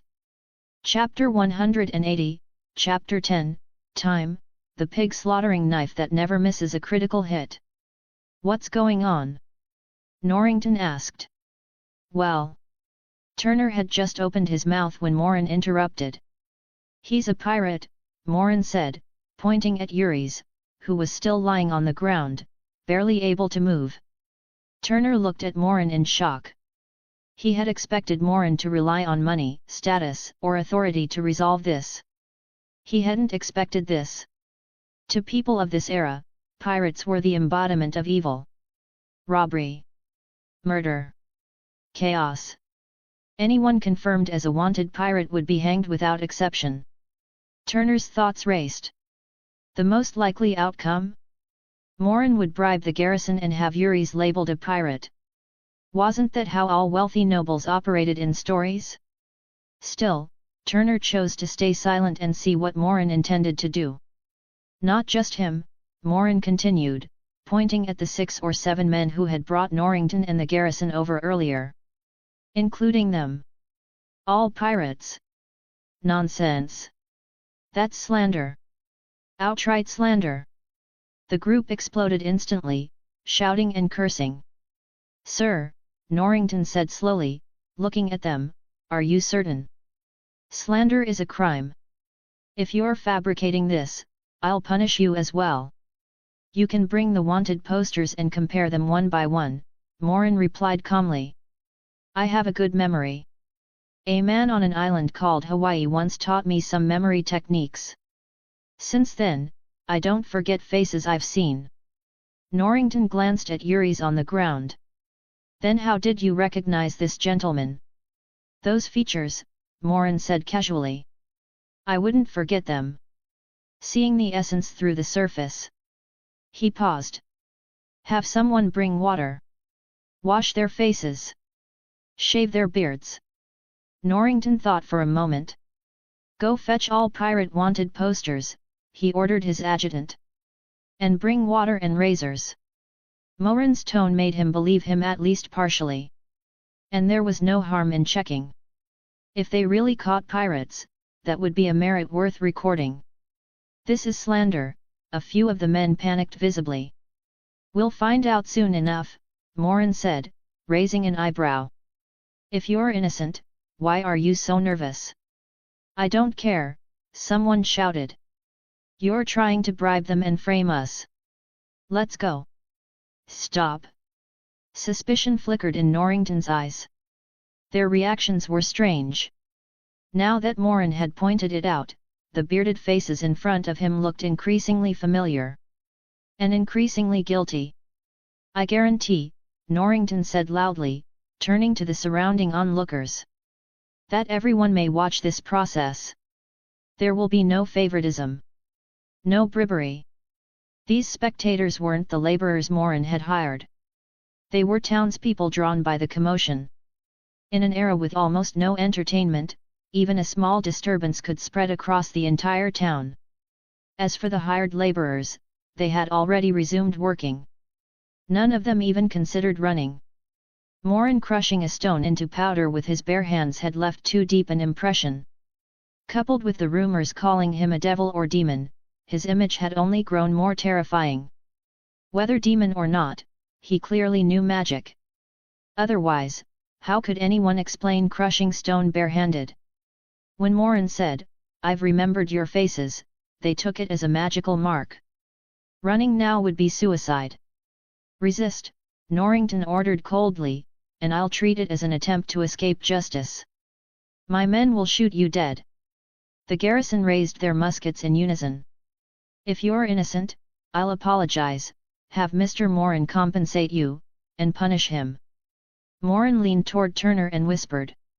Did you notice? Notice what? Turner asked, confused. If you hadn't accepted my recruitment, Morin said calmly.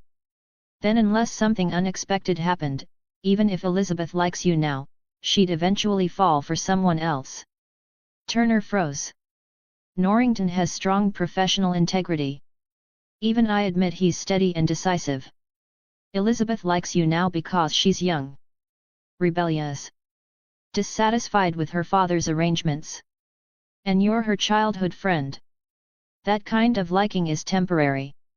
If you want it to last, Morin said evenly. You'll need to learn many things. Do you understand? I think so, Turner said hesitantly. But, why are you helping me so much? First, Morin replied. You've agreed to work at my pub. As the owner, my employees' moral character and personal happiness fall under my jurisdiction. If you were single, I might even arrange dates for you. Since you already like someone, I'll help you win her and keep her. And second. Morin paused. Norrington is too old. Hey! Turner was completely lost. He's nearly 40, Morin clicked his tongue. Elizabeth is around your age. That's a 20-year gap. He's been cultivating her for over 20 years. That's terrifying. We can't let a creepy old man succeed. Even if he's a good person. Turner had no rebuttal. Uncomfortably, he realized part of him agreed. Some distance away, Norrington suddenly felt a chill. He glanced around, frowning, unable to pinpoint why. Soon, soldiers arrived with water, razors, and a large box of wanted posters. No. This is our tribal custom. Washing and shaving brings misfortune. The 6 or 7 men panicked. Even Yuri's, barely conscious, began wailing about traditions, curses, and death. Norrington ignored them. Proceed. Faces were washed. Beards shaved. Their true appearances emerged. A little weight. Darker skin. Thick facial hair. Remove them, and people looked completely different. Time was a pig slaughtering knife. Add fat. Add beard. Add darker complexion. Critical hit. The men before them weren't that extreme but unrecognizable enough. Interesting, Norrington murmured, comparing posters. Yours. Yours. Yours. Pirates. From 10 years ago. That was 10 years ago, someone shouted. A pirate for a day is a pirate for life, Norrington replied. And you've all committed murder. He stepped toward the last man. Why hasn't his beard been shaved? Yuri's. Report, a soldier said stiffly. It was shaved earlier. It grew back. It grew back. Norrington stared. You're telling me a beard like this grows back in minutes? That is what happened. I told you. Yuri's shouted desperately. Only the bravest receive the beard god's blessing. These beards symbolize courage. Then let's see how brave you are, Norrington said coldly. He ordered another shave. The razor cut clean. And the beard regrew. Visibly. Continue, Norrington said calmly. Like shearing sheep eventually, there would be nothing left. There's no need, Morin finally spoke. I know what this is. Norrington turned. What is it? A curse, Morin said, stepping forward with interest. Not courage. Not divine blessing. The crowd instinctively backed away at the word curse. It feeds on vitality. If you continue, you'll drain him until he becomes a skeleton. Look closely, Morin added. He's already thinner. Now that it was mentioned, everyone saw it. If this curse existed in later times, Morin thought, and could be lifted freely, it'd probably be very popular. You're lying. Yuri's shouted. Only Morin saw the deeper changes beneath the beard. That's when he confirmed it was a curse. He extended his magic and sensed it. This world's curses are structured differently, Morin thought. They don't emit fluctuations unless activated. The structure was complex. He couldn't fully understand it immediately. Different magic systems. Even he wasn't cheating. So he memorized it. Perfectly. Understanding could come later. Between studying a curse model and studying a bearded brute, the choice was obvious. There was also another reason. Morin wanted Yuri's punished quickly. Earlier words, though unintelligible, had clearly been filth. Morin was tolerant. But only toward good people. Tolerating evil wasn't kindness. It was stupidity. On that Hawaiian island, Morin said lightly, snapping his fingers. I learned some curse-breaking methods. Invisible magic surged, collapsing a key node. Dominoes fell. And? Norrington asked, confused. It's resolved, Morin replied. Shave him again. Solved just like that. Norrington doubted. I never lie. Morin turned and walked away. I'll check on my pub renovation. The rest is yours, Commodore. This time, the beard didn't grow back. Comparison confirmed it. Yuri's wasn't Yuri's. He was Rick's Havel. A pirate. Morin didn't care about the crowd's shock or the spreading rumors. His objectives were complete. Pirates captured. Trust established with the garrison. Free advertising. Better than any planned promotion. Afterward, Morin returned to routine. Supervising renovation. Buying nearby houses for wineries. Preparing raw materials. Brewing wine. The knowledge he carried finally became useful. The first wine sold would be imported stock. Compared to local brews, the impact was inevitable. Turner focused entirely on forging the ceremonial sword. He refused all other work. Not by quitting, but by claiming full dedication to Weatherby Swan's request. Different words. Different outcome. Compensation. Guilt. Advice from Morin. Speech was an art. More than 20 days passed. 10 days before Norrington's promotion. The pub was finished. That same day, Turner completed the sword. He delivered it. Saw Elizabeth.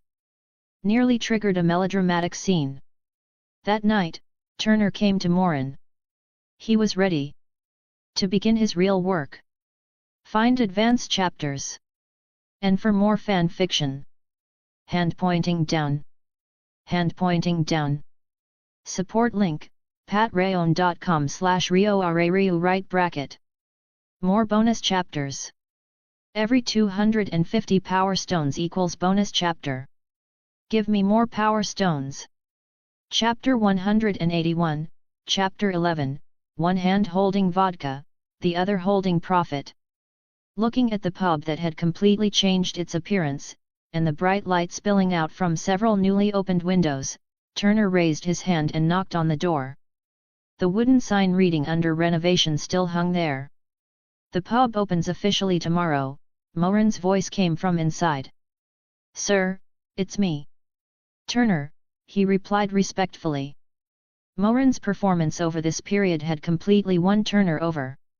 Seeing pirates with a single glance. Lifting a legendary curse with a snap of his fingers. And that advice how to explain to others why you weren't taking orders, which Turner had followed exactly. The results had matched Morin's words perfectly. Without realizing it, Turner had already built an almost omnipotent image of Morin in his mind. Come in. Turner pushed the door open and froze. After returning that day, he had been busy forging his sword and fulfilling previously accepted commissions. Today was the first time he'd had a moment to come over. The dark, oppressive atmosphere was gone. The pub was now spacious and bright. It even had a courtyard.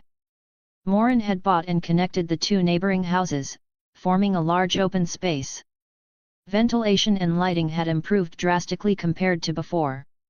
Behind the counter, Morin stood among bottles of various shapes and sizes. Wine. All of them. And, Sir, Turner asked, pointing at the symbol carved above the fireplace, what does that mark mean? Oh, that. Morin replied casually. Something I saw in Hawaii. Thought it looked interesting, so I used it. Everyone knew you could learn anything in Hawaii. If a washing machine could learn to fly a helicopter there, then Morin picking up a few skills was only natural. As for the symbol itself, it originally came from a Hearthstone tavern design in the Blizzard world. Morin only noticed the resemblance after construction was finished, so he simply added it. It looked better that way. I'll dock that designer's pay when I get back. So, Morin said, standing behind the counter, casually juggling two wine glasses in a smooth, practiced motion. Are you done with your work? Morin's physical control was already precise enough. Add the Kato's hand skill from the magician profession, and these coordination-heavy tricks were effortless. Yes, Turner replied, staring at Morin's hands. A bad premonition surfaced. Is this what I'm supposed to do? He looked down at his muscular arms and calloused hands. A tragic future flashed before his eyes. Broken glasses. Endless apologies. Relax, Morin said, glancing at his expression. You won't be doing this. Just a small trick I picked up in Hawaii. Turner visibly relaxed. What you need to do is very simple, Morin continued. As he spoke, he poured the mixed liquor into the glasses layer by layer. The colors separated cleanly, reflecting a dreamlike glow under the candlelight. He placed one glass in front of Turner. Turner stared at it, hesitated, then asked, "Am I supposed to drink this?" "No." "Well, this glass is for drinking," Morin said, puzzled. "But your job isn't drinking. It's pouring." "Of course, if you can drink without getting drunk, you can drink as much as you want." "I'm pretty good at drinking," Turner said confidently. "Then prove it," Morin replied, gesturing to the glass. Then, without hesitation, he picked up a bottle of Polish rectified vodka from the counter. 96% alcohol. Distilled more than 70 times. Morin opened it and chugged half the bottle. Immediately, his pub owner profession panel updated. Below entry-level beer constitution, 2 temporary skills appeared. Entry-level battle-hardened constitution, temporary. All intimidation effects increased by 100%. Against bears, plus 200%. Cold resistance plus 100%. Courage plus 100%. Entry-level hydrogen bomb knowledge, temporary. A vodka in the left hand, a PPSH in the right, singing Katyusha, Natasha in his arms, then throwing a Tsar Bomba. Sucka Blyat. Yura. Morin. What kind of bonuses were these? Battle-hardened made sense. But why did drinking alcohol give hydrogen bomb knowledge? Did the developers drink this 96% vodka while designing the Tsar Bomba? Morin was genuinely shocked. Still, that didn't stop his brain from instantly memorizing everything. The Tsar Bomba was a good thing. Meanwhile, Turner caught a whiff of the vodka and immediately felt dizzy. Just the smell made his head spin. His heart filled with dread. This is terrifyingly strong. And Morin had just drunk half a bottle like it was water. Morin's face wasn't even red. Turner stared at him in disbelief. Maybe it just smells strong? He picked up the layered drink and swallowed it in one go. Pfft! Turner spat it out immediately. Morin, already prepared, appeared at the other end of the pub in an instant, avoiding the spray. Cough cough cough. Turner doubled over, face going from pale to bright red. Tears and mucus poured out as he choked. It took him a long while to straighten up. "There's water in the courtyard," Morin sighed. "Go wash up. Then clean this place. You should respect the unknown," he added. "And be careful when trying new things. And it looks like you won't be enjoying the employee drinking privilege for a while. At least until you build some tolerance." Turner couldn't respond. He had never tasted anything like that.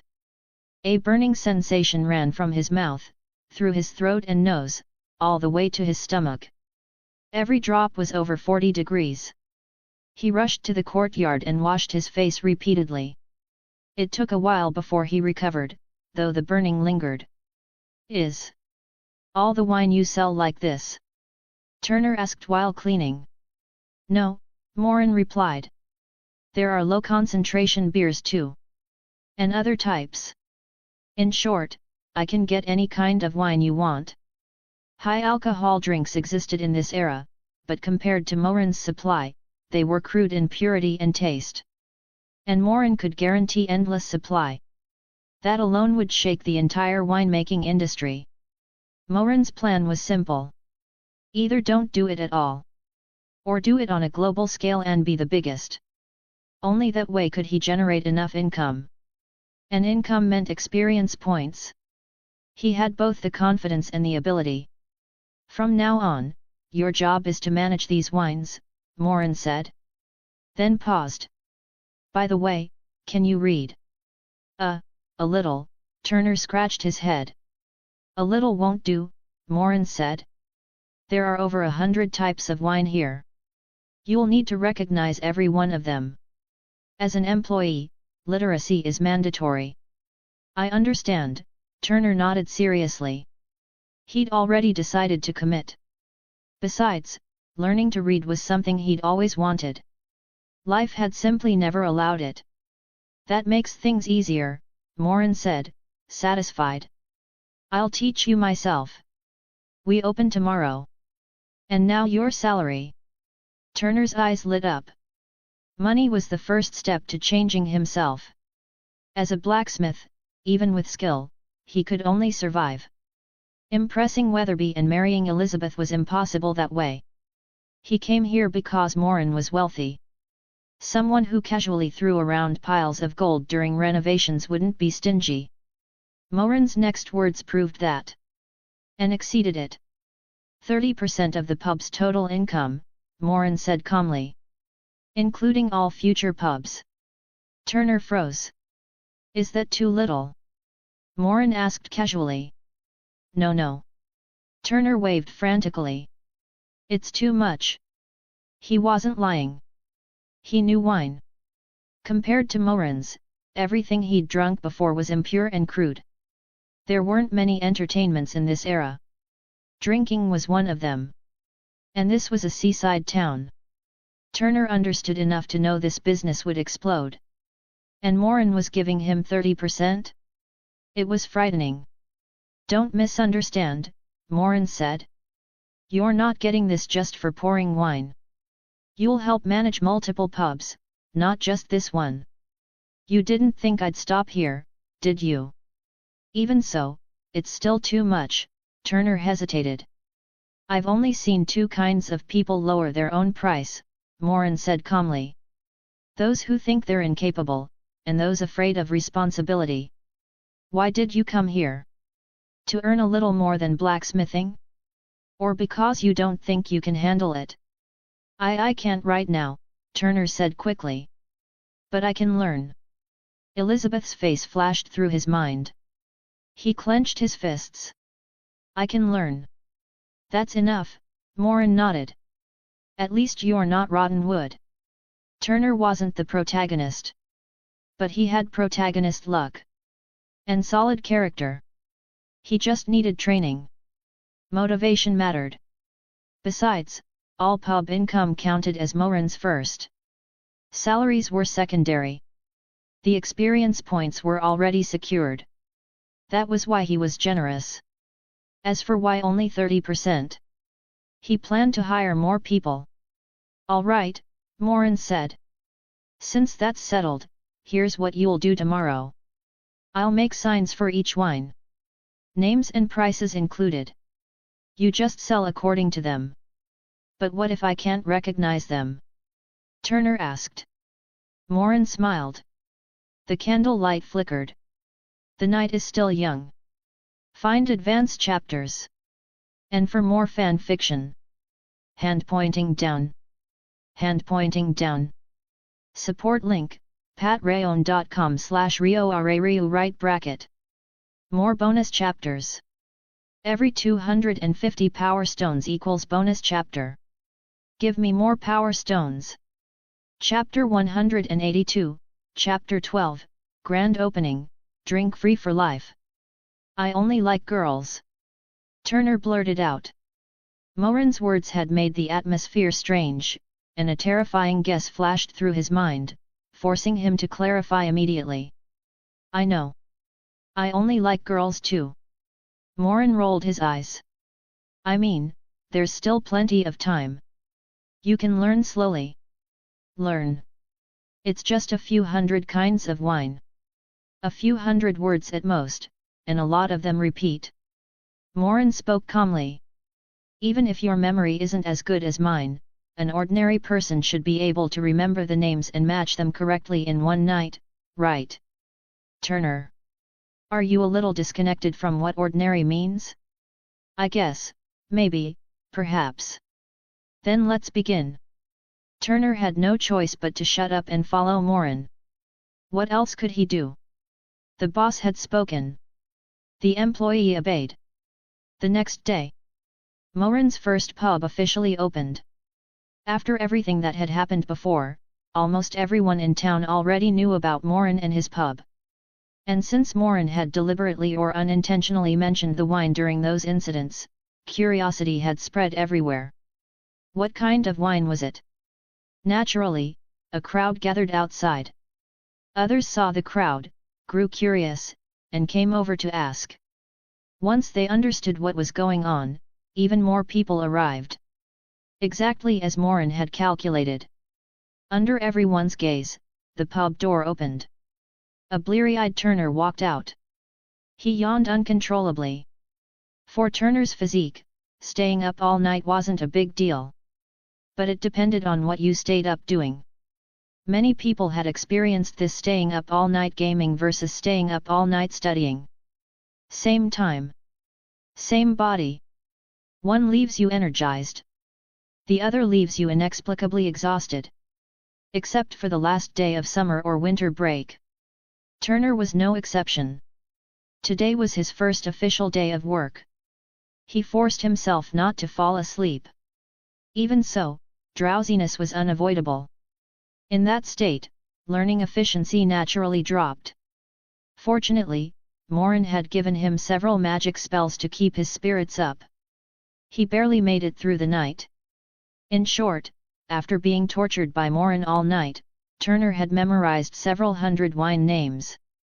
Sometimes, if you don't push yourself, you never realize what you're capable of. Many students would understand this deeply. Passing an entire subject in a single day, sometimes one you never paid attention to in class, wasn't unheard of.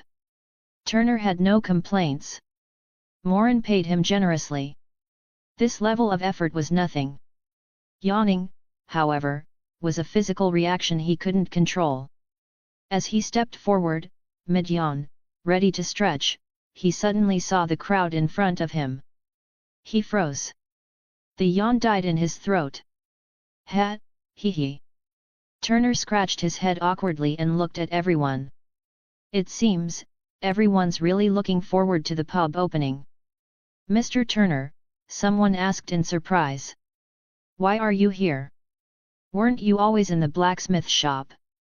I'm a pub employee now, Turner explained.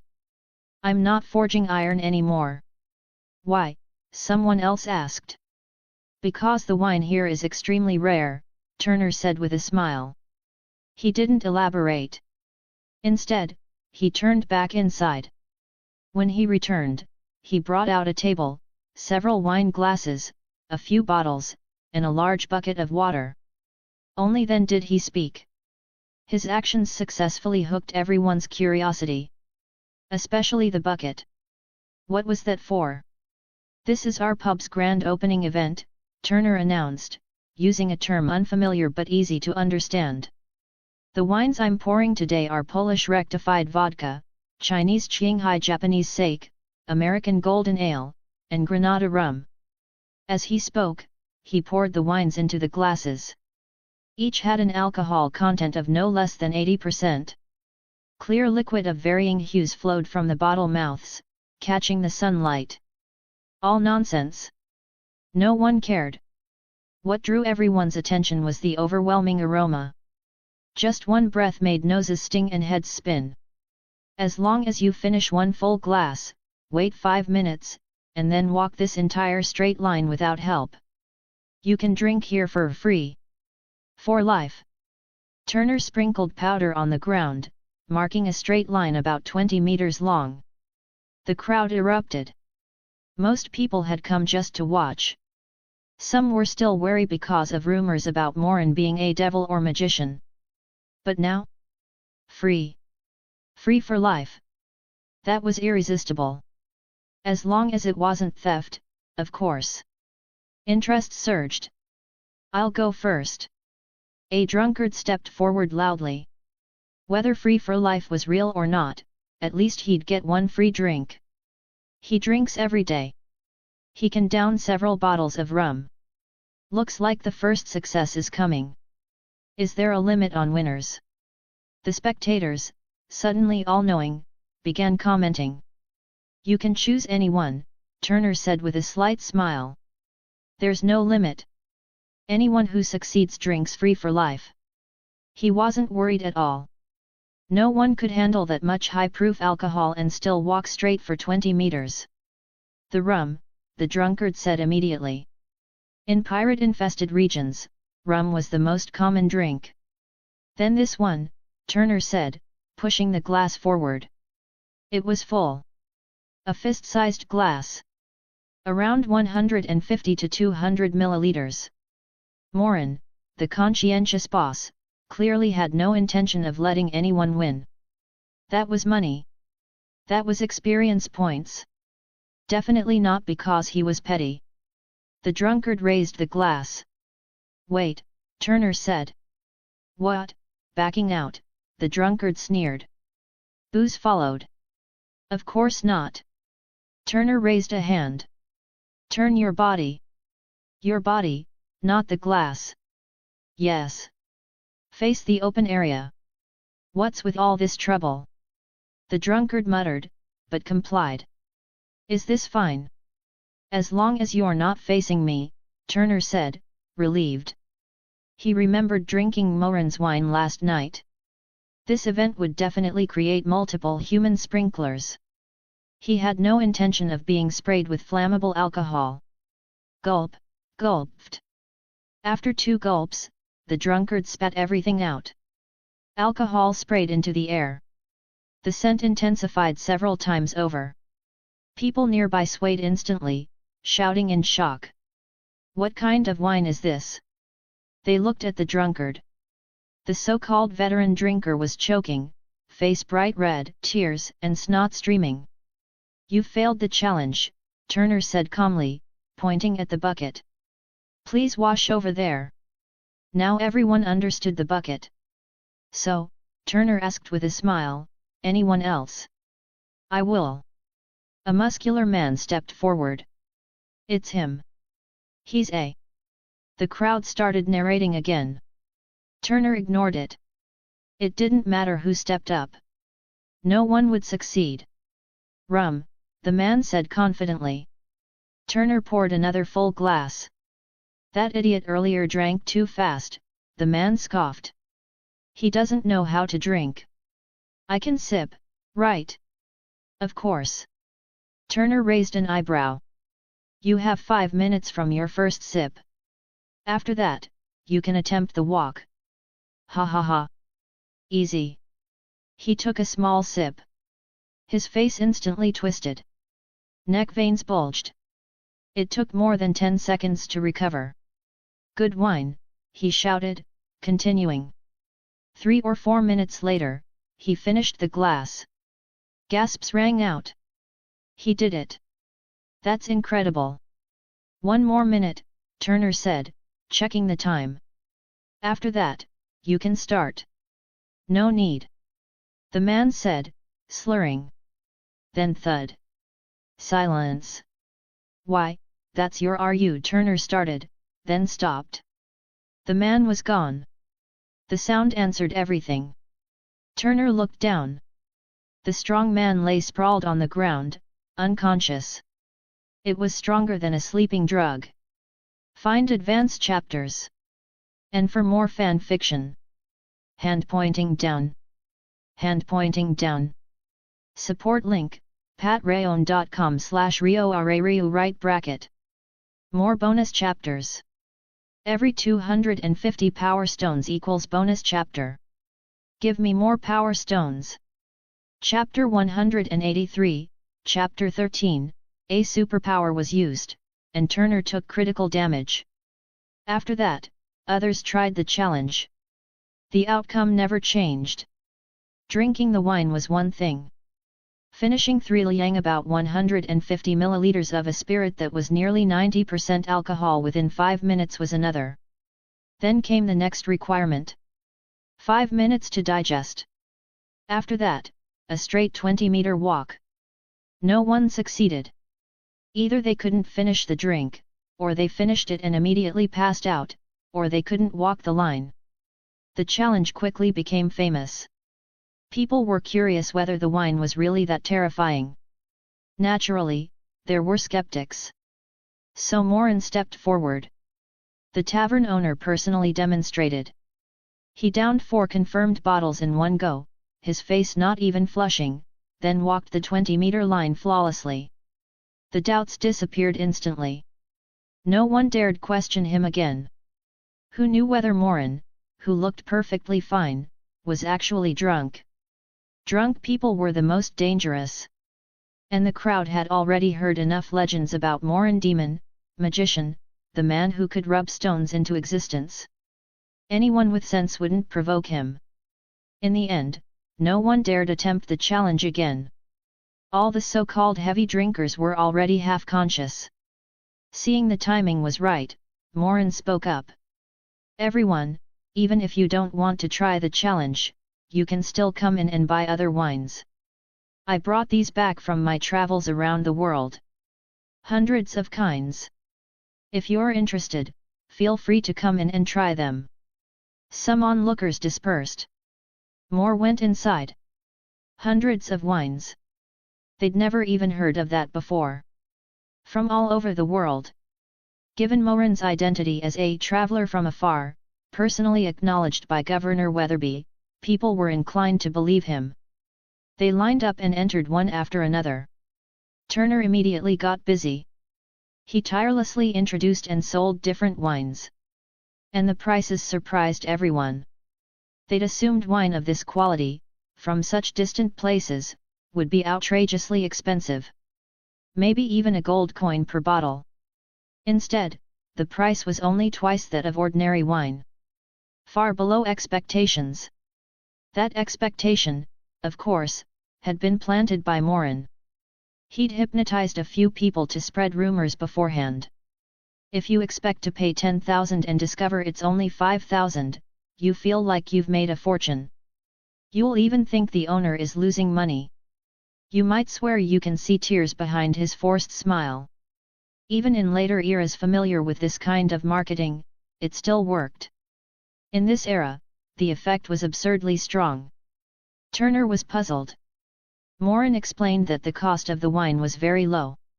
Turner didn't believe him. Wine with such purity, smoothness, and aroma couldn't possibly be cheap. Morin could only sigh inwardly. Even the truth wasn't believed anymore. So he gave another explanation. He'd paid a heavy price to acquire the wine, and everything was 50% off for the grand opening. Strictly speaking, that wasn't a lie.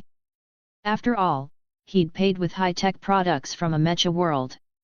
And given his relationship with Bruce, it was more of an exchange of favors. Money was endless for Bruce. Technology was something Morin could give freely. So it was as if he hadn't spent anything. Every coin earned was pure profit. He didn't sell cheaper because prestige mattered. The tavern also sold cheaper wines at market prices. Overall, Morin was confident. Market share. Monopoly. No risk. A guaranteed win. Morin, business genius he thought calmly. As expected, the tavern exploded in popularity. By the way, Norrington said, standing atop the city wall and watching the waves, has the new tavern opened yet? Yes. Today, I believe.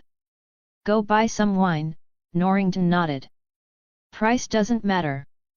Mr. Morin did me a great favor. 7 pirates captured. I'll receive a bounty and a medal soon. I'll give him the bounty later. For now, since his tavern is open, we should show support. Understood, the second-in-command replied. What kind of wine, sir? I don't drink often, but my tolerance is high, Norrington said confidently. Bring me the strongest one. For some reason, the saying a man drinks the strongest wine was widespread. Probably pride. The same conversation happened in Governor Weatherby's mansion. With the tavern packed and only one employee, Turner was overwhelmed. When Norrington's man asked for the strongest wine, Turner simply warned him. This one's very strong. Drink carefully. Then he sold it. The second in command and a servant from the mansion each took a bottle of Polish rectified spirit back. "Sir, I've brought the strongest wine," the second in command said, placing the bottles down. "Also, Turner's working there now. He's no longer a blacksmith." "I'm sure Mr. Morin arranged something suitable," Norrington replied. He wasn't concerned. He knew Turner liked Elizabeth, but didn't see him as a rival. His gaze shifted to the bottles. "Let's have a taste." Turner said it's better mixed with juice, the second in command added. "That ruins the flavor," Norrington laughed. "Drinking it straight is exciting. I once drank Royal Tribute wine in London. Even I got tipsy from one glass." "As expected of you, sir," the second in command praised smoothly. "All right," Norrington said, taking out 2 ornate glasses. "Let's try it." After pouring. "I've just remembered something I need you to do," Norrington said, sniffing the wine. His expression changed, then stabilized. "I also like beer. Go buy some." "Of course," the second in command replied, immediately understanding. After he left, Norrington stared at the 2 full glasses. His eye twitched. He cautiously touched the liquid to his tongue. Instant numbness. Then burning. "Norrington. What kind of wine was this?" Governor Weatherby fared worse. He'd bragged to Elizabeth about his drinking. After pouring a glass, he ignored the aroma and took a huge gulp. The result was immediate. He spat it out, giving Elizabeth an alcohol facial and nearly passing out. Then he remembered Morin and the tavern when the servant mentioned Turner. That night, the tavern closed. "One employee isn't enough," Morin said calmly. "You can't handle this alone." "Yes," Turner muttered, slumped like a dead fish. "Have you finally realized that?" "I wanted you to experience it first," Morin replied seriously. "So you'd know how many people to hire." Turner chose to believe him. The boss was always right. "As for wages," Morin continued, "they're doing odd jobs. Pay them triple a normal tavern worker. You'll find people easily." "I understand," Turner said, instantly revived. He'd thought Morin planned to pay everyone like him. "What are you thinking?" Morin frowned. "I pay you more because you'll handle management and expansion. In the future, there'll be 3 of you. Each gets 30%. The remaining 10% is for wages and expenses." "Understood. Then, what about you?" Turner froze. "That added up to 100%. Do I need that little money?" Morin finally unleashed his superpower. "I'm doing this for fun." "Turner. If you don't need money, why do this? Just for fun?" Turner was completely stunned. Morin's money superpower landed. Critical hit. It wasn't just for a shock. It expanded perspective. Like farmers imagining the emperor plowing fields with golden tools. Funny. But enlightening. Turner wasn't foolish, but he lacked breadth. Morin planned to train him as one of 3 future managers. He needed practice. He couldn't afford embarrassment later. And without perspective, Turner could easily be swallowed by future wealth. Wealth and status corrupted countless people throughout history. Morin didn't believe Turner, protagonist Halo or not, was immune. Training him now made sense. "I finally talked my way through that," Morin thought. "By the way, how much did we earn today?" "About 1,000 gold coins," Turner replied. "I'll calculate the exact amount later." "No rush," Morin nodded. 30% is yours. Take it whenever you need." He glanced at his tavern owner profession. Primary rank. 10 points gained. So the conversion rate was clear. 100 gold coins equaled 1 experience point. Not bad. As for lodging, Morin added, "You can stay here or go home. Your choice." He turned to leave. "Sir." Turner called. What is it? This is too much.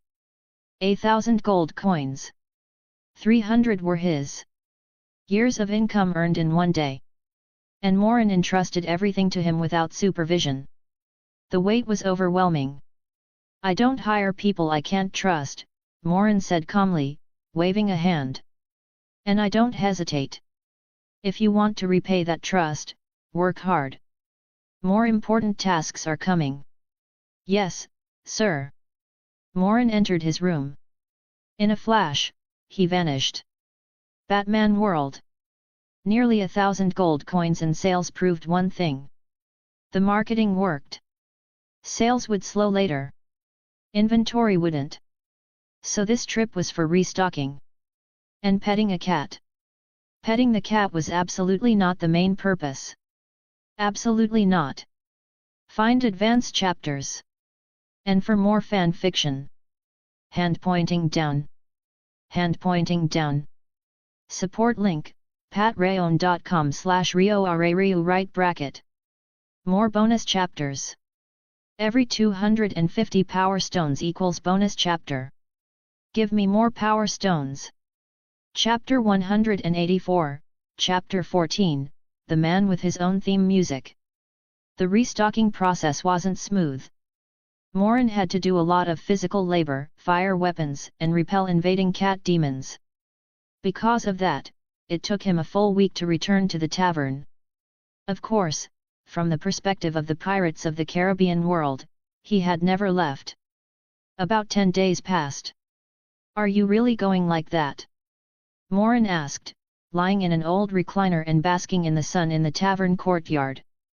What else would I do? Turner asked, confused. If I'm not mistaken, the tavern's sales over the last 10 days were around 6,000 gold coins. Morin sighed, glanced at Turner, then closed his eyes again. That means you have at least 1,800 gold coins on you right now. Even though you look decent just a few points short of me, don't you think it's a terrible idea to attend Commodore Norrington's promotion ceremony dressed like that? I just, Turner tried to argue, then stopped. I know, Morin said. Your goal isn't the promotion ceremony. It's Miss Elizabeth. In that case, shouldn't you pay more attention to your appearance? Let your hair down. Trim your beard.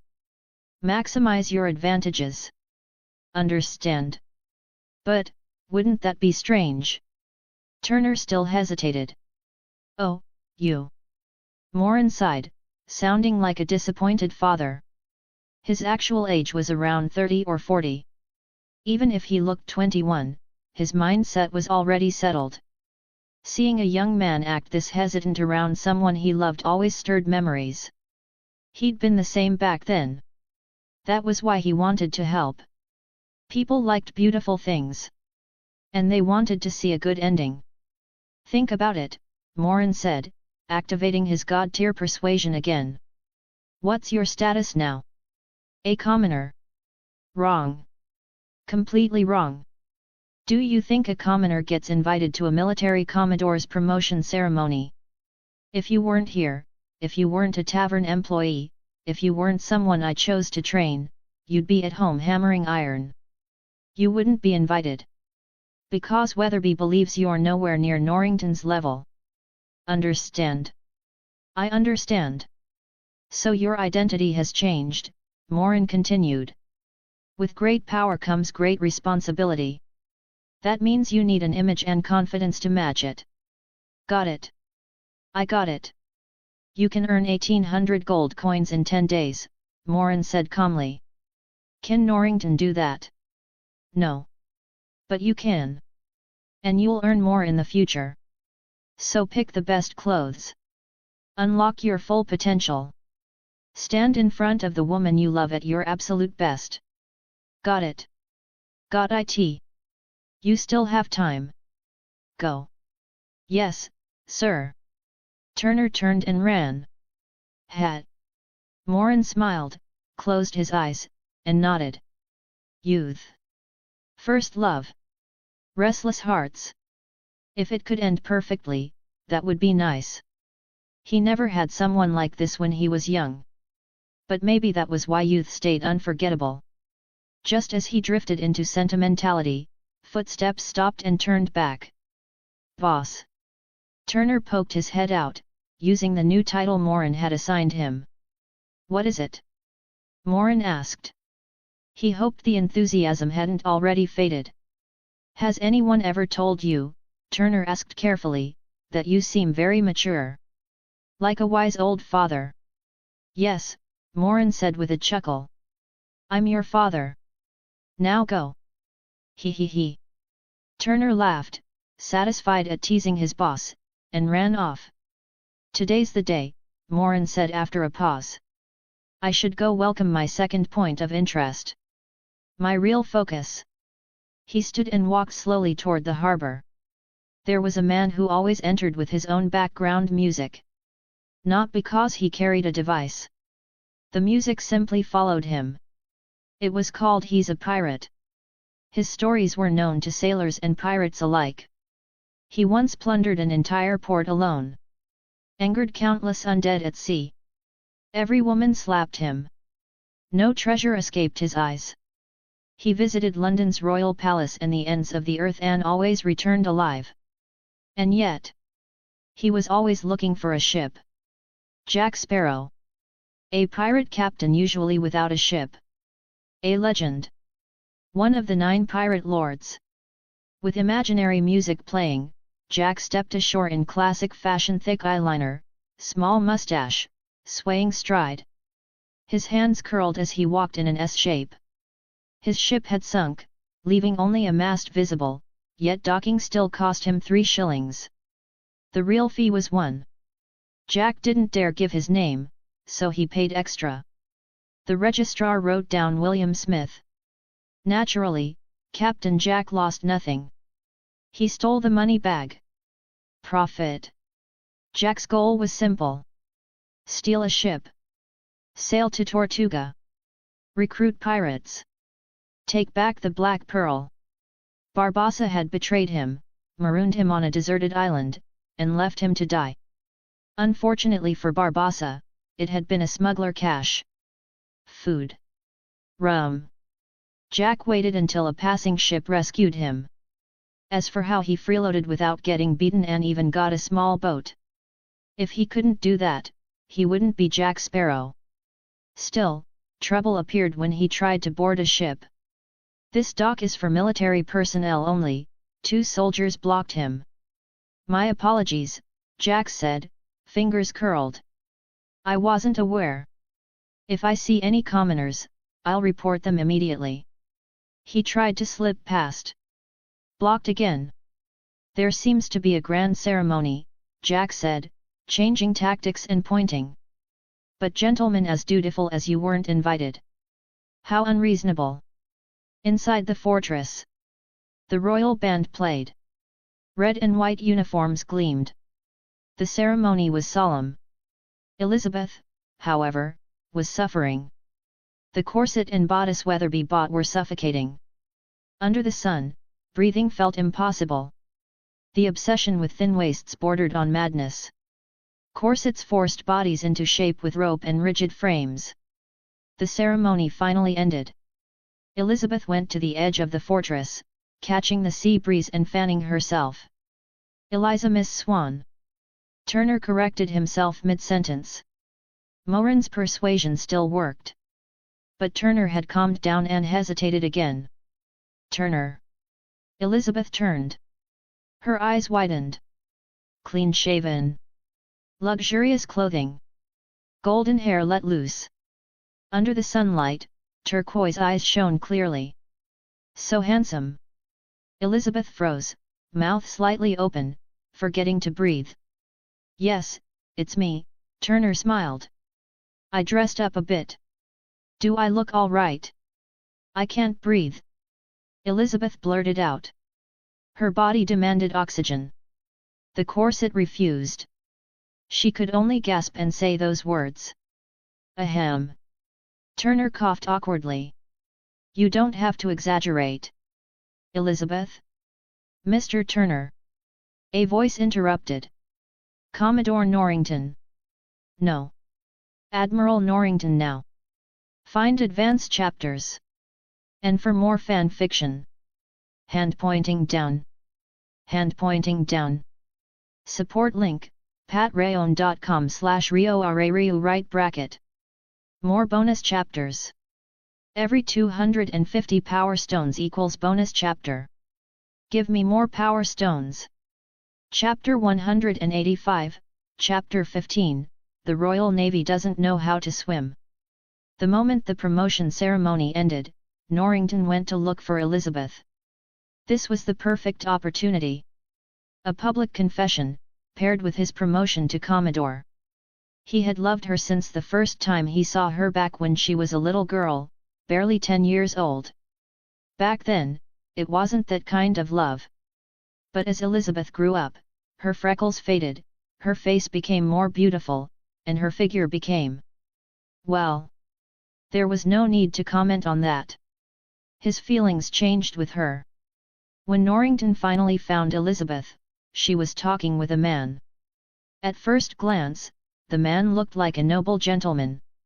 As he drew closer, Norrington's expression stiffened. It was Will Turner. Damn it! How did this kid suddenly become this handsome? Even Norrington had to admit it. He didn't show it on his face. He walked over quickly, which led to the interruption. "Hello, Mr. Norrington," Turner greeted politely. "Hello, Turner," Norrington replied, getting straight to the point. "I need to speak with Miss Elizabeth." "Alone?" Of course, Turner almost agreed on instinct. Then he stopped himself. "No," he said firmly. "I also have something to say to Miss Elizabeth." Norrington narrowed his eyes slightly. "When did you start calling her Elizabeth?" "When I was able to earn nearly 2,000 gold coins in 10 days through honest work," Turner said, voice steady. "And when I know that number will only keep increasing." Money was power. Power brought confidence. Elizabeth's eyes widened. She tried to speak. No air came. Her already oxygen-starved brain shut down completely. Her vision went dark. Her body slackened. She reached for the wall instinctively, but the low edge offered no support. She tipped forward. And fell. Straight into the sea. By sheer luck, she missed the rocks below. Norrington and Turner were too busy arguing to notice. "So you've become a nouveau riche," Norrington sneered coldly. "I'm not here to argue," Turner replied, frowning. "I just want to talk to Miss Elizabeth." He looked over. She wasn't there. "Elizabeth?" He scanned left and right. Nothing. His heart dropped. He rushed to where she had been standing and looked down. Splash! "Elizabeth!" Turner panicked and moved to jump. "Stop!" Norrington shouted, grabbing him. "It's all rocks down there. It's a miracle she missed them. If you jump, you won't be so lucky. We go around." Nearby, Jack had been arguing with 2 Royal Navy soldiers. He noticed the disturbance. Someone had fallen. "Why aren't you saving her?" Jack asked the 2 men beside him. I can't swim," Soldier A said. Soldier B said nothing. His silence said enough. "Now I finally understand why everyone else is at the ceremony," Jack muttered, irritated. "And you 2 are guarding the ship. You truly are the elite of the Royal Navy." He removed his sword, pistol, compass, and hat, shoved them into their hands, and jumped into the water. At the same time, the pirate medallion around Elizabeth's neck touched the sea. The Aztec gold coin. A ripple spread outward. Magic surged from the coin, absorbing ambient energy from the water, growing stronger by the second. The ripple expanded through sea, land, and air. People shivered. No one knew why. They only felt that something terrifying was approaching. Morin, who had just arrived at the harbor and was preparing to intervene, felt it too. So much magic! He thought, looking toward the source. The wind shifted. The warm land breeze became a cold sea wind. Clear skies darkened. Clouds gathered rapidly. The ripple alone was altering the weather. Ordinary people only felt discomfort. Morin sensed far more. Magic that could automatically absorb mana, expand endlessly, and affect the environment. He hadn't mastered anything like it. And he wanted to. The ripple spread across the ocean. Then reached a ship with black sails in the distance. Hector Barbassa opened his eyes. He turned toward the sound. Finally, he said softly. I've found you. We recovered every cursed coin we squandered, he said as he exited his cabin, addressing the crew.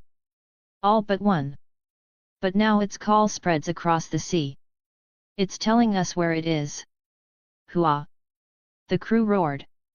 Hoist the sails, Barbassa commanded, raising his sword. To the last Aztec gold coin. Our salvation. Huff! Jack surfaced, dragging Elizabeth with him. The two Royal Navy elites finally acted. They pulled Elizabeth onto the dock and laid her down. She's not breathing, one shouted. Move, Jack said. He cut the laces of her corset and tore it open. Wet fabric loosened. Air rushed in. Elizabeth gasped violently. She woke. You can do that, one of the soldiers asked. Clearly, Jack replied disdainfully. You've never been to Singapore. Jack knew corsets intimately. Chest that small, he thought. You wouldn't notice without one. He stopped. His eyes fixed on the gold coin around her neck. He lifted it. Confirmed it. Then looked at Elizabeth.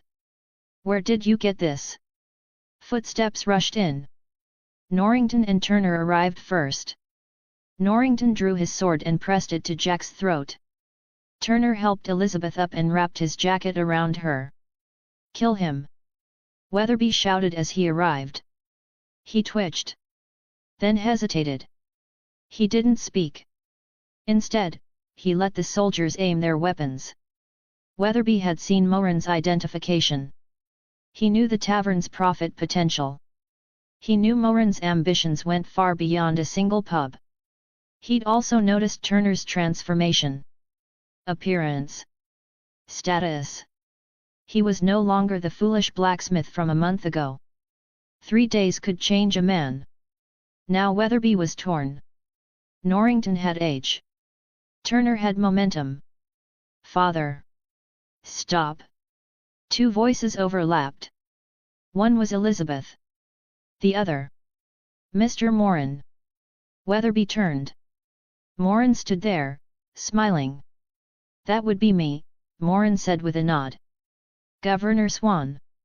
He pointed at Jack. May I ask what my captain did to deserve this? Your captain. Jack's eyes widened. Isn't he? Morin raised an eyebrow. Captain Ethan Hunt. Oh. Jack reacted instantly. He brushed aside the weapons and staggered over in his signature sway, clapping a hand on Morin's shoulder. I've been looking for you. He tore my daughter's clothes off. Weatherby snapped. To save her life, Morin replied calmly. The corset restricted her breathing. She fell while already oxygen deprived. Once wet, it tightened further. Would you rather preserve appearances, Morin finished evenly. Or let your daughter suffocate? No, Weatherby said stiffly. Exactly, Jack nodded. Sir, you've been to Singapore too. Singapore, Morin replied. And everywhere else.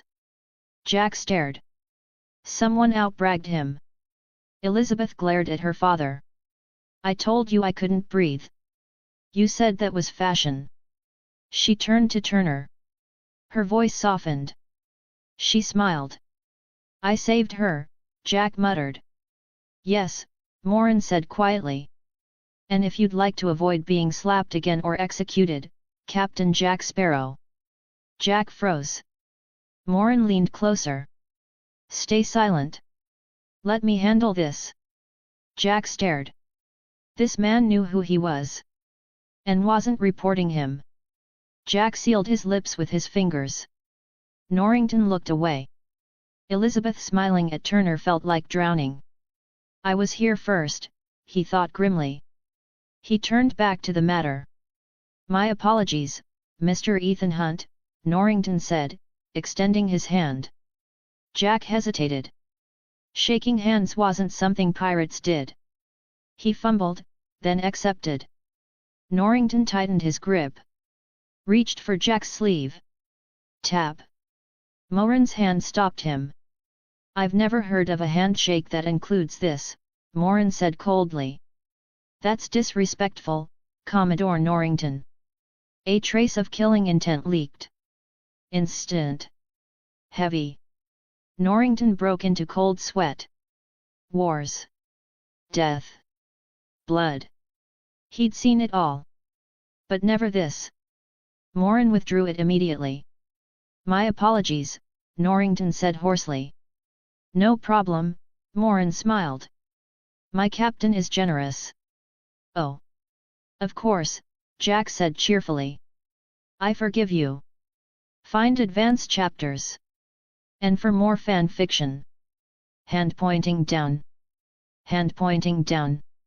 Support link, patreon.com/RioArariu right bracket.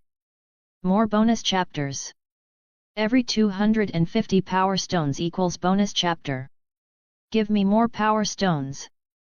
Chapter 186, Chapter 16, Fishing is just an excuse. What I really need is a companion for my cat. Norrington took 2 steps back, choosing out of sight and out of mind once again. Elizabeth. Weatherby called. Whether she didn't hear him or was pretending not to, Elizabeth stayed wrapped in Turner's jacket, smiling sweetly at him. They were close enough that it looked like she was leaning against him. Mr. Turner, Weatherby sighed. His daughter was practically handing herself over. He turned his attention to Turner instead. This time, Turner couldn't ignore him. Offending a future father-in-law wasn't an option. Elizabeth needs to go home and change, Weatherby said, switching tactics. You don't want her catching a cold, do you? Look. The weather's already changing. He was right. The sky, clear just moments ago, was now layered with dark clouds. The sea breeze had turned cold. Of course, Turner replied immediately, guiding Elizabeth toward Weatherby. This is Mr. Turner's jacket, Weatherby said, gesturing for her to return it. No. I'm cold, Elizabeth said at once, shaking her head. You can wear mine, Weatherby said, already reaching for his coat. No, father. You're old, Elizabeth said quickly. You can't stand this wind. You'll get sick. Weatherby froze. Being called old by his own daughter stung. Then wear mine, Norrington said, starting to remove his coat. No. Elizabeth shot back. A military uniform is sacred and inviolable. Wearing it would be sacrilege. Absolutely unforgivable. You wouldn't want me sent to the gallows, would you? Weatherby and Norrington. The air turned awkward. Both men knew exactly what she was doing. Neither could call her out. Their pride wouldn't allow it. Had. Moran chuckled. Turner, we should go. The ceremony's over, and Miss Elizabeth needs rest. She'll come later to thank Captain Ethan Hunt for saving her life and to return your jacket. Right. Of course.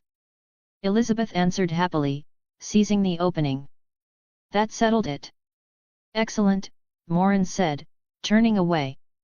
Turner and Elizabeth exchanged a glance and smiled. Turner followed Moran.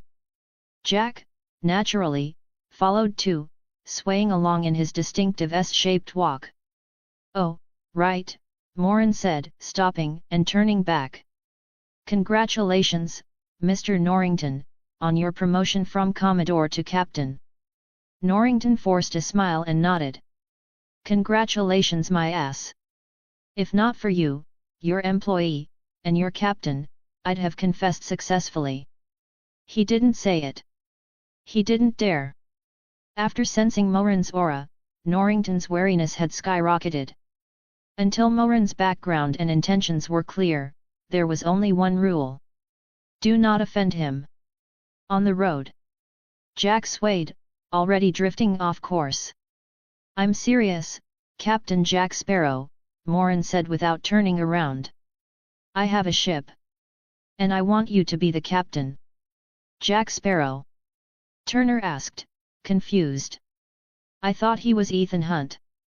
That was fake, Jack waved a hand. I'm the great Captain Jack Sparrow.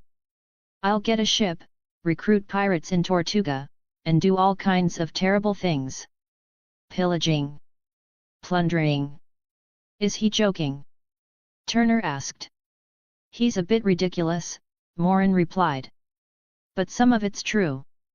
Hey, what do you mean some? Jack protested. He's a pirate. Turner finally realized. Yes, Morin said. But not the kind who pillages for pleasure. Are you questioning the great Captain Jack Sparrow? Jack circled him. Morin ignored him and kept walking. Whether you are or not, you know better than anyone, Morin said. Either way, I want you as my captain. A captain's ship belongs to him, Jack said seriously. For someone who spent 5 movies chasing or protecting a ship, this mattered. My mistake, Morin replied calmly. Your ship. Turner froze. That familiar feeling returned. The unmistakable taste of money superpowers. What did you say? Jack rushed in front of Morin, pointing back and forth. You're giving me a ship. And a job, Morin added. Jack clasped his hands. I'm grateful. Truly. But I won't work for you. The great Captain Jack Sparrow is a free pirate. He turned to leave. 3 seconds later, he stopped. You're still giving me the ship, right? Turner. How was that even possible? What shocked him more was Morin's answer. Of course. But are you sure you want to be a pirate, Morin continued, and not a free, unconstrained sailor? What's the difference? Jack muttered. You don't enjoy stealing. You enjoy the sea and treasure hunting. You steal to keep pirates loyal to prevent mutiny. Even though they mutinied anyway. At your core, you're a good pirate. Morin's tone stayed even. Not everyone frees slaves they're paid to transport for the East India Company. You did. You lost your ship for it. You were branded. The Black Pearl was sunk. You made a deal with Davy Jones to raise her again. How many years did you trade? And how many do you have left, Captain Jack Sparrow? Wow, Jack said softly. I'd forgotten some of that. He stared at Morin. How do you know all this? Who are you? Morin, he replied. You can call me boss. I didn't agree to that. Jack snapped. What if I promise to solve all your problems? Morin said calmly. Clear your name. Get Davy Jones off your back. Help you reclaim the Black Pearl. No restrictions. Total freedom. You just help me with some legal, harmless work in your spare time. Jack swallowed. I don't even know if that's possible, he said quietly. What do you want me to do? Find treasure? The Fountain of Youth? Assassinate the Queen? I want you to rob people. What? Jack recoiled. You said legal. Did I? Morin asked. Turner nodded reflexively. Then let me clarify, Morin said. I want you to rob people legally. Are you a wizard? Jack asked. Not exactly, Morin replied. I used to be a magician. A wine flask appeared in his hand. He tossed it over. Everything I said is true. If you're interested, follow me. I'll explain the rest. Morin walked on. Jack caught the flask, shook it, uncorked it, and sniffed. His eyes lit up. Top-grade rum. Boss. Jack hurried after him. Is this supply unlimited? Morin. Why didn't I just start with this? Still, the deal had already been sealed. The rum was just the final push. If you knew what I wanted you to do, you wouldn't ask, Morin said. I own a tavern. Gulp. Jack took a long drink. His sway became even more dramatic. I get it. When do I start?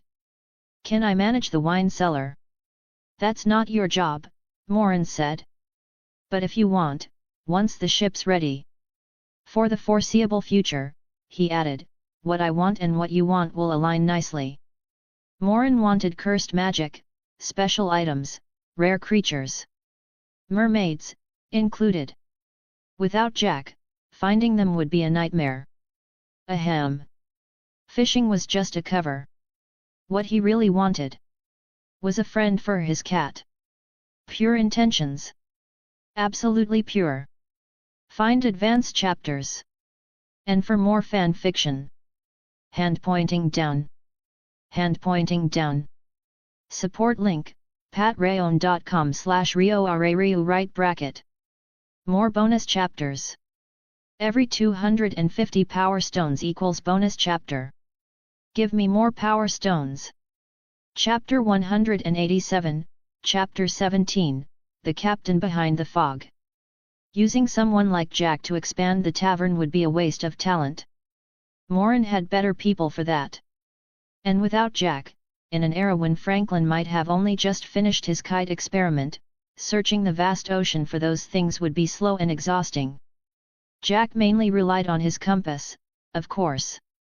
But Morin had no interest in stealing it. Besides, Jack was a protagonist.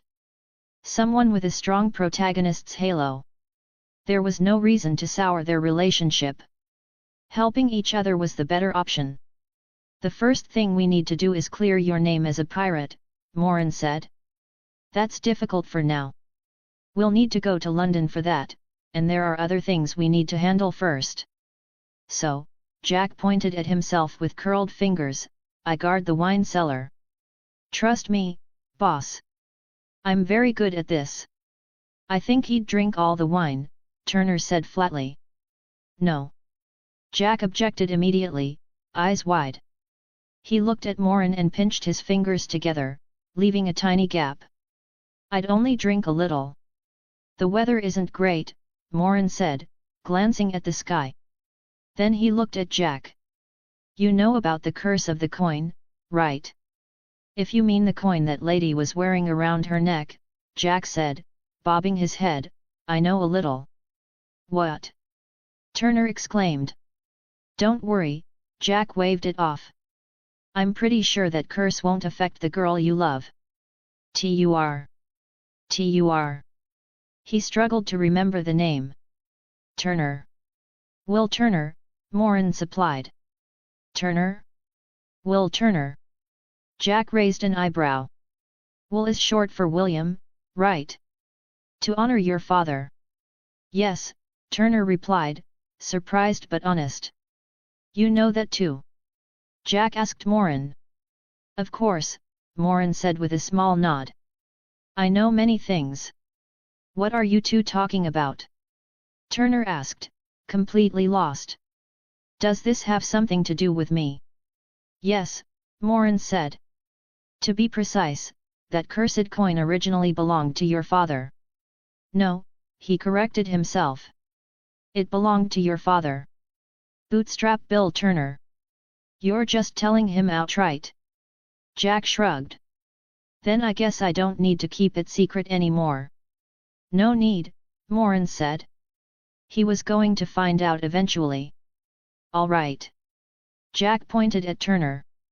I knew your father. Bootstrap Bill Turner. He was my crewman. My former crewman. And the only one who didn't betray me. Is that true? Turner asked, staring at Morin in disbelief. My father was a pirate. Yes. So. I'm a pirate's son. Turner's voice fell. I don't see why you're so down, Morin said calmly. First, your father's profession has nothing to do with you. Second, your father was a pirate like Jack Sparrow. No, Jack protested. The great Captain Jack Sparrow is one of a kind. Correction, Morin said immediately. A pirate similar to Jack Sparrow. Turner. That's exactly why I'm depressed. In any case, Morin continued, patting Turner's shoulder, who your father was has nothing to do with who you are. Understand? But he did leave you something. A debt. A curse. The coin. Turner realized.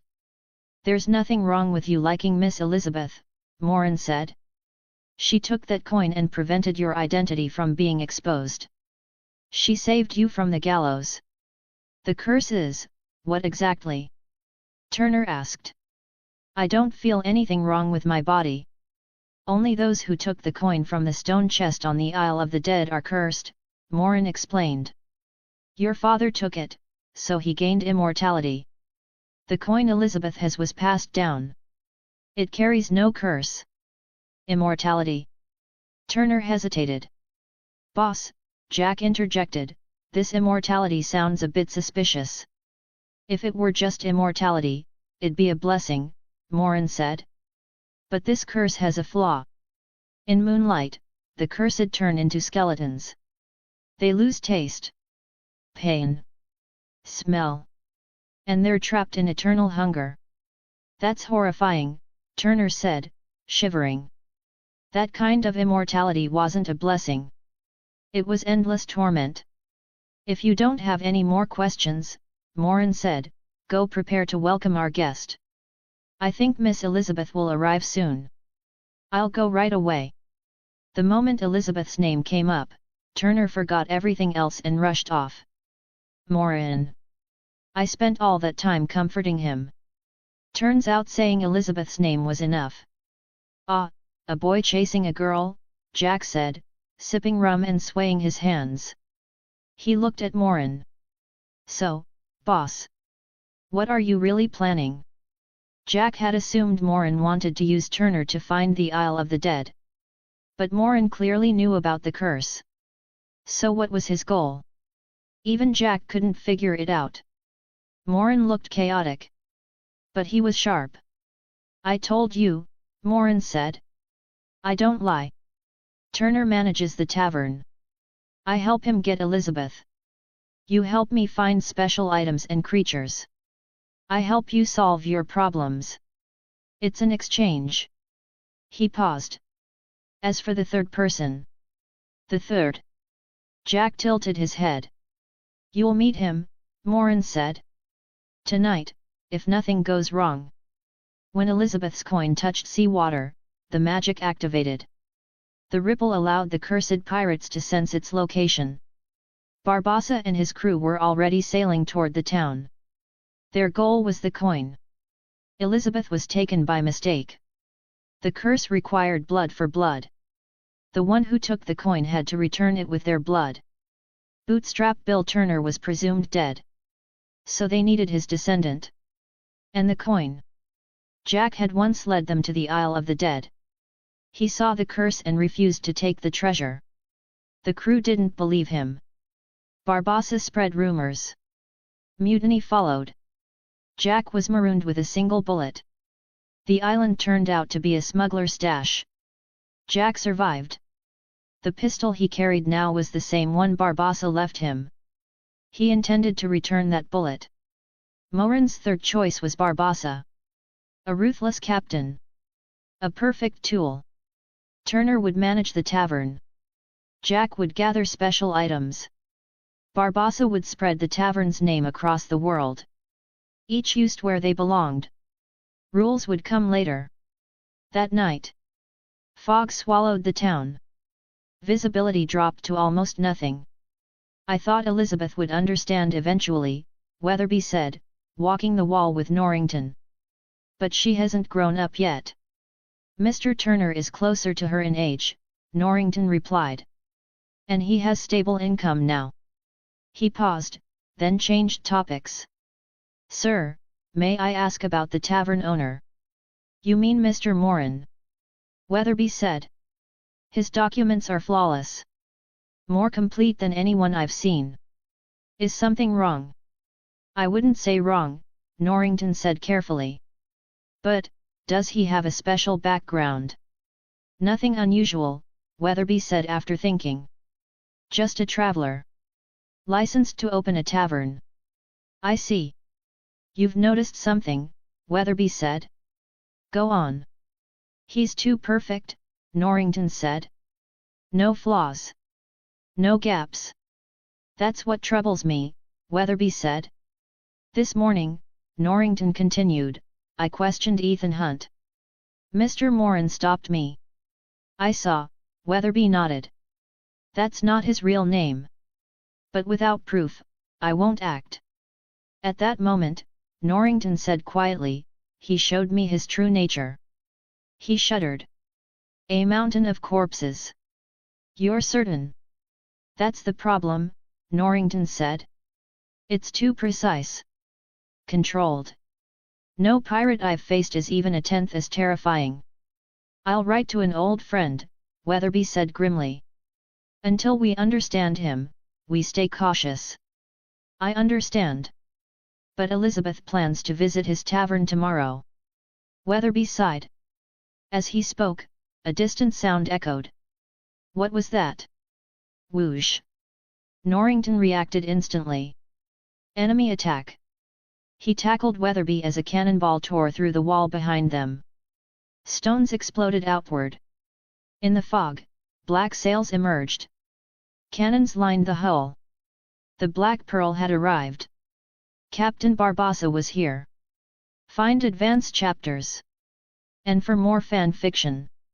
Hand pointing down. Hand pointing down. Support link, patreon.com/RioRaRio right bracket. More bonus chapters. Every 250 power stones equals bonus chapter. Give me more power stones.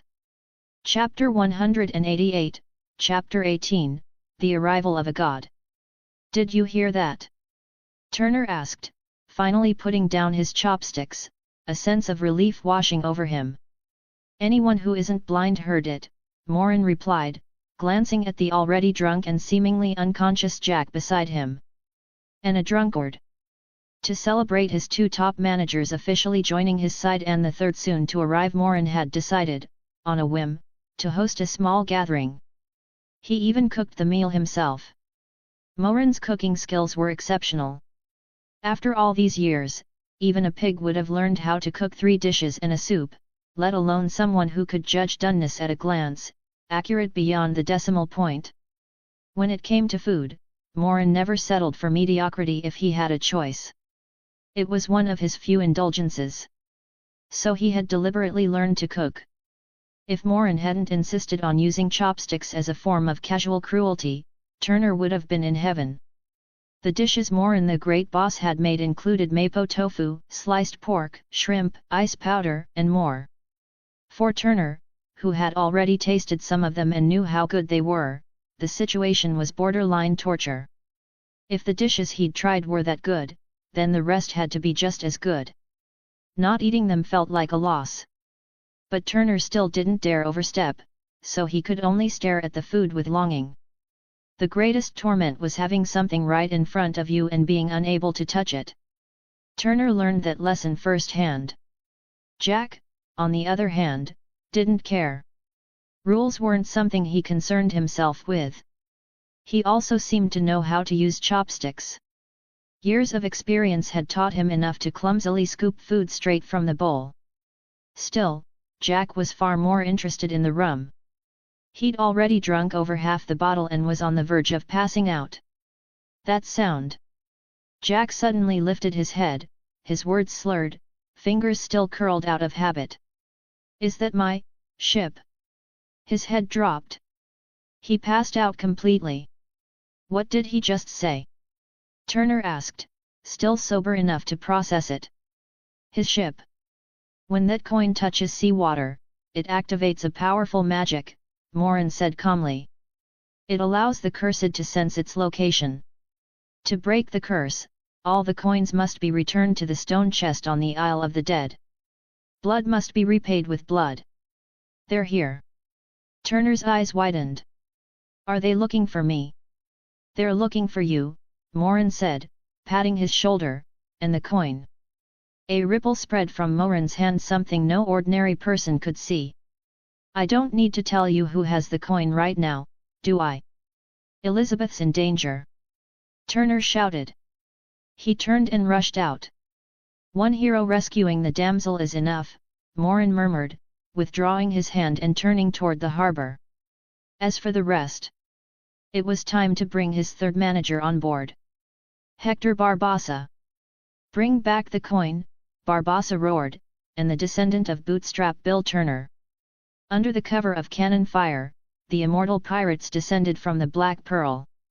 They boarded small boats, landed at the harbor, and scattered. Some rushed toward the coin. The others prepared to pillage. Then, fear. Every pirate felt it at once. A rare fear. Since becoming cursed, hunger, rage, and desire had intensified. Fear, however, had almost disappeared. After all, if you couldn't die, what was there to fear? They feared eternity. This unending, hollow existence. But this time was different. What they felt now was fear of death itself. It was as if darkness had met the sun. A clear sense of doom settled over them. They stopped.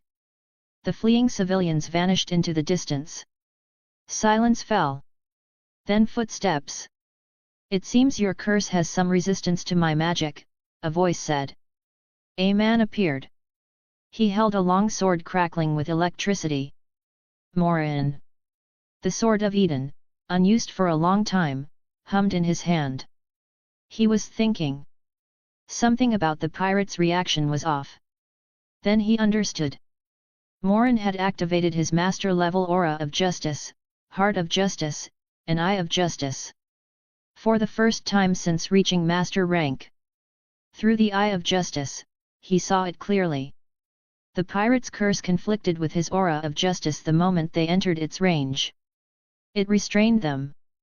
Realizing this, Morin increased the output.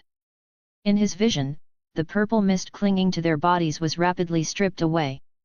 It still regenerated. But far slower than it was being erased. It seems. Morin rolled his neck, letting it crack. You won't live to see that day. There was no reason to keep ruthless pirates alive. Originally, he'd planned to study the curse at the Isle of the Dead, break it, then kill them. Now? Earlier work too. Barbossa was different. Barbossa was useful. This wasn't hypocrisy. Useless people could be killed and counted as a good deed. Useful ones could be used first. Then judged later. Morin wasn't a saint. He'd killed plenty himself. Who was innocent? Who was guilty? That depended on perspective. Trying to draw perfect lines would only drive someone mad. The world was never black and white. Bah, a pirate leader shouted. Even if he's a wizard, he can't kill us. Charge! They rushed him. Morin noticed something. The one shouting had already started backing away. Leaving a messenger might be useful, Morin thought. He raised the Sword of Eden. Swung. Lightning tore through the pirates. Morin reappeared on the far side, walking away at an unhurried pace. Behind him. Charred remains. Broken bodies. The immortal pirates had regained their original flesh. The curse was broken. The price was death. Watch out! Norrington shouted from the wall, shooting a pirate still moving despite a sword through his chest.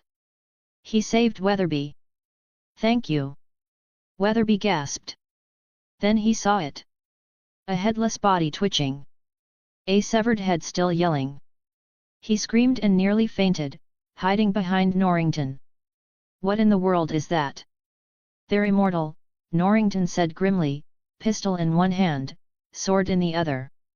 How is that possible? Nothing is impossible, a voice said behind them. And nothing is immortal forever. Mr. Morin, both men said at once. They turned. Morin stood there, sword of Eden crackling. They tensed. Given recent discussions about Morin and the immortal pirates, his timing was unsettling. Long ago, on a small island in Hawaii, Morin said casually, "I learned some magic tricks. And acquired this weapon." He walked past them toward the battlefield. "I haven't used it in a long time.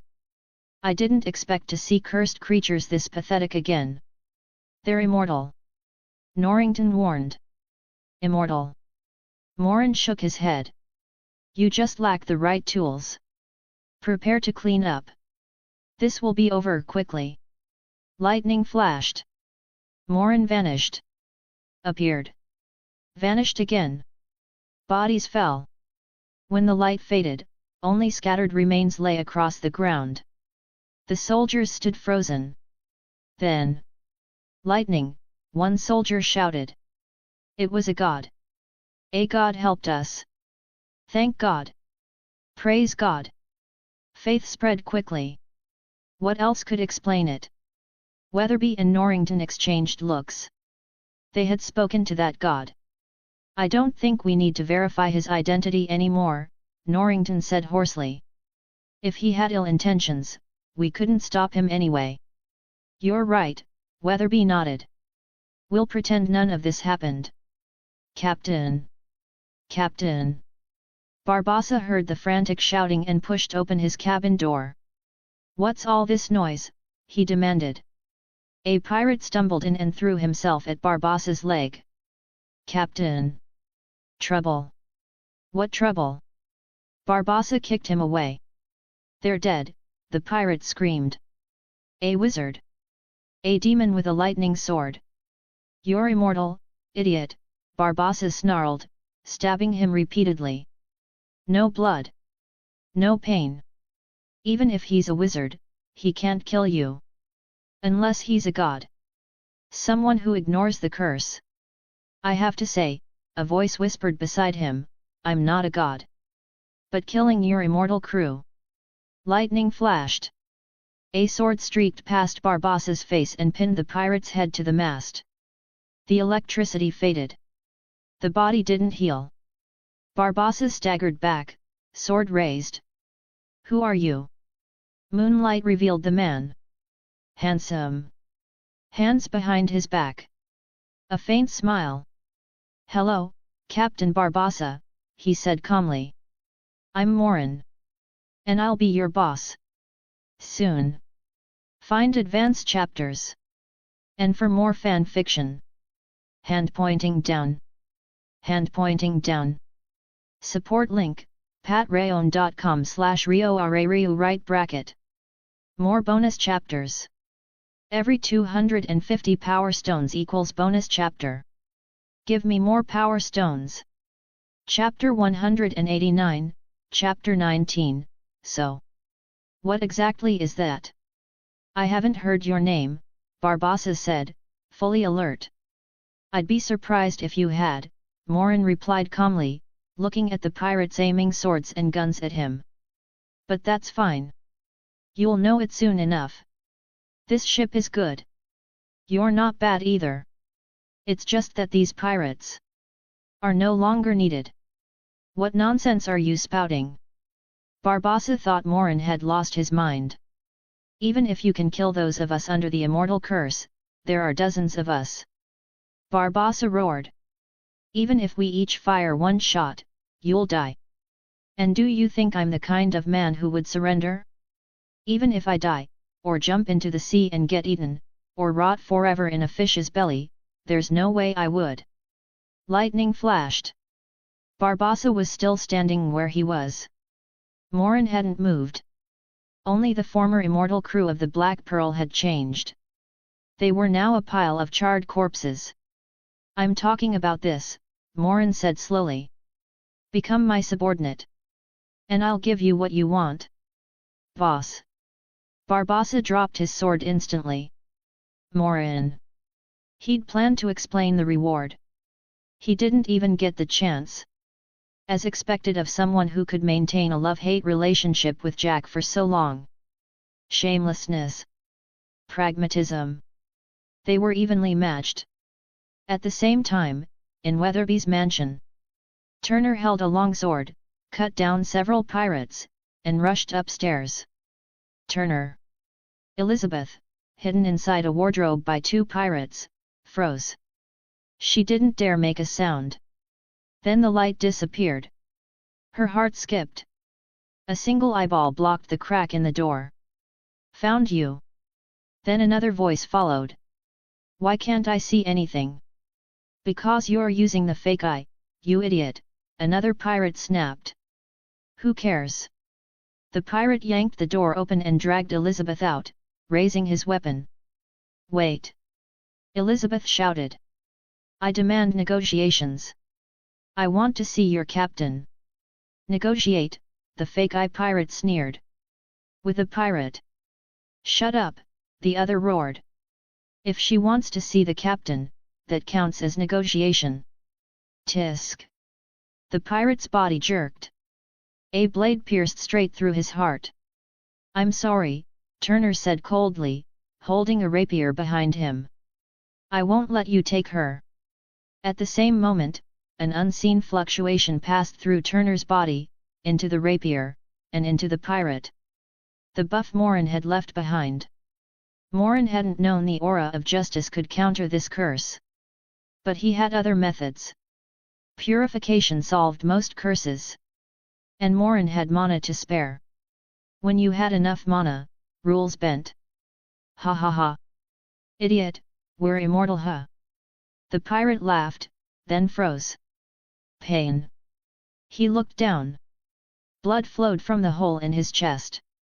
Blood? Wasn't he supposed to be an immortal skeleton? Cold followed. Then burning heat. Then death. Immortal. Turner pulled his rapier free, staring at the corpse in disbelief. He turned to the remaining pirate. How did you do that? The pirate screamed, terrified, even forgetting Elizabeth. They were immortal. That was the curse. And yet an ordinary-looking man just handsome had killed them with a normal sword. How could that not terrify him? Tisk. Turner seized the moment and thrust cleanly. 2 hours of daily training were not wasted. I'm dead. The pirate collapsed, bleeding out. Turner. Elizabeth whispered, throwing herself into his arms. Turner hugged her instinctively. She felt a little thin. Don't be afraid, he said. I'm here.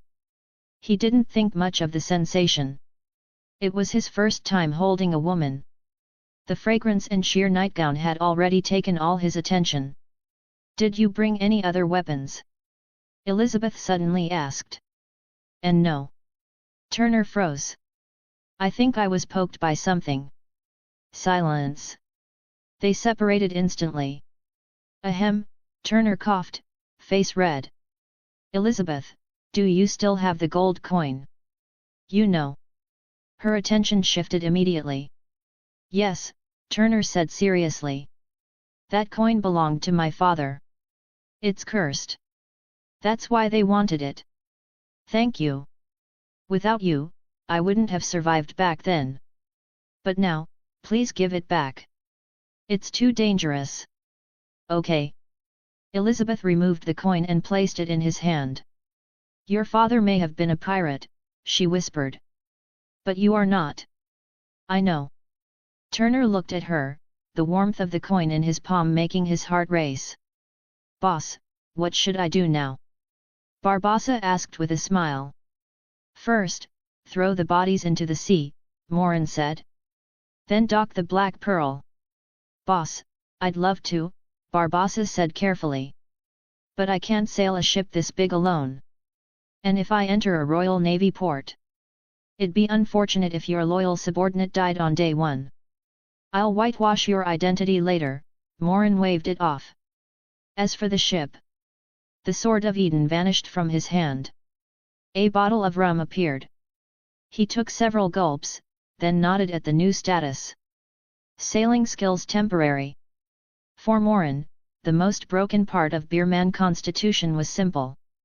Temporary skills were basically permanent. If it entered his mind and he wanted to remember it, he could. As for why he still drank, respect. Exploiting a bug quietly was one thing. Abusing it openly was another. His system was reckless enough already. No need to tempt fate. What if the next world was prehistoric? That would be troublesome. Soon, Morin sailed the Black Pearl toward the port alone. Barbossa stayed obediently aside. Absolute strength rendered schemes meaningless. The port's defenses had been mostly destroyed earlier. Morin disembarked in advance, found Norrington and Weatherby, and explained everything. He still intended to use the Black Pearl legitimately. Whitewashing it mattered. He'd considered importing ship parts from another world. Too disruptive. Causing trouble was fine. Losing control wasn't. Influence and control were different. He wasn't in a hurry anyway. A sailing vacation sounded nice. Of course, Weatherby said after hearing everything. So long as you understand the risk. They knew it broke rules. They agreed anyway. They had no leverage. And no reason to resist. One pirate remained. What trouble could that cause? Compared to Morin, who had descended like a god. They weren't stupid. However, Weatherby added. If the royal family learns a pirate was spared, I'll give them legitimate identities, Morin said calmly. They'll work for me. If that's the case, Weatherby nodded quickly. Then it's perfect. I'll remove the black sails, Morin said. You handle the explanation. You can trust me, Weatherby replied. Mr. Morin, Norrington said solemnly. I'll report your deeds. Killing pirates, recovering losses, preventing casualties. You deserve a reward. A knighthood, at least. No need, Morin shook his head. He didn't care about titles. If they were useful, fine. If not, meaningless. More importantly, reward. That implied hierarchy. His current profession was tavern owner. There was no one above him. Being placed beneath someone else for no reason? Unacceptable. Find advanced chapters. And for more fan fiction. Hand pointing down. Hand pointing down. Support link, patreon.com/RioRaRiu right bracket. More bonus chapters. Every 250 power stones equals bonus chapter. Give me more power stones. Chapter 190, Chapter 20, A Pair That Can't Stop Quarreling. Norrington didn't dare say anything else after hearing that. But he was troubled. He didn't know how he was supposed to report this to his superiors. When discussing merits, contributors were unavoidable. And there was no doubt that Morin was the absolute core of this operation. The true hero who turned the tide alone. Otherwise, Norrington didn't believe that he and his men could have defeated those immortal pirates. But Morin didn't want rewards. Which meant Norrington couldn't record this achievement at all. A victory couldn't just come from thin air. Fortunately, Morin noticed his dilemma. This is easy to handle, Morin said. Don't write me in. Didn't those soldiers believe a god helped them? Then you can believe it too. Say you don't know what happened. Say a god intervened. Of course, you and your men paid a heavy price, so it's only reasonable that you receive the reward. But if that's the case, you... These things don't help me, Morin interrupted calmly. They only bring unnecessary trouble. All right. It's settled. Go handle the propaganda around the Black Pearl. It'll dock soon. The battle is over. Don't let people panic over a captured ship. With that, Morin turned and left. When he returned to the Black Pearl, Barbossa was still there, obediently waiting, just as instructed. Norrington reacted quickly as well. He arranged soldiers to guard the port and explained to the public that the pirates aboard the Black Pearl had been killed by a miracle, and that the ship itself had become a trophy. Naturally, civilians were forbidden from approaching. Let's go, Morin said. He and Barbassa vanished into the air. They left the Black Pearl and returned to the tavern. I'll introduce you to your future colleague, Morin said.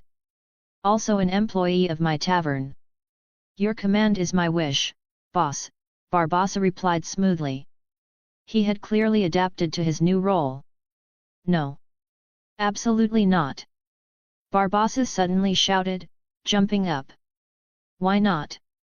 Morin asked, looking at him. He is my mortal enemy. If Morin weren't here, Barbassa would already have drawn his sword or gun and stabbed or shot Jack Sparrow, who was currently sleeping and snoring.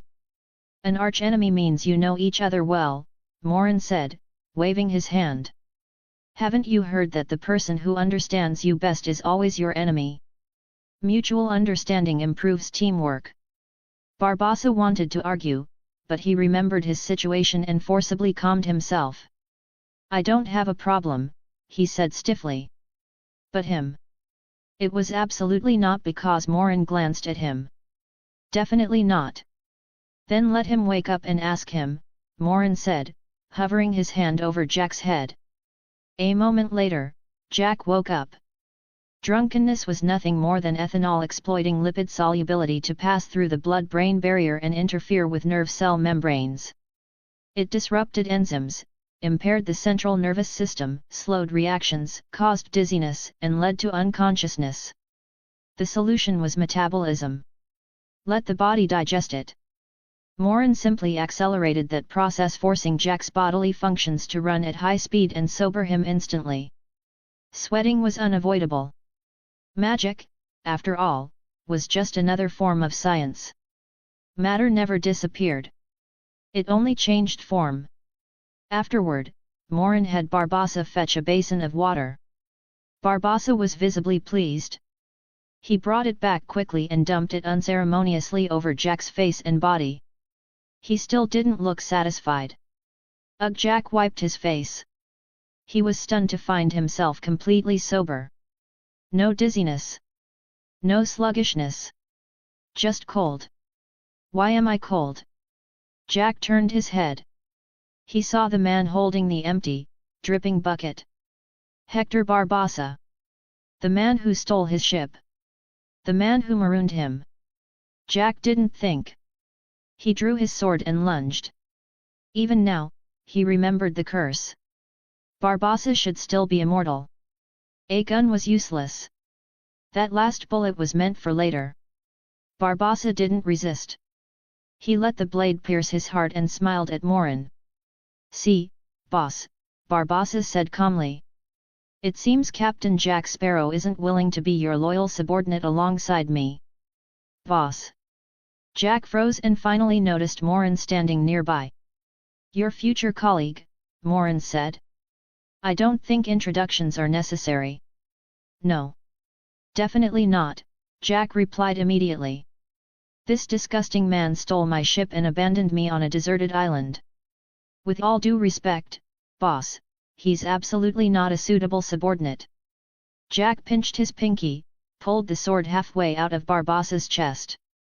And stabbed it back in. Boss. Barbassa's face darkened. He pulled the sword out and shoved Jack away. He's clearly disobedient. What's the point of keeping someone like this? Why not let me kill him for you?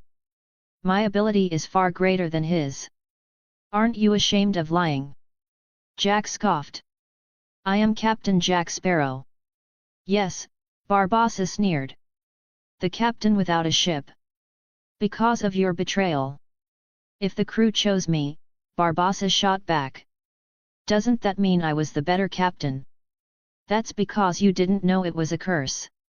Jack snapped. I was protecting you. And someone like you who betrays his captain, would you ever be loyal to anyone? I won't betray this time. Who would believe that?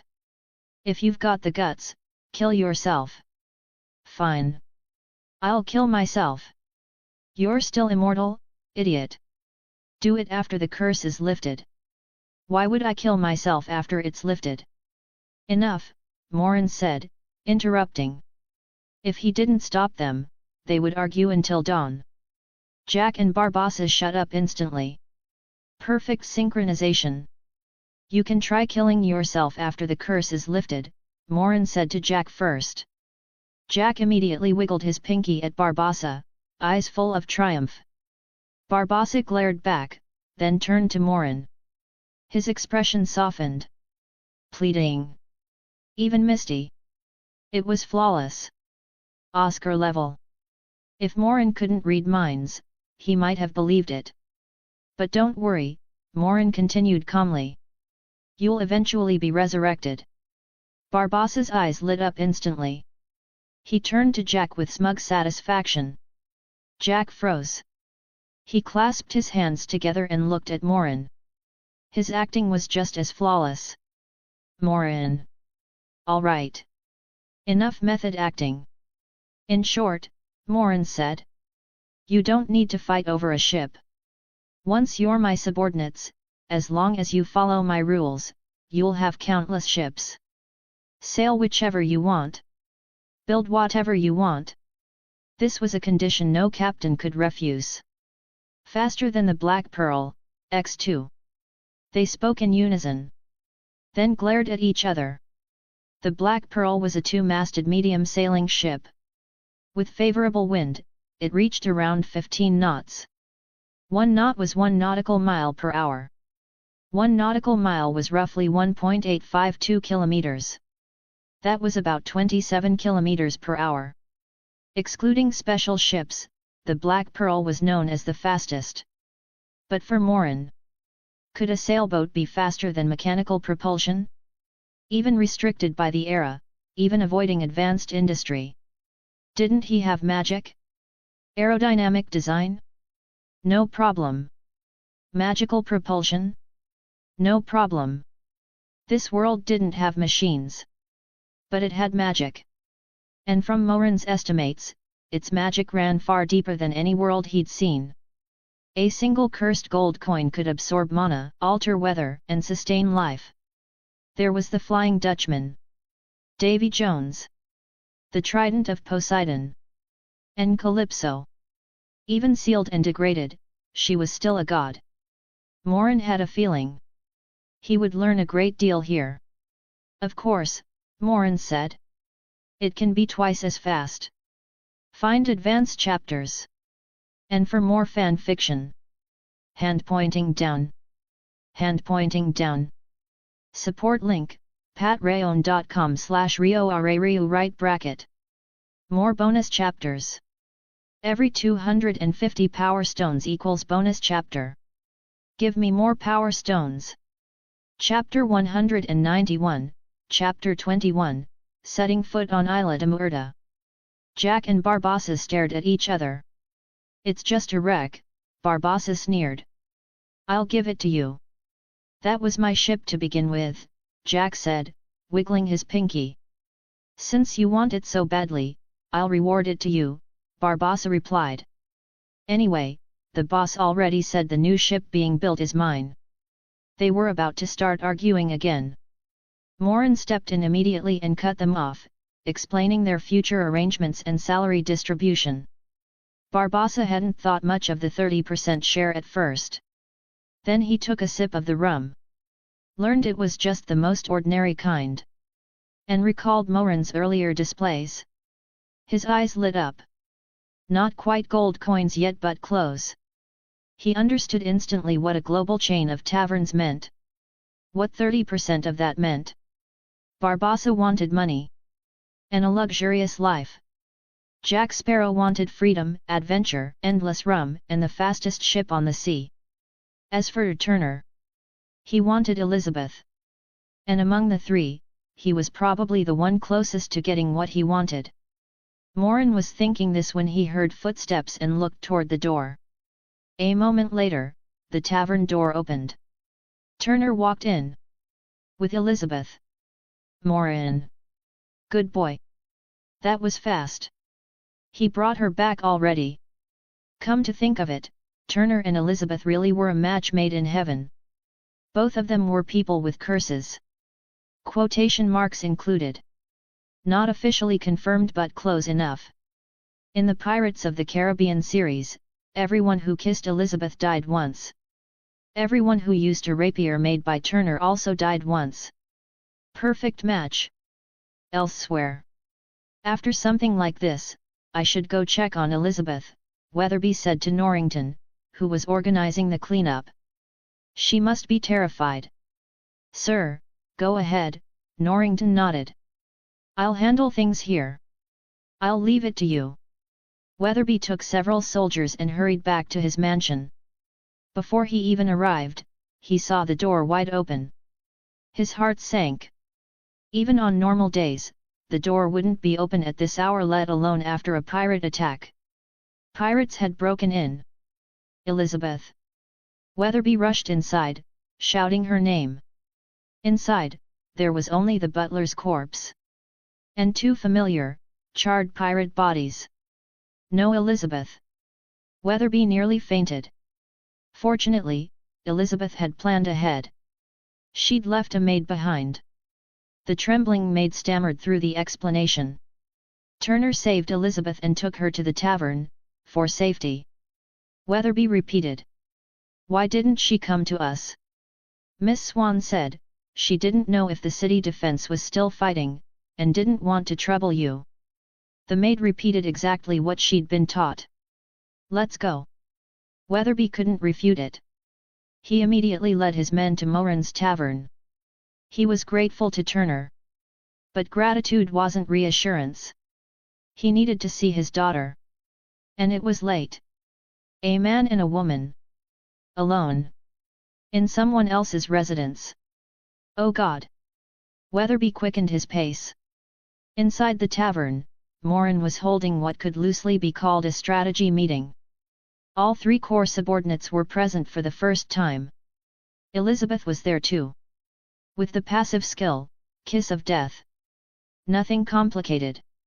Moran had already figured out how to handle each of them. Turner was the simplest. He'd brought Elizabeth back. That alone secured his loyalty. The kind where he'd go east when told east and never ask why. Turner had also realized that his ability to kill cursed pirates wasn't accidental. It had something to do with Moran. He didn't ask. He remembered it. And prepared to repay it with effort. Jack was easy. Rum and a ship solved everything. Barbassa was even simpler. Gold coins. And a ship. That was it. Moran's trio was complete. Tomorrow, we sail on the Black Pearl, Moran said. We're heading to Isla de Muerta. Your curses need to be resolved. After that, when we return, the other ship should be nearly finished. You can decide who keeps the pearl. Barbassa will begin expanding the taverns. Jack ull help me find things. Boss, Barbassa said carefully, lifting the curse requires the blood of Bill Turner's descendant and the final gold coin. He had no idea both were standing right beside him. Elizabeth quietly tugged Turner's sleeve. Are they pirates? She whispered. Yes, but it's fine, Turner whispered back. The boss is here. I'm here. Nothing will happen. And they probably won't be pirates for long. But my father might come looking for me, Elizabeth whispered urgently. He hates pirates. The room fell quiet. Jack and Barbassa stared at them. What? Turner asked. You're Bill Turner's son. Barbassa asked. And your girl is the governor's daughter? Jack added. Yes. Turner replied. So you know your background? Barbassa asked. A little, Turner said calmly. But my father's actions aren't mine. He took the gold coin from his chest. You want this? And my blood? Right. Yes, Barbassa nodded. Strictly speaking, they had a father-killing feud. Which meant two of his co-workers were technically his mortal enemies. Barbassa suddenly felt his future looked grim. Moran noticed. He didn't mention that Bill Turner wasn't dead, just enslaved on the Flying Dutchman. They'd meet eventually. Later, Weatherby arrived. Moran didn't have Jack or Barbassa hide. The meeting was awkward. Everyone was a professional. On the surface, they smiled, forgave, and moved on. Morin didn't bother managing it. Time would handle the rest. The next day, supplies were prepared. The tavern needed someone in charge. Morin handed everything to Turner. He wasn't bringing him along. At this stage, only Turner could manage the tavern. As for the blood, Morin had Turner fill a bottle and placed it in storage. The system space preserved it perfectly. Living beings with independent consciousness were the only exception. Then came the crew problem. Morin could sail alone. But that meant doing everything himself. He'd developed a serious case of laziness. If it wasn't cool, he didn't do it. So they needed crew. Morin took Jack and Barbassa straight to the city defense fortress. Jack and Barbassa. Boss. Barbassa whispered. Aren't we supposed to recruit sailors?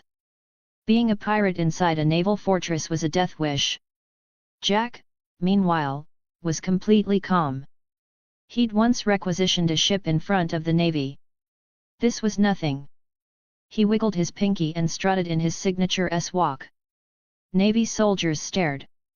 But when they noticed Jack and Barbassa following Morin half a step behind like subordinates, they hesitated. Something felt wrong. But no one dared question it. Instead, they informed Norrington. They didn't know that last night's divine presence had been Morin's doing. Norrington had already instructed them. Anything involving Morin, do not interfere. Report immediately. There are no trained sailors here anyway, Morin said calmly. And training takes time. This is simpler. Barbassa had done this before. Jack would do anything if allowed. No problem at all. They reached the command center. Norrington came out personally. After hearing Morin's plan, he didn't object. He was relieved. Morin leaving so soon and taking soldiers with him made everything easier. Boss Morin is a good person. Norrington gathered the soldiers and let Jack and Barbassa choose. They didn't hesitate. What pirate wouldn't enjoy picking Royal Navy subordinates? Jack suddenly heard a whisper. Hey! He froze. Then pretended not to hear and tried to walk away. Captain Jack Sparrow. He turned black-faced. Two familiar Royal Navy elites. The word captain worked instantly. Jack wiggled over. What? Take us with you, one said eagerly. Jack. Take two sailors who couldn't swim. Feed the fish? In the end, he took them anyway. For entertainment. They picked about 20 men. Enough. Norrington encouraged them and sent them off. After they left, he sighed and rubbed his temples. How am I supposed to write this report? The voyage was uneventful.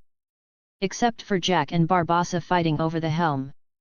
Eventually, they flipped a coin to decide the captain of the day. The captain's cabin still belonged to Morin. They lived with the crew. They were satisfied. After 10 days, they arrived at Isla de Muerta. Leaving the soldiers aboard, Morin, Jack, and Barbassa took a small boat ashore. They stopped before the stone chest filled with cursed gold. Find advanced chapters. And for more fan fiction. Hand pointing down. Hand pointing down.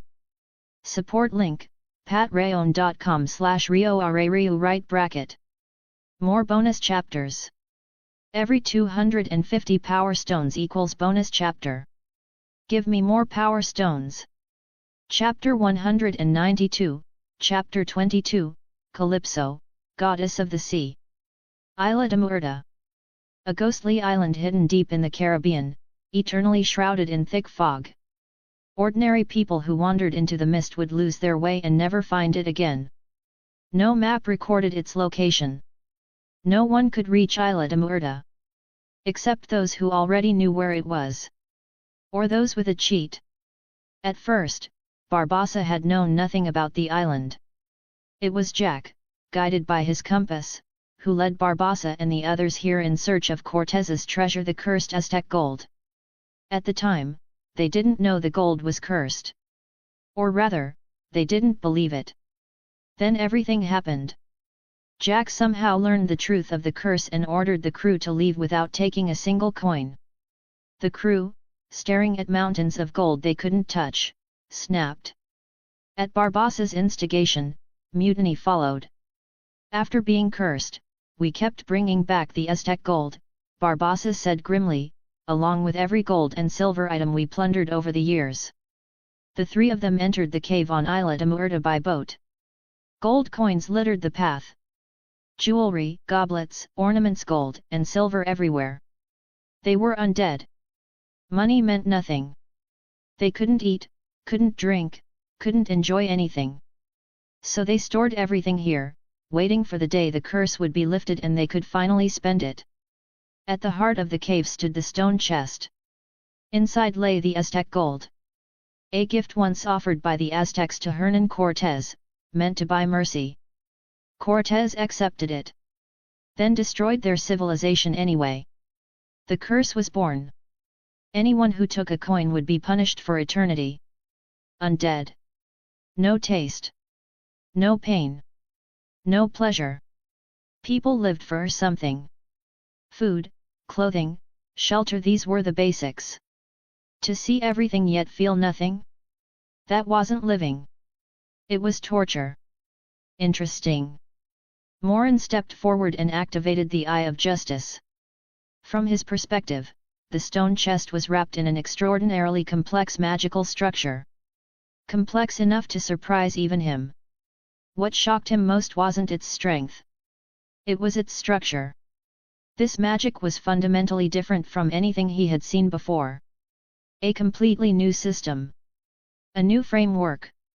Which meant new knowledge. The single coin he had seen earlier carried only a fragment, a subsidiary spell. Only when the gold coins and the stone chest existed together did the curse form a complete whole. Morin focused fully. He memorized. Analyzed. Reconstructed. Hey, Barbossa muttered quietly, watching Morin stand motionless. Is there another curse here? How would I know? Jack looked at him like he was stupid. I don't do magic. Then why didn't you touch the gold before? Barbossa snapped. Gut feeling, Jack said, swaying as he wandered around, occasionally pinching a coin with his pinky before tossing it away. You understand? I am Captain Jack Sparrow. Hat. Barbossa sneered.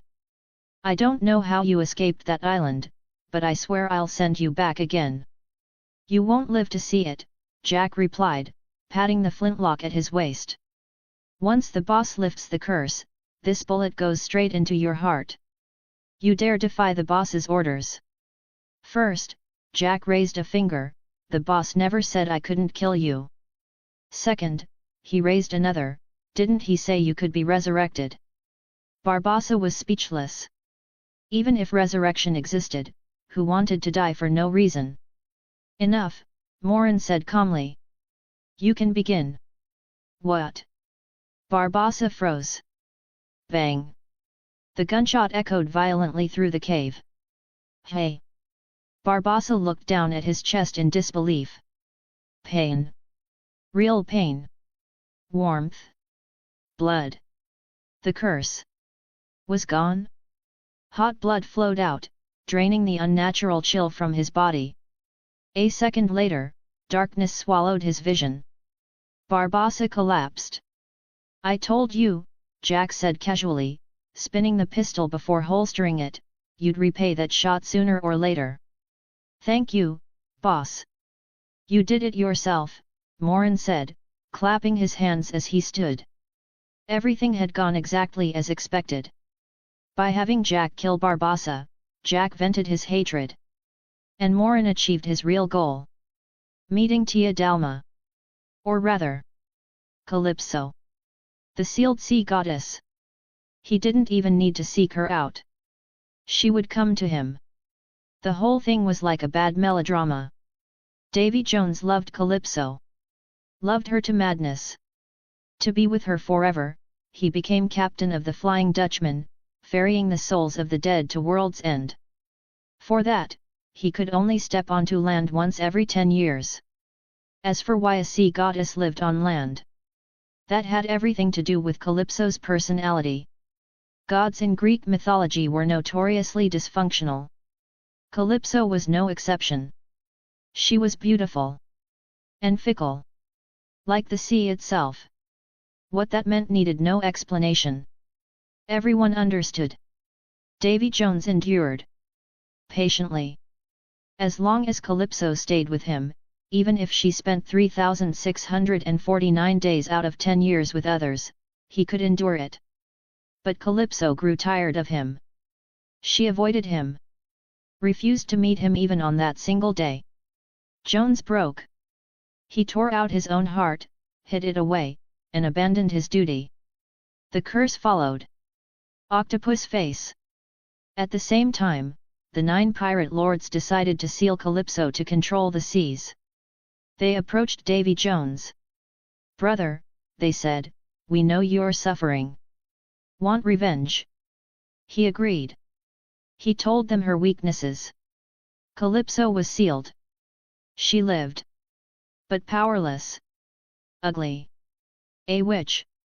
To unseal her required the pirate lord's tokens. And someone to act. She couldn't do it herself. In the original timeline, Barbossa was resurrected because Calypso needed him. Morin understood this perfectly. He wanted to negotiate.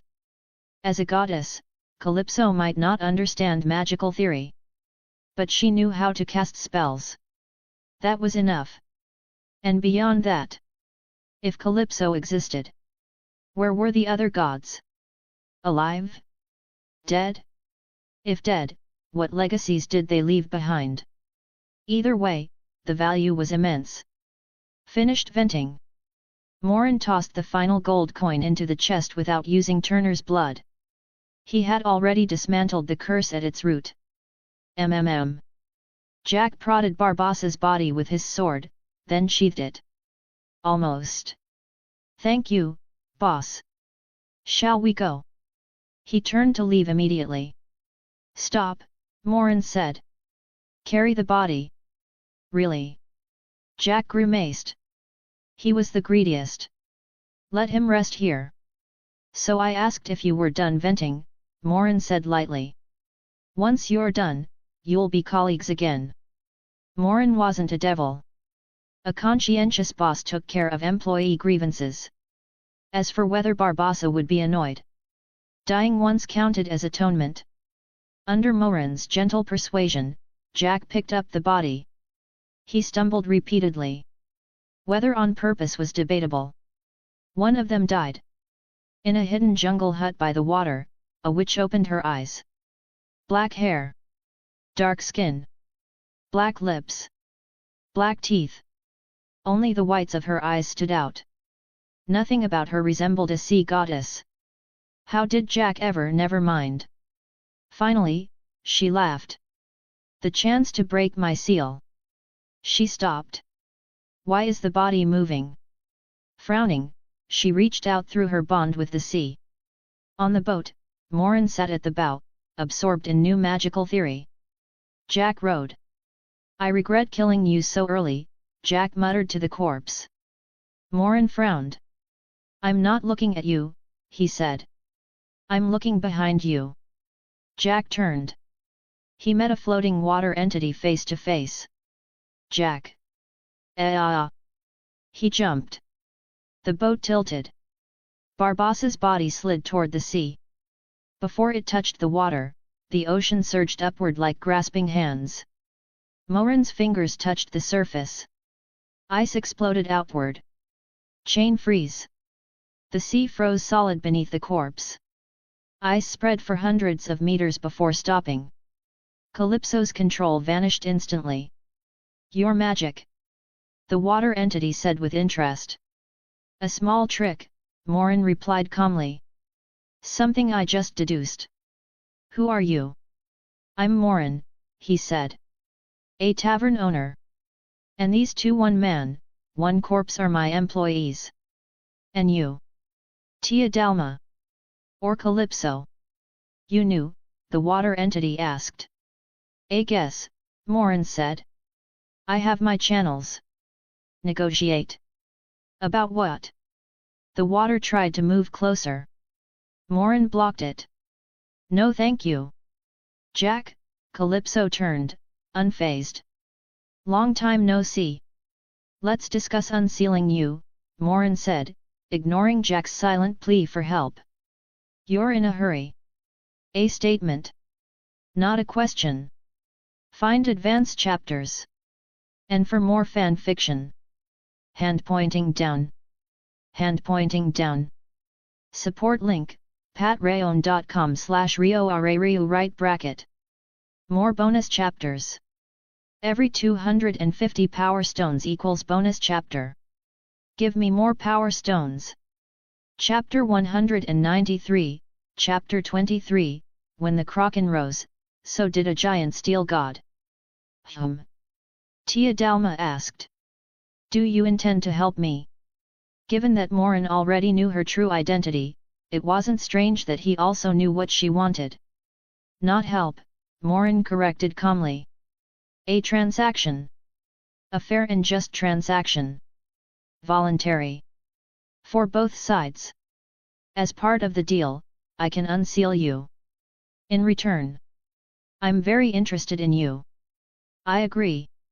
You can pick any pose you like. Tia Dalma licked her lips and struck a confident, flirtatious pose before Morin could finish. Morin. Did she really have to be this confident? No, Morin said slowly, firmly. I want knowledge. Magic knowledge. And information about the gods. Why should I deal with you? Tia Dalma's tone cooled instantly. She was furious. She hid it well, but the chill was unmistakable. I have my methods. Morin pointed at Barbassa's body. No one else can help you do this. I can. I'll give you a chance to resurrect him. After that, you can command him properly to help you. He's one of the pirate lords. Jack is another. I'll also provide some additional help. Your seal can be broken. You have a very good plan, Tia Dalma laughed in anger. So you plan to gain everything from me while doing nothing.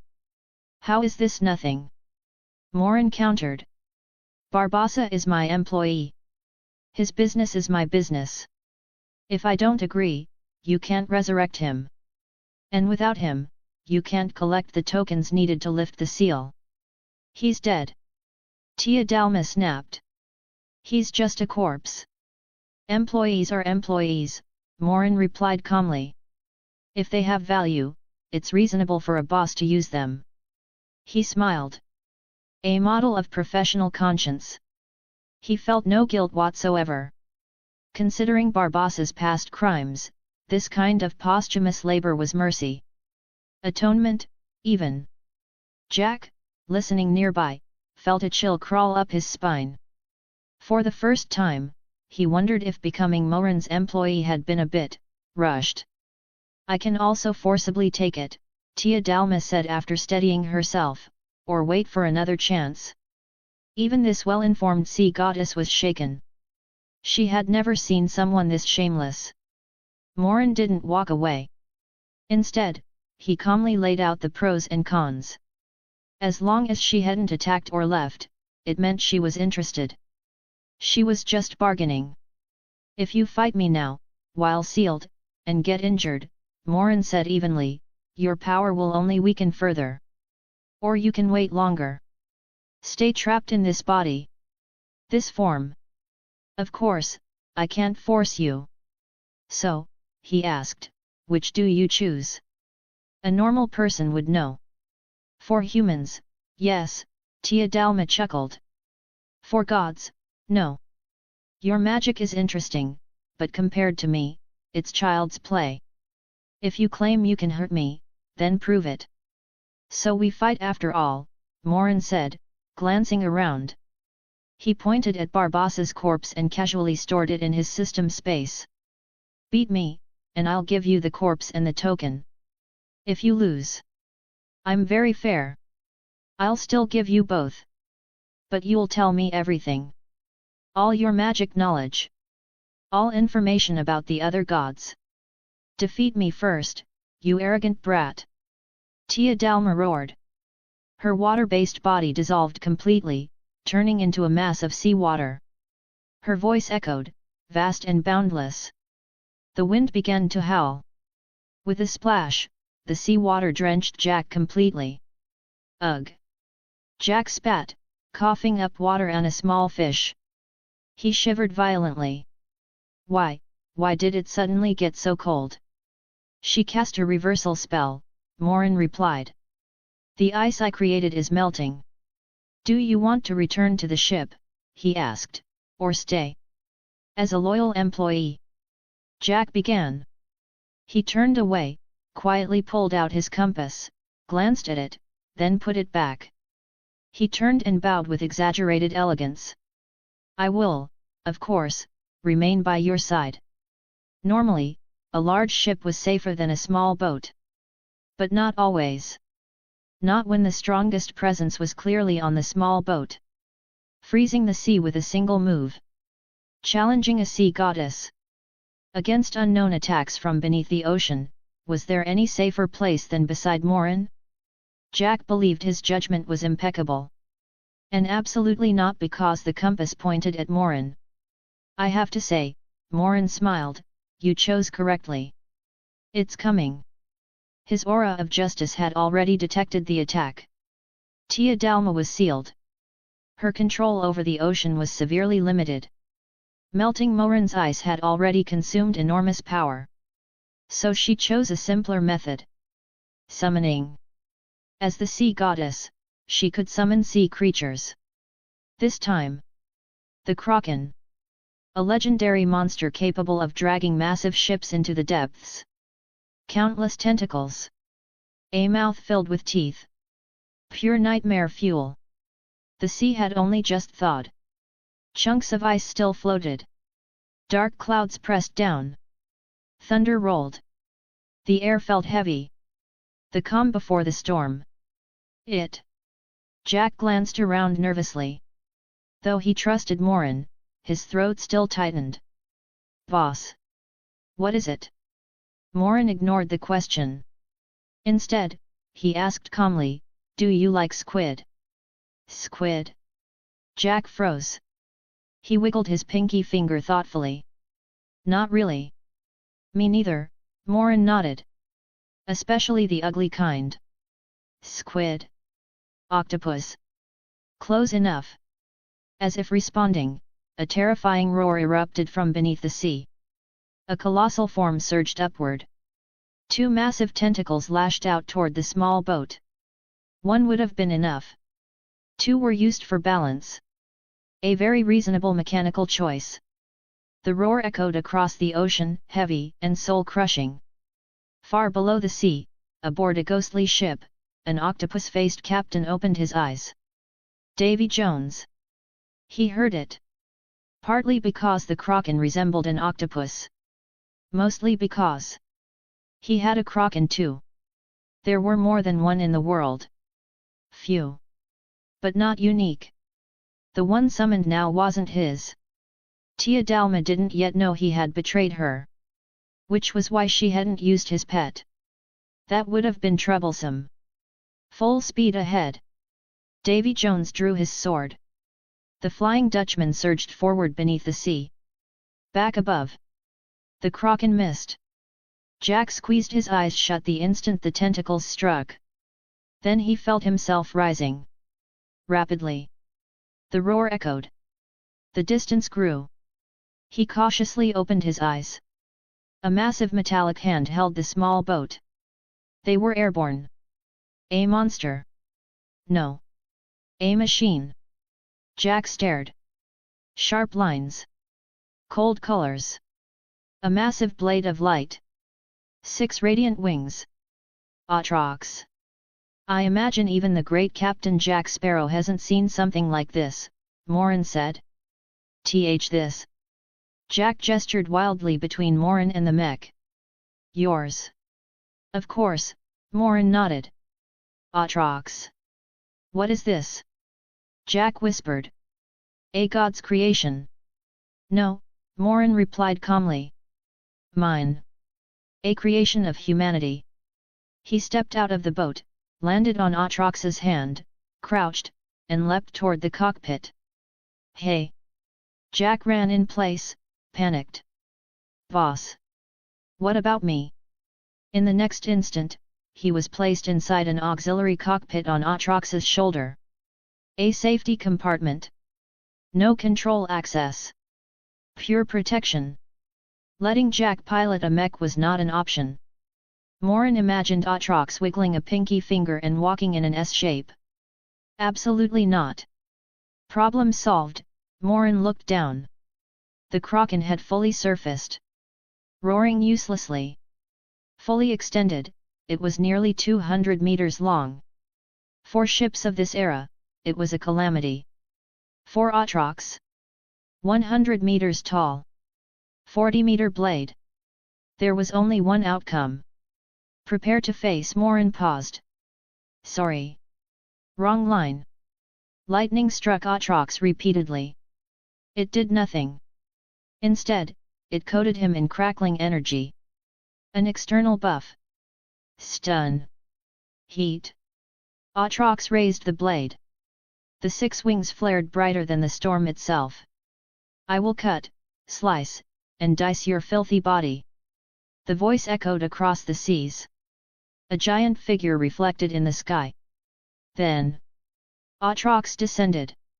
Like a god. Like the end. On the sea's surface, Tia Dalma trembled. She hadn't expected this. The Kraken's size betrayed it. Too slow. A guaranteed hit. The blade pierced straight through its gaping maw. No resistance. Straight through. Atrox plunged into the sea. A massive wave erupted outward. A small tsunami. The battle was over. Find advanced chapters. And for more fan fiction. Hand pointing down.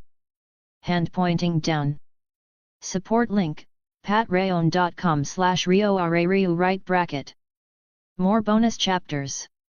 Every 250 power stones equals bonus chapter. Give me more power stones. Chapter 194, Chapter 24, You're not qualified to cheat yet. As everyone knows, the faster an object moves and the greater its mass, the greater its kinetic energy. Atrox, a mech weighing over 100,000 tons charging at that speed, naturally carried terrifying kinetic energy. Now, if Atrox were treated as a normal object, the seawater as a giant container, and the Kraken as another object floating inside it, what would happen at the moment of collision? Some conditions were missing. Even if they were filled in, it would still be a basic physics problem. So we'll skip the derivation. We'll just state the result. A monstrous shockwave erupted from the point of impact, spreading outward in all directions. The Kraken didn't even have time to let out a cry. Its mouth had been forcefully stuffed with an enormous object that pierced straight through. The violent electric current clinging to the mech surged into the Kraken's body. Combined with the high temperature and cutting power of the plasma laser sword. With a single strike, the Kraken suffered damage it had never experienced before. The reason it didn't die immediately was simple. A creature of that size had multiple secondary brains controlling its limbs. Although its primary brain had been completely destroyed, the secondary ones could still manage limited movement. Of course. That wasn't happening right now. It still had to endure the electrical assault first. A shrill hiss rang out as seawater was rapidly vaporized. Steam rose. Condensed. Turned into dense mist that blanketed the sea. The air filled with the stench of burnt squid. A squid that had probably been dead for a very long time. Rotten and burnt. Indescribably foul. Atrox didn't stop.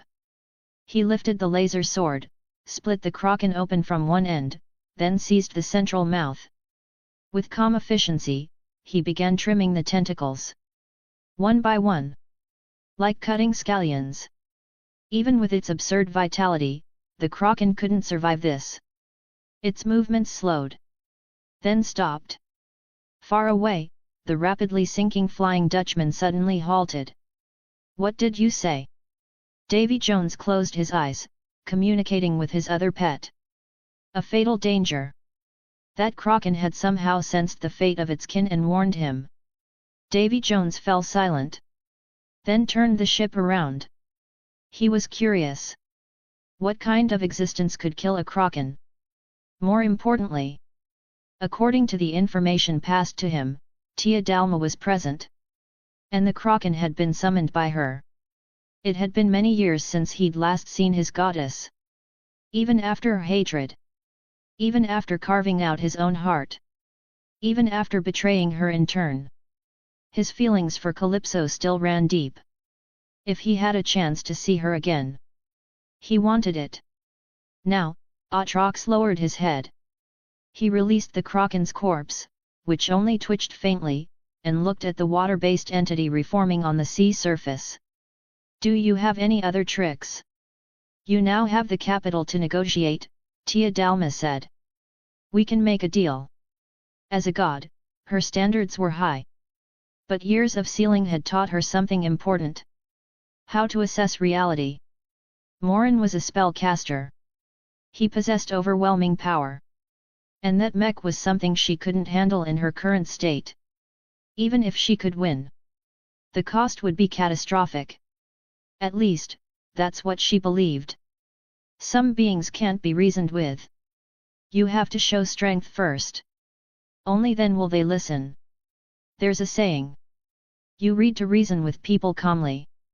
You train to force people to reason with you calmly. Morin released Jack onto a small boat, set it on the water, stored the Mech, and boarded as well. "Boss." Jack spoke up. "What?"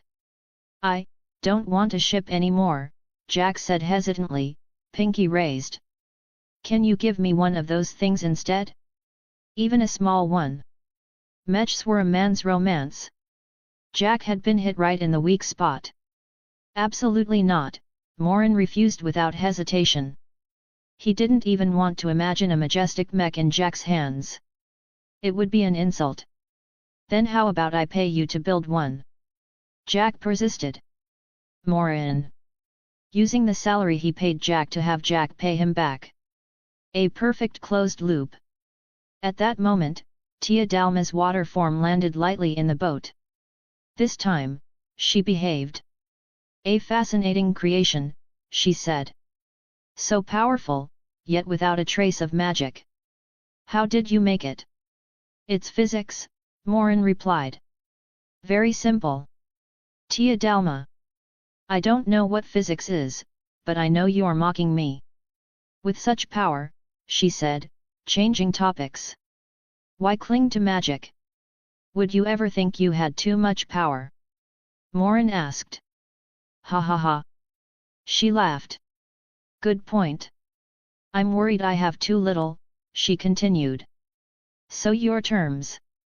"The same as before," Morin said. "In theory, the winner should demand more." But Morin knew better. This wasn't her full hand. They were negotiating because both sides understood the cost of escalation. A balanced deal was best. "Fine," Tia Dalma nodded. "Give me his body. I'll give you all the magic knowledge I possess and information on the other gods." "A contract," Morin said. "I am a god. I do not lie." "I prefer insurance," Morin shook his head. "Written terms protect both sides." "FK." She cursed suddenly. Morin raised an eyebrow. "Someone's coming," she said. "I need to leave. I'll return once this is settled." Without waiting for a reply, her form collapsed into water, which promptly drenched Jack again. "This," Jack looked down at his soaked clothes and sighed. "At least she didn't slap me." "I'm more curious how you managed to provoke her," Morin said, activating Aura of Justice.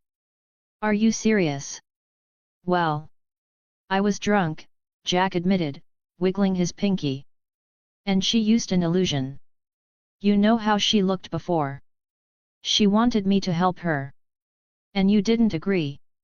Morin was surprised. No, I did, Jack pouted. Then I backed out. That tracks, Morin muttered. Row. Back to the ship. After returning, the terrified soldiers finally regained their composure. Frozen sea. Thawing waters. Dark clouds. Thunder. A massive wave. To them, it felt like an apocalypse.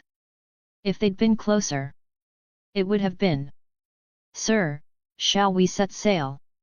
The Vice-Admiral's hopeful gaze made Morin briefly wonder if he'd traumatized them. Then he remembered. They'd just been spectators. To participate, you needed strength. As he thought that, Morin finally understood. This wasn't another god. Calypso had fled from Davy Jones. The moment Morin sensed a ship rising from beneath the sea, it clicked. She was hiding from him. Which meant she wasn't very good at cheating yet. A true cheating woman should cheat right in front of her target without a care in the world. Calypso wasn't there yet. You're not qualified. Still, Morin said, ordering the ship to move. I have nothing to discuss with him. Davy Jones wasn't worth much. The submerging ship magic was interesting, but Calypso would know it. Why chase seeds when you had the watermelon? Unfortunately, Morin didn't seek Davy Jones. Davy Jones sought him. A ship burst from the sea. Barnacles. Sea creatures. Crew warped beyond recognition. The Navy raised cannons instantly. Anyone would feel threatened. Davy Jones, however, didn't know Morin was aboard. All he knew was whatever killed the Kraken had already left. Which wasn't wrong. Atrox was stored. Sensing Jack Sparrow nearby, Davy Jones came straight over. Jack had once worked for the East India Trading Company. Released slaves. Lost the Black Pearl. So he made a deal. Davy Jones raised the pearl. Granted self-repair. 13 years as captain. Then 100 years of servitude. Jack Sparrow, Davy Jones said, approaching. Long time no see. Your ship looks nice. I still have time. Jack said. I know, Davy Jones replied. That's why I'm not killing you. He was just curious. Did a battle happen nearby? Jack leaned sideways and glanced at Morin. Morin nodded. No reason to hide it. I'd like you to meet my boss, Jack said theatrically. Mr. Morin. He's the one who killed that big octopus. Your boss. Davy Jones looked at Morin. You know we have a contract. I do, Morin nodded calmly. Since we've met, he continued. Let's resolve it now. Find advanced chapters. And for more fan fiction. Hand pointing down. Hand pointing down. Support link, patreon.com/rioarariu right bracket. More bonus chapters. Every 250 power stones equals bonus chapter. Give me more power stones. Chapter 195, Chapter 25, What the detection compass is really detecting. Tone matters. Sometimes, the difference between a question and a statement is nothing more than a question mark or a period. But that tiny difference changes everything. If Morin's earlier words had been phrased as a question, then why don't we just deal with this? It would have sounded like discussion between equals. But with a period. Then let's deal with this. It became calm, condescending, and unmistakably directive. And that was exactly what it was. I don't know whether you were the one who killed the Kraken, Davy Jones said, his face darkening. But you certainly talk big. How an octopus face managed to darken was anyone's guess. Tell me, he continued. What's your relationship with Calypso? Why would she summon the Kraken to deal with you? After Jack mentioned that Morin had handled the Kraken, Davy Jones' thoughts spiraled. Emotionally unstable didn't mean stupid. Calypso summoned the Kraken. Morin defeated the Kraken. Morin was also absurdly handsome. The conclusion came naturally. Don't misunderstand, Morin said, curling his lips slightly. I'm not interested in her. I'm picky. We just had a conflict. Back to business, he continued evenly. Now that Jack works for me, his soul no longer belongs to you. So cancel the contract. Of course, Davy Jones replied. 100 human souls or your own would nullify it. Did I not make myself clear? Morin said calmly. I'm telling you to cancel it. That was a statement. Not a question. You're arrogant, Davy Jones said. But I don't see the capital to support it. It's simple, Morin replied, walking toward the edge of the ship. Your confidence comes from 3 things. Your ship. Your immortality. And that pet of yours whose relative I just slaughtered. He lifted his hand slightly and pointed toward the sea. So I'll just remove your confidence. A shard of ice, no larger than a finger, formed on the ocean's surface. Then it expanded. Violently. In seconds, the Kraken's tentacle just emerging from the water froze solid. The ice spread outward. Within 5 seconds, everything within 1,000 meters was frozen. The Kraken couldn't move. Neither could the Flying Dutchman. A ship could sail underwater. It couldn't sail through a glacier. Davy Jones wasn't Calypso. He had no authority over such magic. Casting magic didn't require touch. When Morin had done this before, touching the sea had been purely aesthetic. It looked better. A pale hand brushing the water. The ocean freezing instantly. Style mattered. Jumping in would have been crude. At this point, Morin didn't even need to think about these details. I agree, Davy Jones said suddenly. Morin paused. That was unexpectedly sensible, he said. Aren't you supposed to refuse? Jack finally stepped out from behind Morin, swaying slightly and wagging his pinky. Shouldn't you resist a little? Do you think I'm an idiot? Davy Jones rolled his eyes. Seeing an octopus do that was strangely amusing. So where's the contract? Morin asked. What contract? Davy Jones froze. We don't have one. Morin turned to Jack. Well, seems we don't, Jack said after thinking. So it was verbal? Morin asked. Yeah, both answered simultaneously. Morin fell silent. You don't even use magic contracts. No soul binding. How are you this unprofessional? Then he paused and looked at Davy Jones. Wait. You don't know how to make magic contracts? No, Davy Jones' tentacles twitched. I never needed them. No one breaks promises to me. When the time comes, I just send men to leave a magic mark. Morin pinched the bridge of his nose. I'm tired. Leave, Morin said, melting the ice. And don't try anything. This can't kill the Kraken. If you don't want to lose more than a crewman you weren't getting anyway. Davy Jones said nothing. Based on what he'd seen, fighting meant death. And to his credit, Davy Jones valued survival.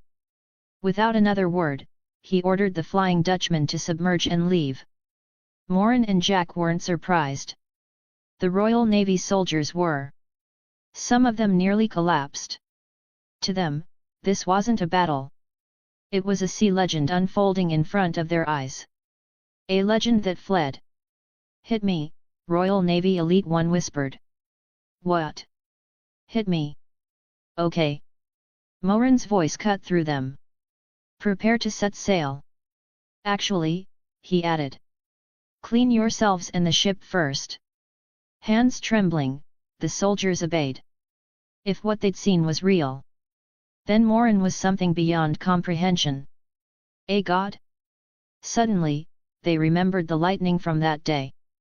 Understanding dawned. Their fear turned into reverence.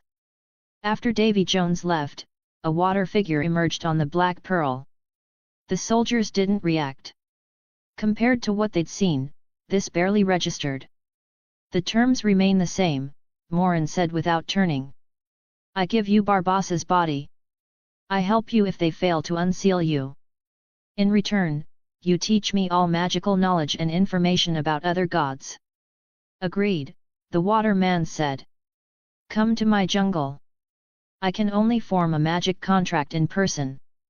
Jack has my compass. Okay, Morin nodded. The water man vanished.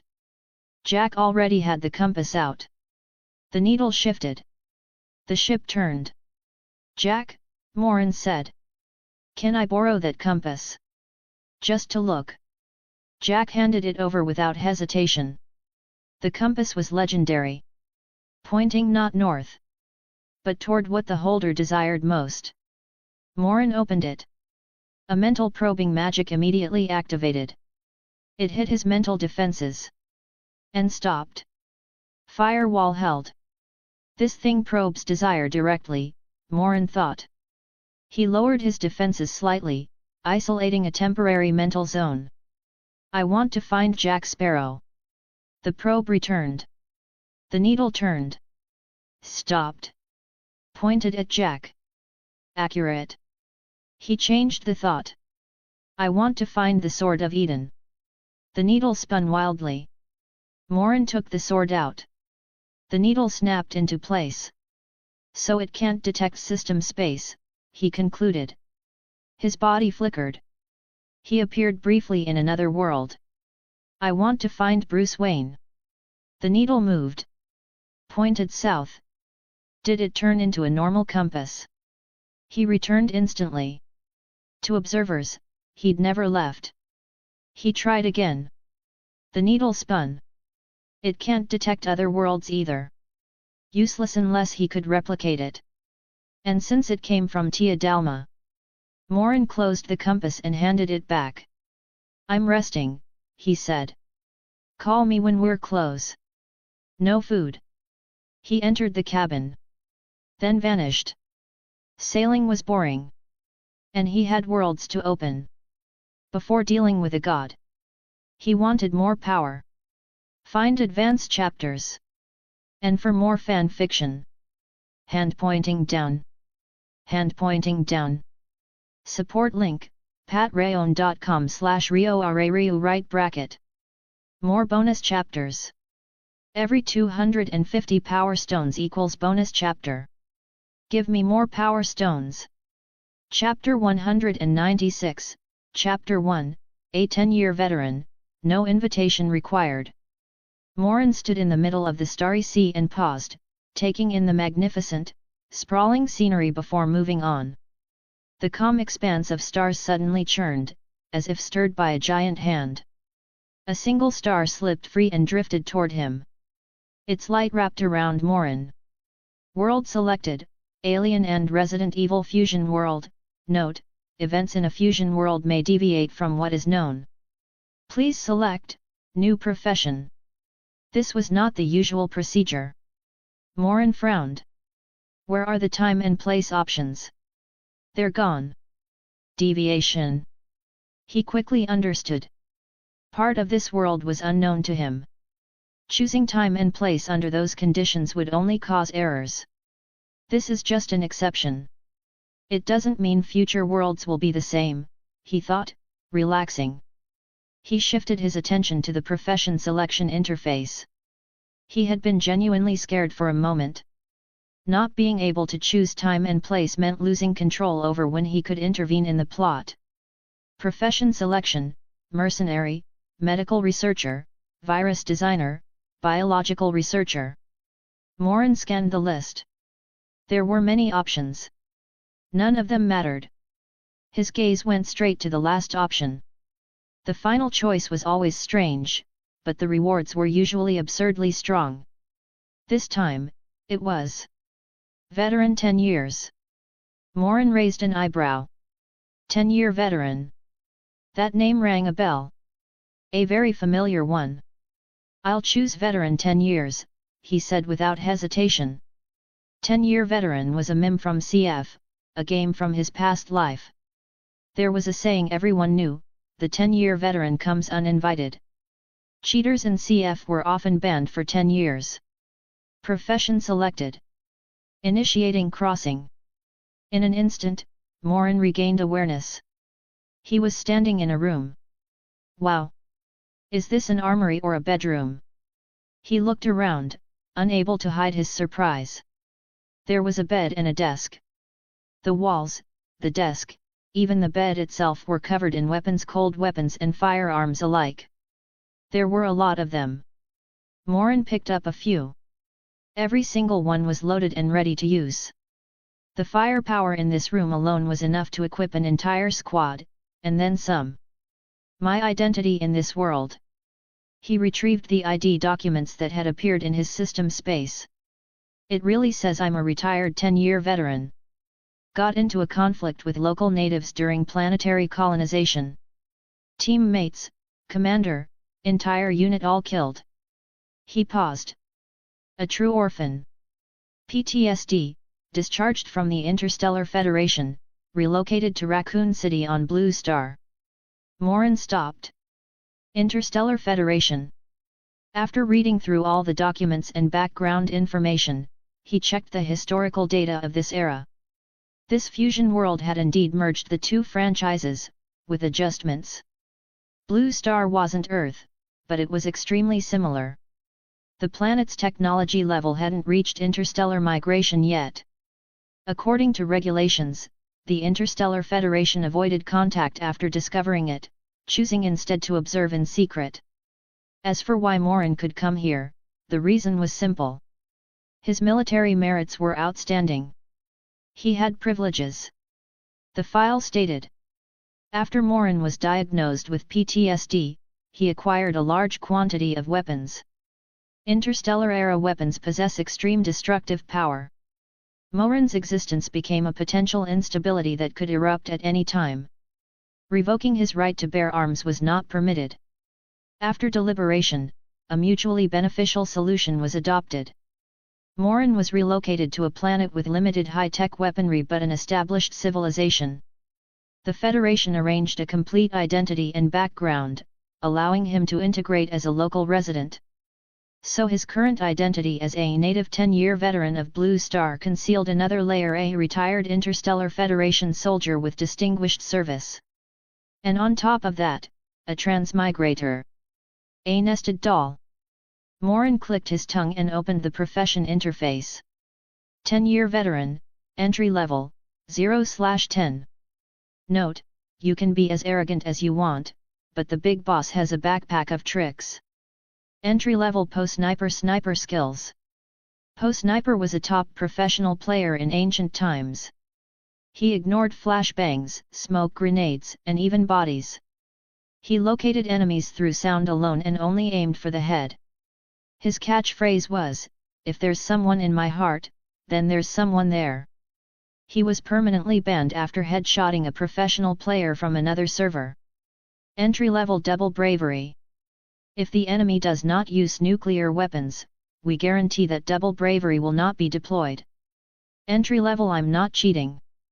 When you say, I, Morin, am not cheating, at an appropriate volume, all living beings who hear it will be forced to stand and salute. The effect varies based on quantity and individual strength. Morin went silent. I'm actually speechless. He rubbed his face. This is ridiculous. Post-Sniper sniper skills. He remembered. Wasn't that the guy who retired on the spot after realizing he couldn't plug in his USB during a match? I already ignore flashbangs and smoke grenades. What does "if there's someone in my heart, then there's someone there" even translate to? And shooting a player from another server in the head, what does that mean in reality? Morin picked up a sniper rifle. Thanks to his advanced weapon technology master skill from the IRS employee profession, he understood the gun's structure and usage the moment it touched his hands. After confirming the weapons were meticulously maintained, he opened the door and stepped outside. While thinking through the applications of his 3 new skills, he decided to inspect his residence. Raccoon City. The first city to fall in the Resident Evil outbreak. Beneath it lay Umbrella Corporation, the true mastermind, the frozen place. Morin remembered their plan. Release the T-virus. Destroy the world. Then deploy the antidote to wipe out the infected, achieving cleansing. Villains were still villains. No matter how noble the excuse or how reasonable it sounded, the end goal was always personal benefit. There were exceptions. Psychopaths. Special cases. Dr. Isaacs wasn't one of them.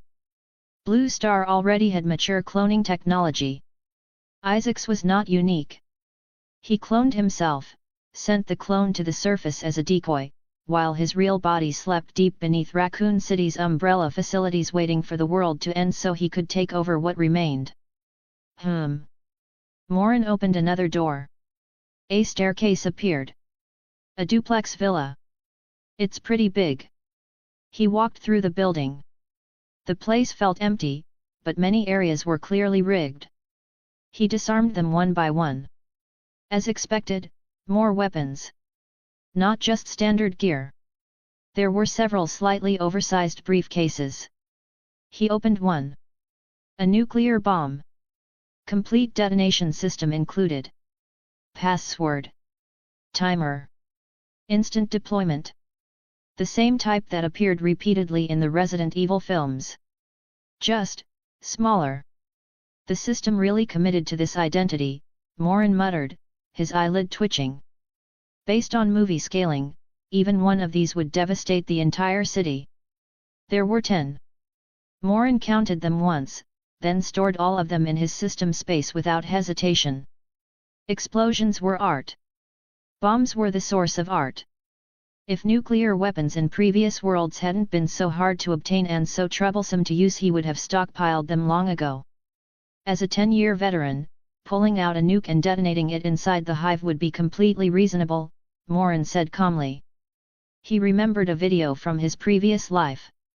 ACF match. Pyramid zombie mode. Everyone was a zombie except one human, floating in the air out of reach, untouchable. The comments were familiar. You can be as arrogant as you want, but the big boss has a backpack of tricks. F11 is the final respect. And the top comment. He did it for humanity. What's wrong with that? For humanity. Even now, it somehow felt convincing. Despite making no sense. Morin paused. A sound. From far away. He turned his head. What the hell? Is this double bravery?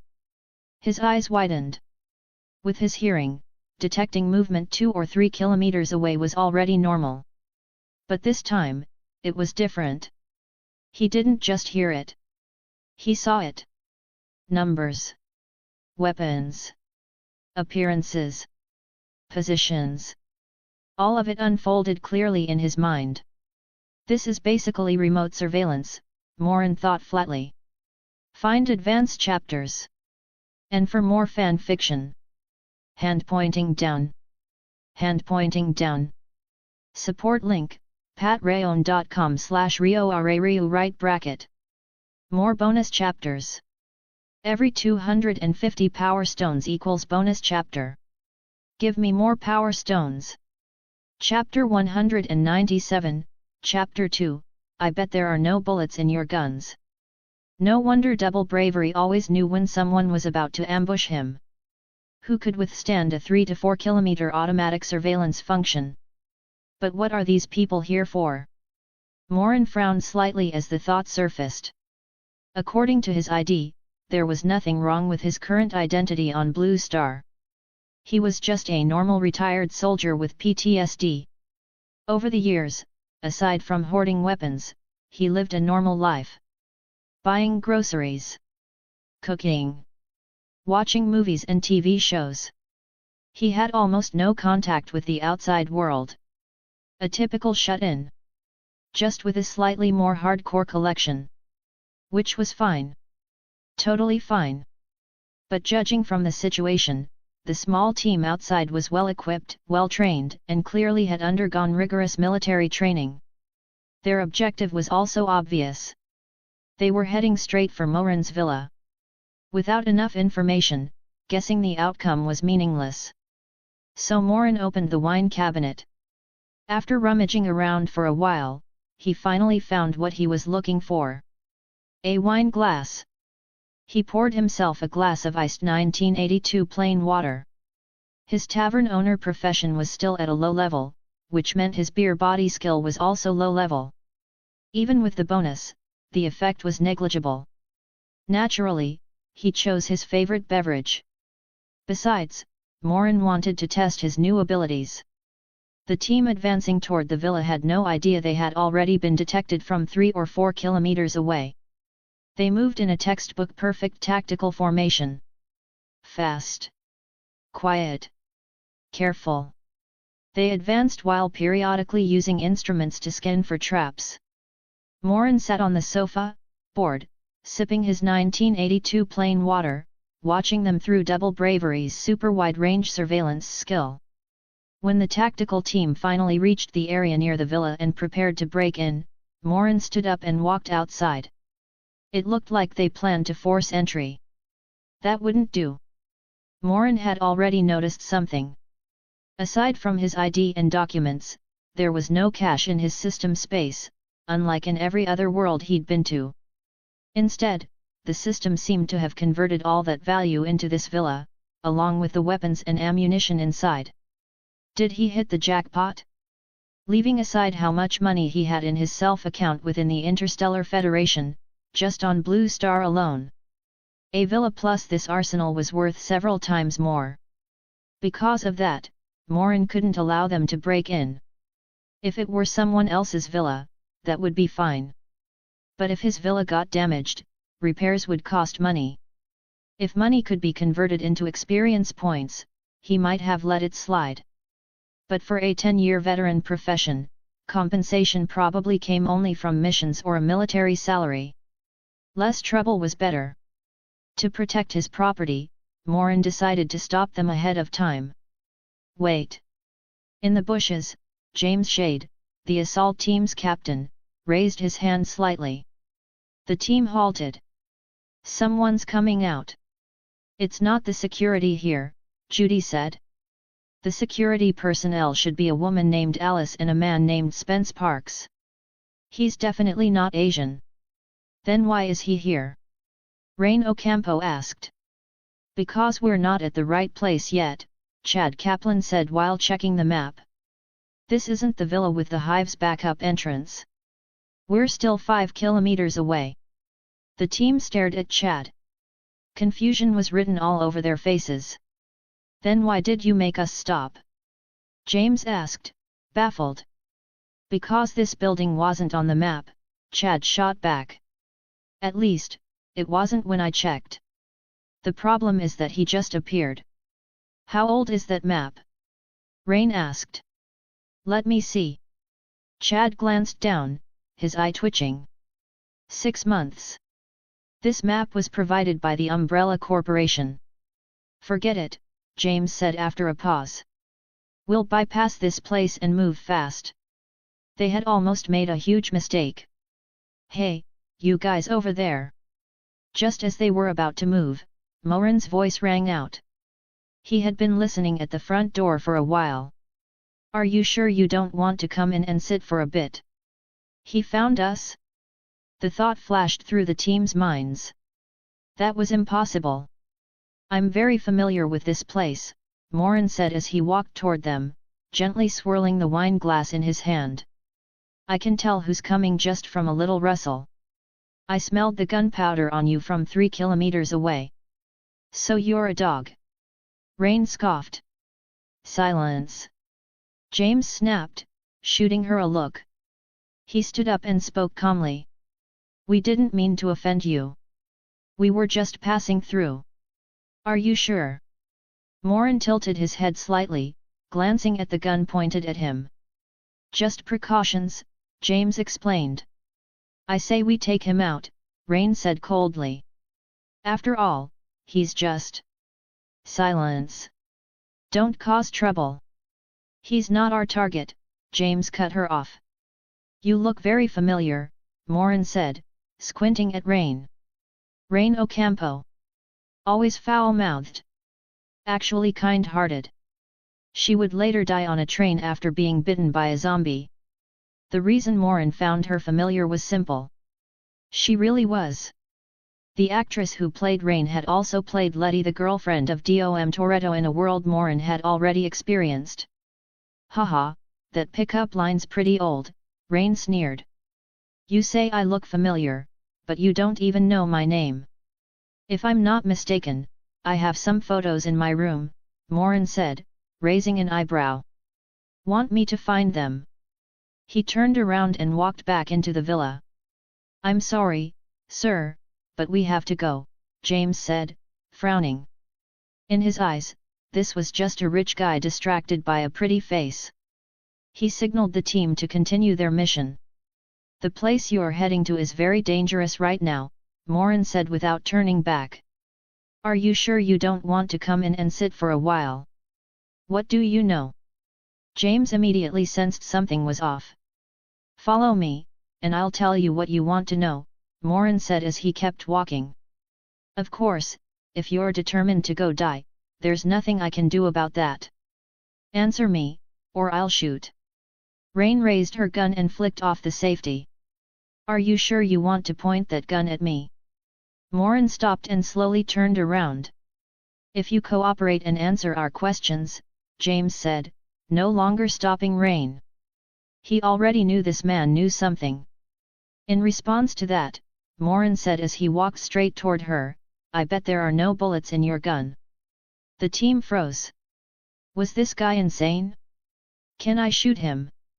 Rain asked, rolling her eyes at James. Sir, I'm not joking, James said grimly. Stay where you are and tell me who you are and what you know. James wasn't a patient man. Otherwise, Rain wouldn't have followed his orders. Yet standing in front of Morin, he felt an instinctive need to remain polite. A survival instinct. I told you, Morin said. There are no bullets in your gun. No, there are no bullets in any of your guns. Do you want to try? I've had enough. Rain shouted, aiming. No.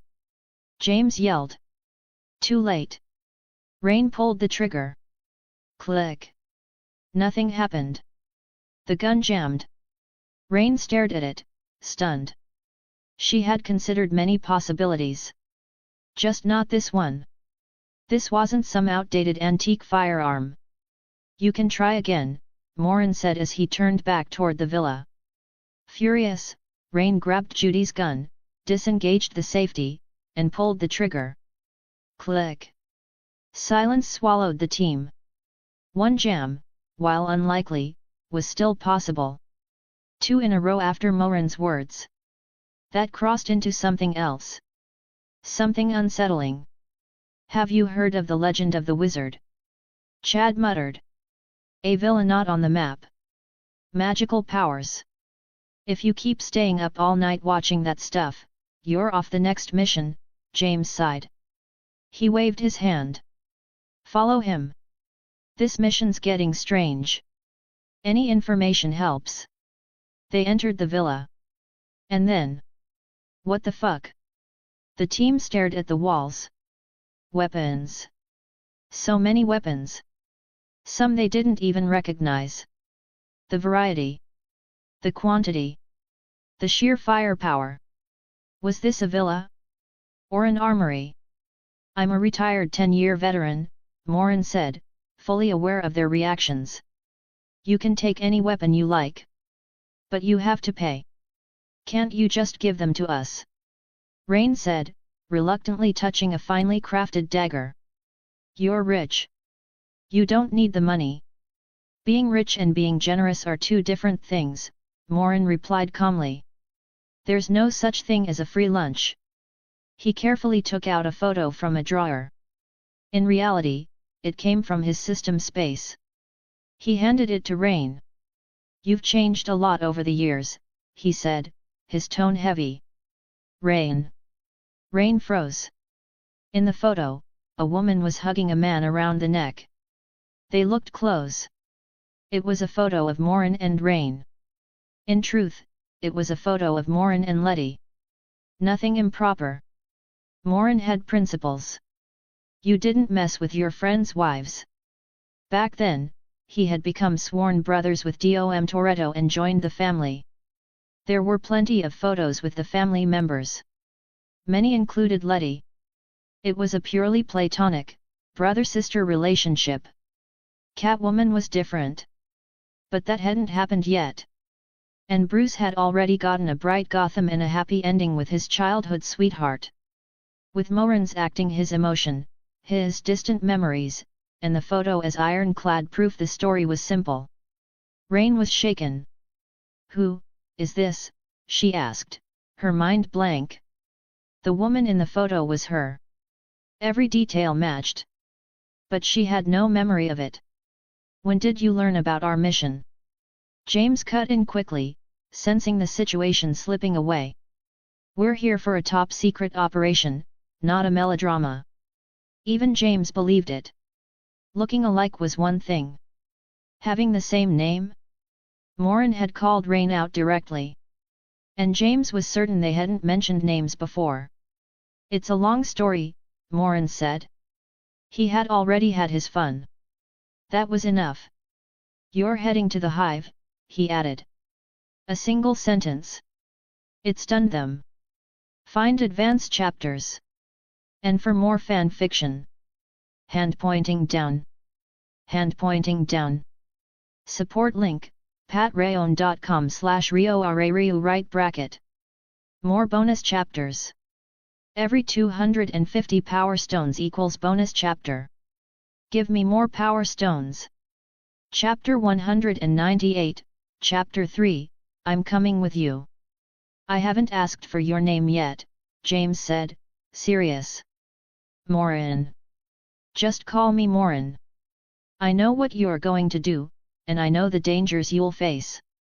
Believe me, with your abilities alone, you'll all be wiped out there." Rain was still trying to recall fragments of memory. She couldn't argue. No one did. "Please explain in detail," James said, expression steady. "Raccoon City. The closest metropolitan center," Morin said. "Your destination is a villa. It's the hidden entrance to the Hive's backup passage. Beneath the villa is a train that takes you directly to the Hive's entrance. The Hive is deep underground, directly beneath Raccoon City. It's called the Hive because of its structure. It's a highly confidential research facility, owned and operated by the Umbrella Corporation. 500 technicians, scientists, and support staff live and work underground. Their research is extremely confidential. Top secret. For you, at least. To maintain secrecy, the Hive has its own defense system. Everything is controlled by a computer. The artificial intelligence is called the Red Queen. About 4 hours ago, the Red Queen sealed off the Hive and initiated a total purge. Everyone inside was killed. And you've been sent to shut her down. Is that correct?" "That's correct," James nodded. "Then what I want to tell you," Morin said, "is that the Red Queen did nothing wrong." The room froze. Given the circumstances, it was the only option to ensure the greatest benefit. The survival of everyone on Blue Star. "Why?" James asked. "The Hive is a research facility," Morin said. "An Umbrella, while publicly a pharmaceutical company, also conducts biological weapons research. The Hive is one of their experimental bases. They developed the T-virus. It spreads rapidly through the air. Once infected, a person loses consciousness after a period of time and becomes a walking corpse." "Walking corpse?" James frowned. "A dead person that moves," Morin said. "Not resurrection. A virus. It can't truly bring someone back to life, but it gives corpse cells an abnormal level of activity. They don't think. They don't reason. They only have one desire. To eat." The word landed flatly. "The virus is extremely infectious. A bite or scratch is enough. Without an antidote, you'll almost certainly become infected and turn into another one." Do you understand how serious this is? My God! James muttered. If the virus isn't contained, the entire world will fall, Morin continued. When the Red Queen detected the leak, she acted immediately. She sealed the hive and released fire suppression systems to eliminate the airborne T-virus. But those already infected were beyond saving. All she could do was isolate them. Then Umbrella would have known, James said, frowning. So why send us to investigate? Exactly, Morin said. If they already know what the hive was researching, and why the Red Queen acted, why send you at all? His words lingered. You mean? James said slowly. No, Morin interrupted, shaking his head. I don't mean anything. Just a guess. A guess. Then I have one last question, James said, meeting his eyes. Why do you know so much? And why do you have so many weapons? I told you already. I'm a 10-year veteran, Morin said. Your people probably already pulled my file. James glanced at Chad. Got it, Chad said, handing him a tablet.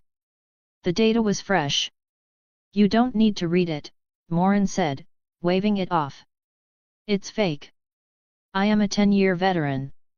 Just not from this world. I belong to a large organization.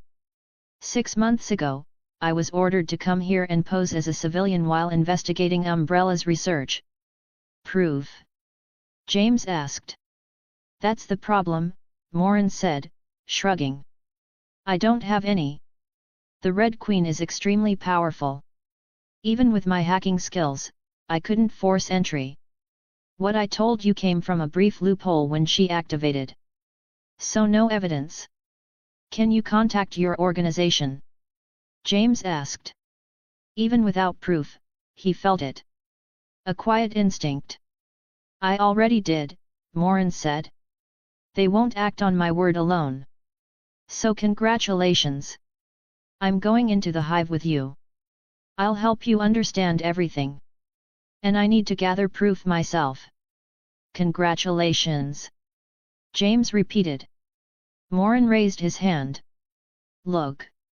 He extended both palms. Hey. James blinked. And then. Morin flipped his hands. 2 playing cards appeared. Magic? James asked. No. Morin flicked his wrist. The cards vanished. He pointed at the wall. Over there. Everyone turned. Their expressions froze. What the Judy stood, walked over, and tried to pull one of the cards embedded halfway into the stone wall. Dust fell. The card was warm. Real wall. Normal card, Judy said. Everyone stared at Morin. To prove I didn't set this up, Morin flicked his hand again. The second card appeared. It struck the same spot, perfectly perpendicular. A cross. Now, Morin asked calmly, do you still think it's a good thing I'm coming? Yes. Yes. Yes. All 6 nodded. They didn't know how he did it. They only knew a man who could throw a playing card through stone could kill with it just as easily. With Morin's explanation, even without proof, everything started to fit. The mission was wrong from the start. Too little information. Too few people. 6 operatives sent to shut down a massive top-secret facility. It never made sense. Pick whatever equipment you want, Morin said. Market price. My help isn't free either. How much are you willing to pay? Silence. James looked stunned. How much do you want? What's your commission? Morin asked. $100 million. That explains it, Morin said. Then give me 20 million. I'm not greedy. The weapons are basically free. Take whatever you want. James hesitated, then looked at his team. They exchanged looks. All right, James said. If things are close to what you described.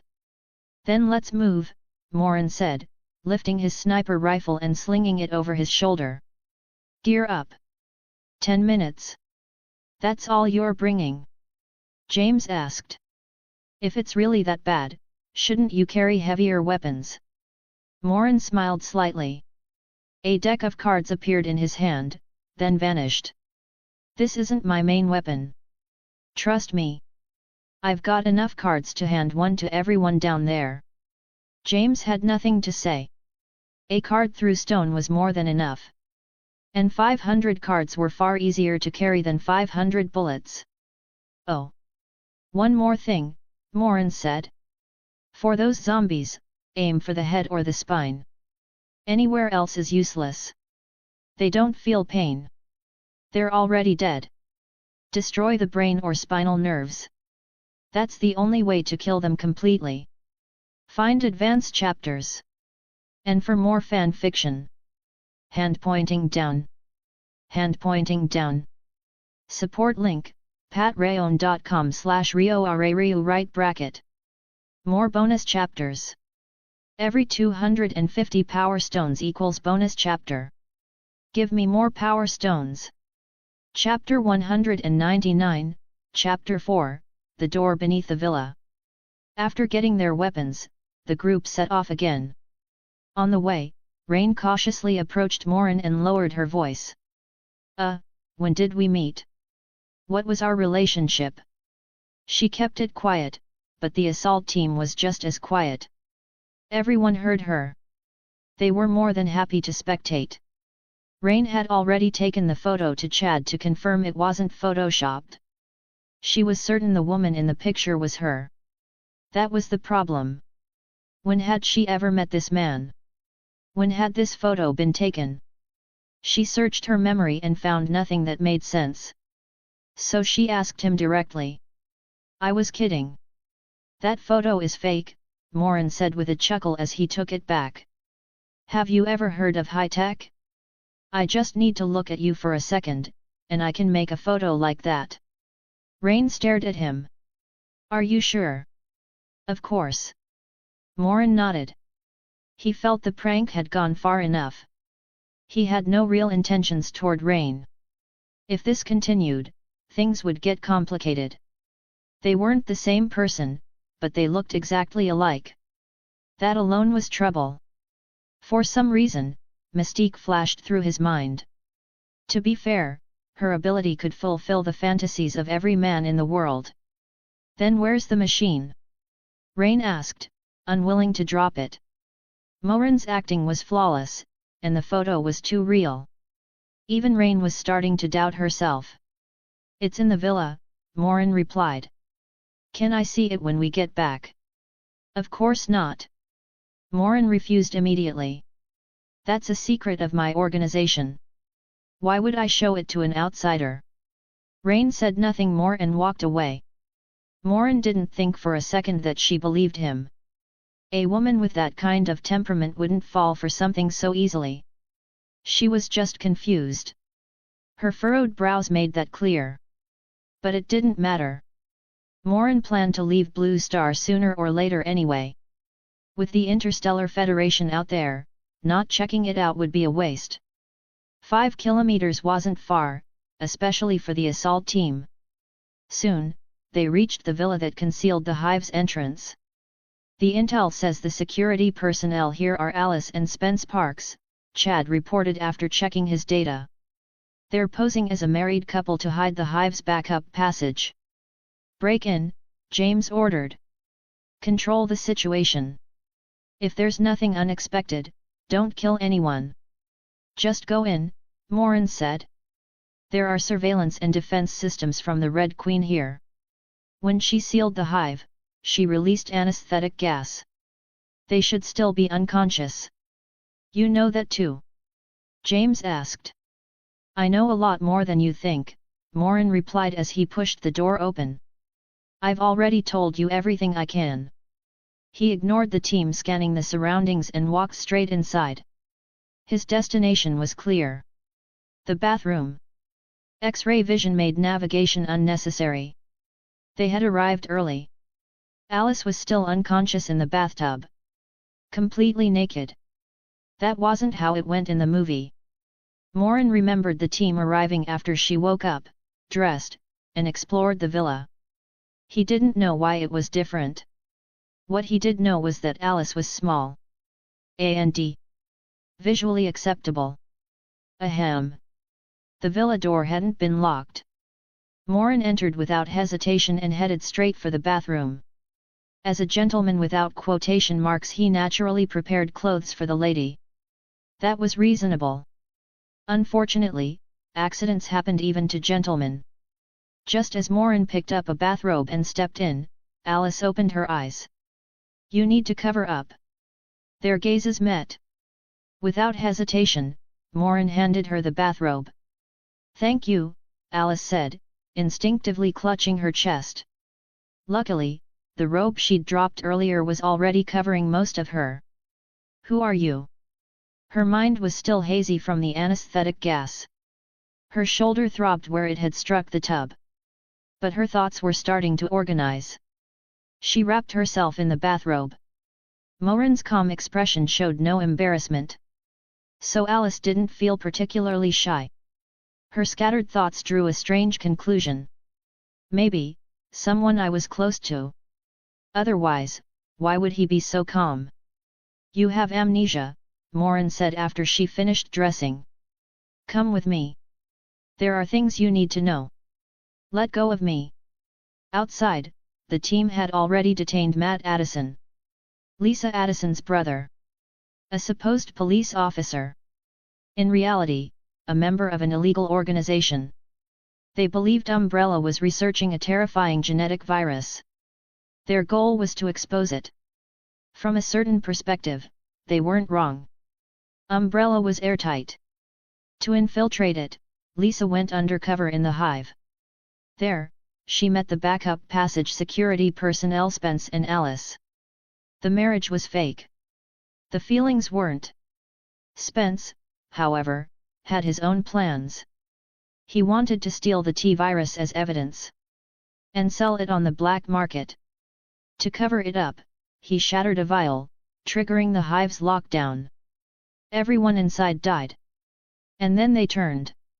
He never expected defenses in the train and the villa. The Red Queen released anesthetic gas. No one escaped. When Umbrella learned of it, the hive was abandoned. James and his team were sent to shut down the Red Queen. Once shut down, containment would fail. Zombies and lickers would escape. Raccoon City would become the test site. Only Morin knew that. "Who's this?" James asked.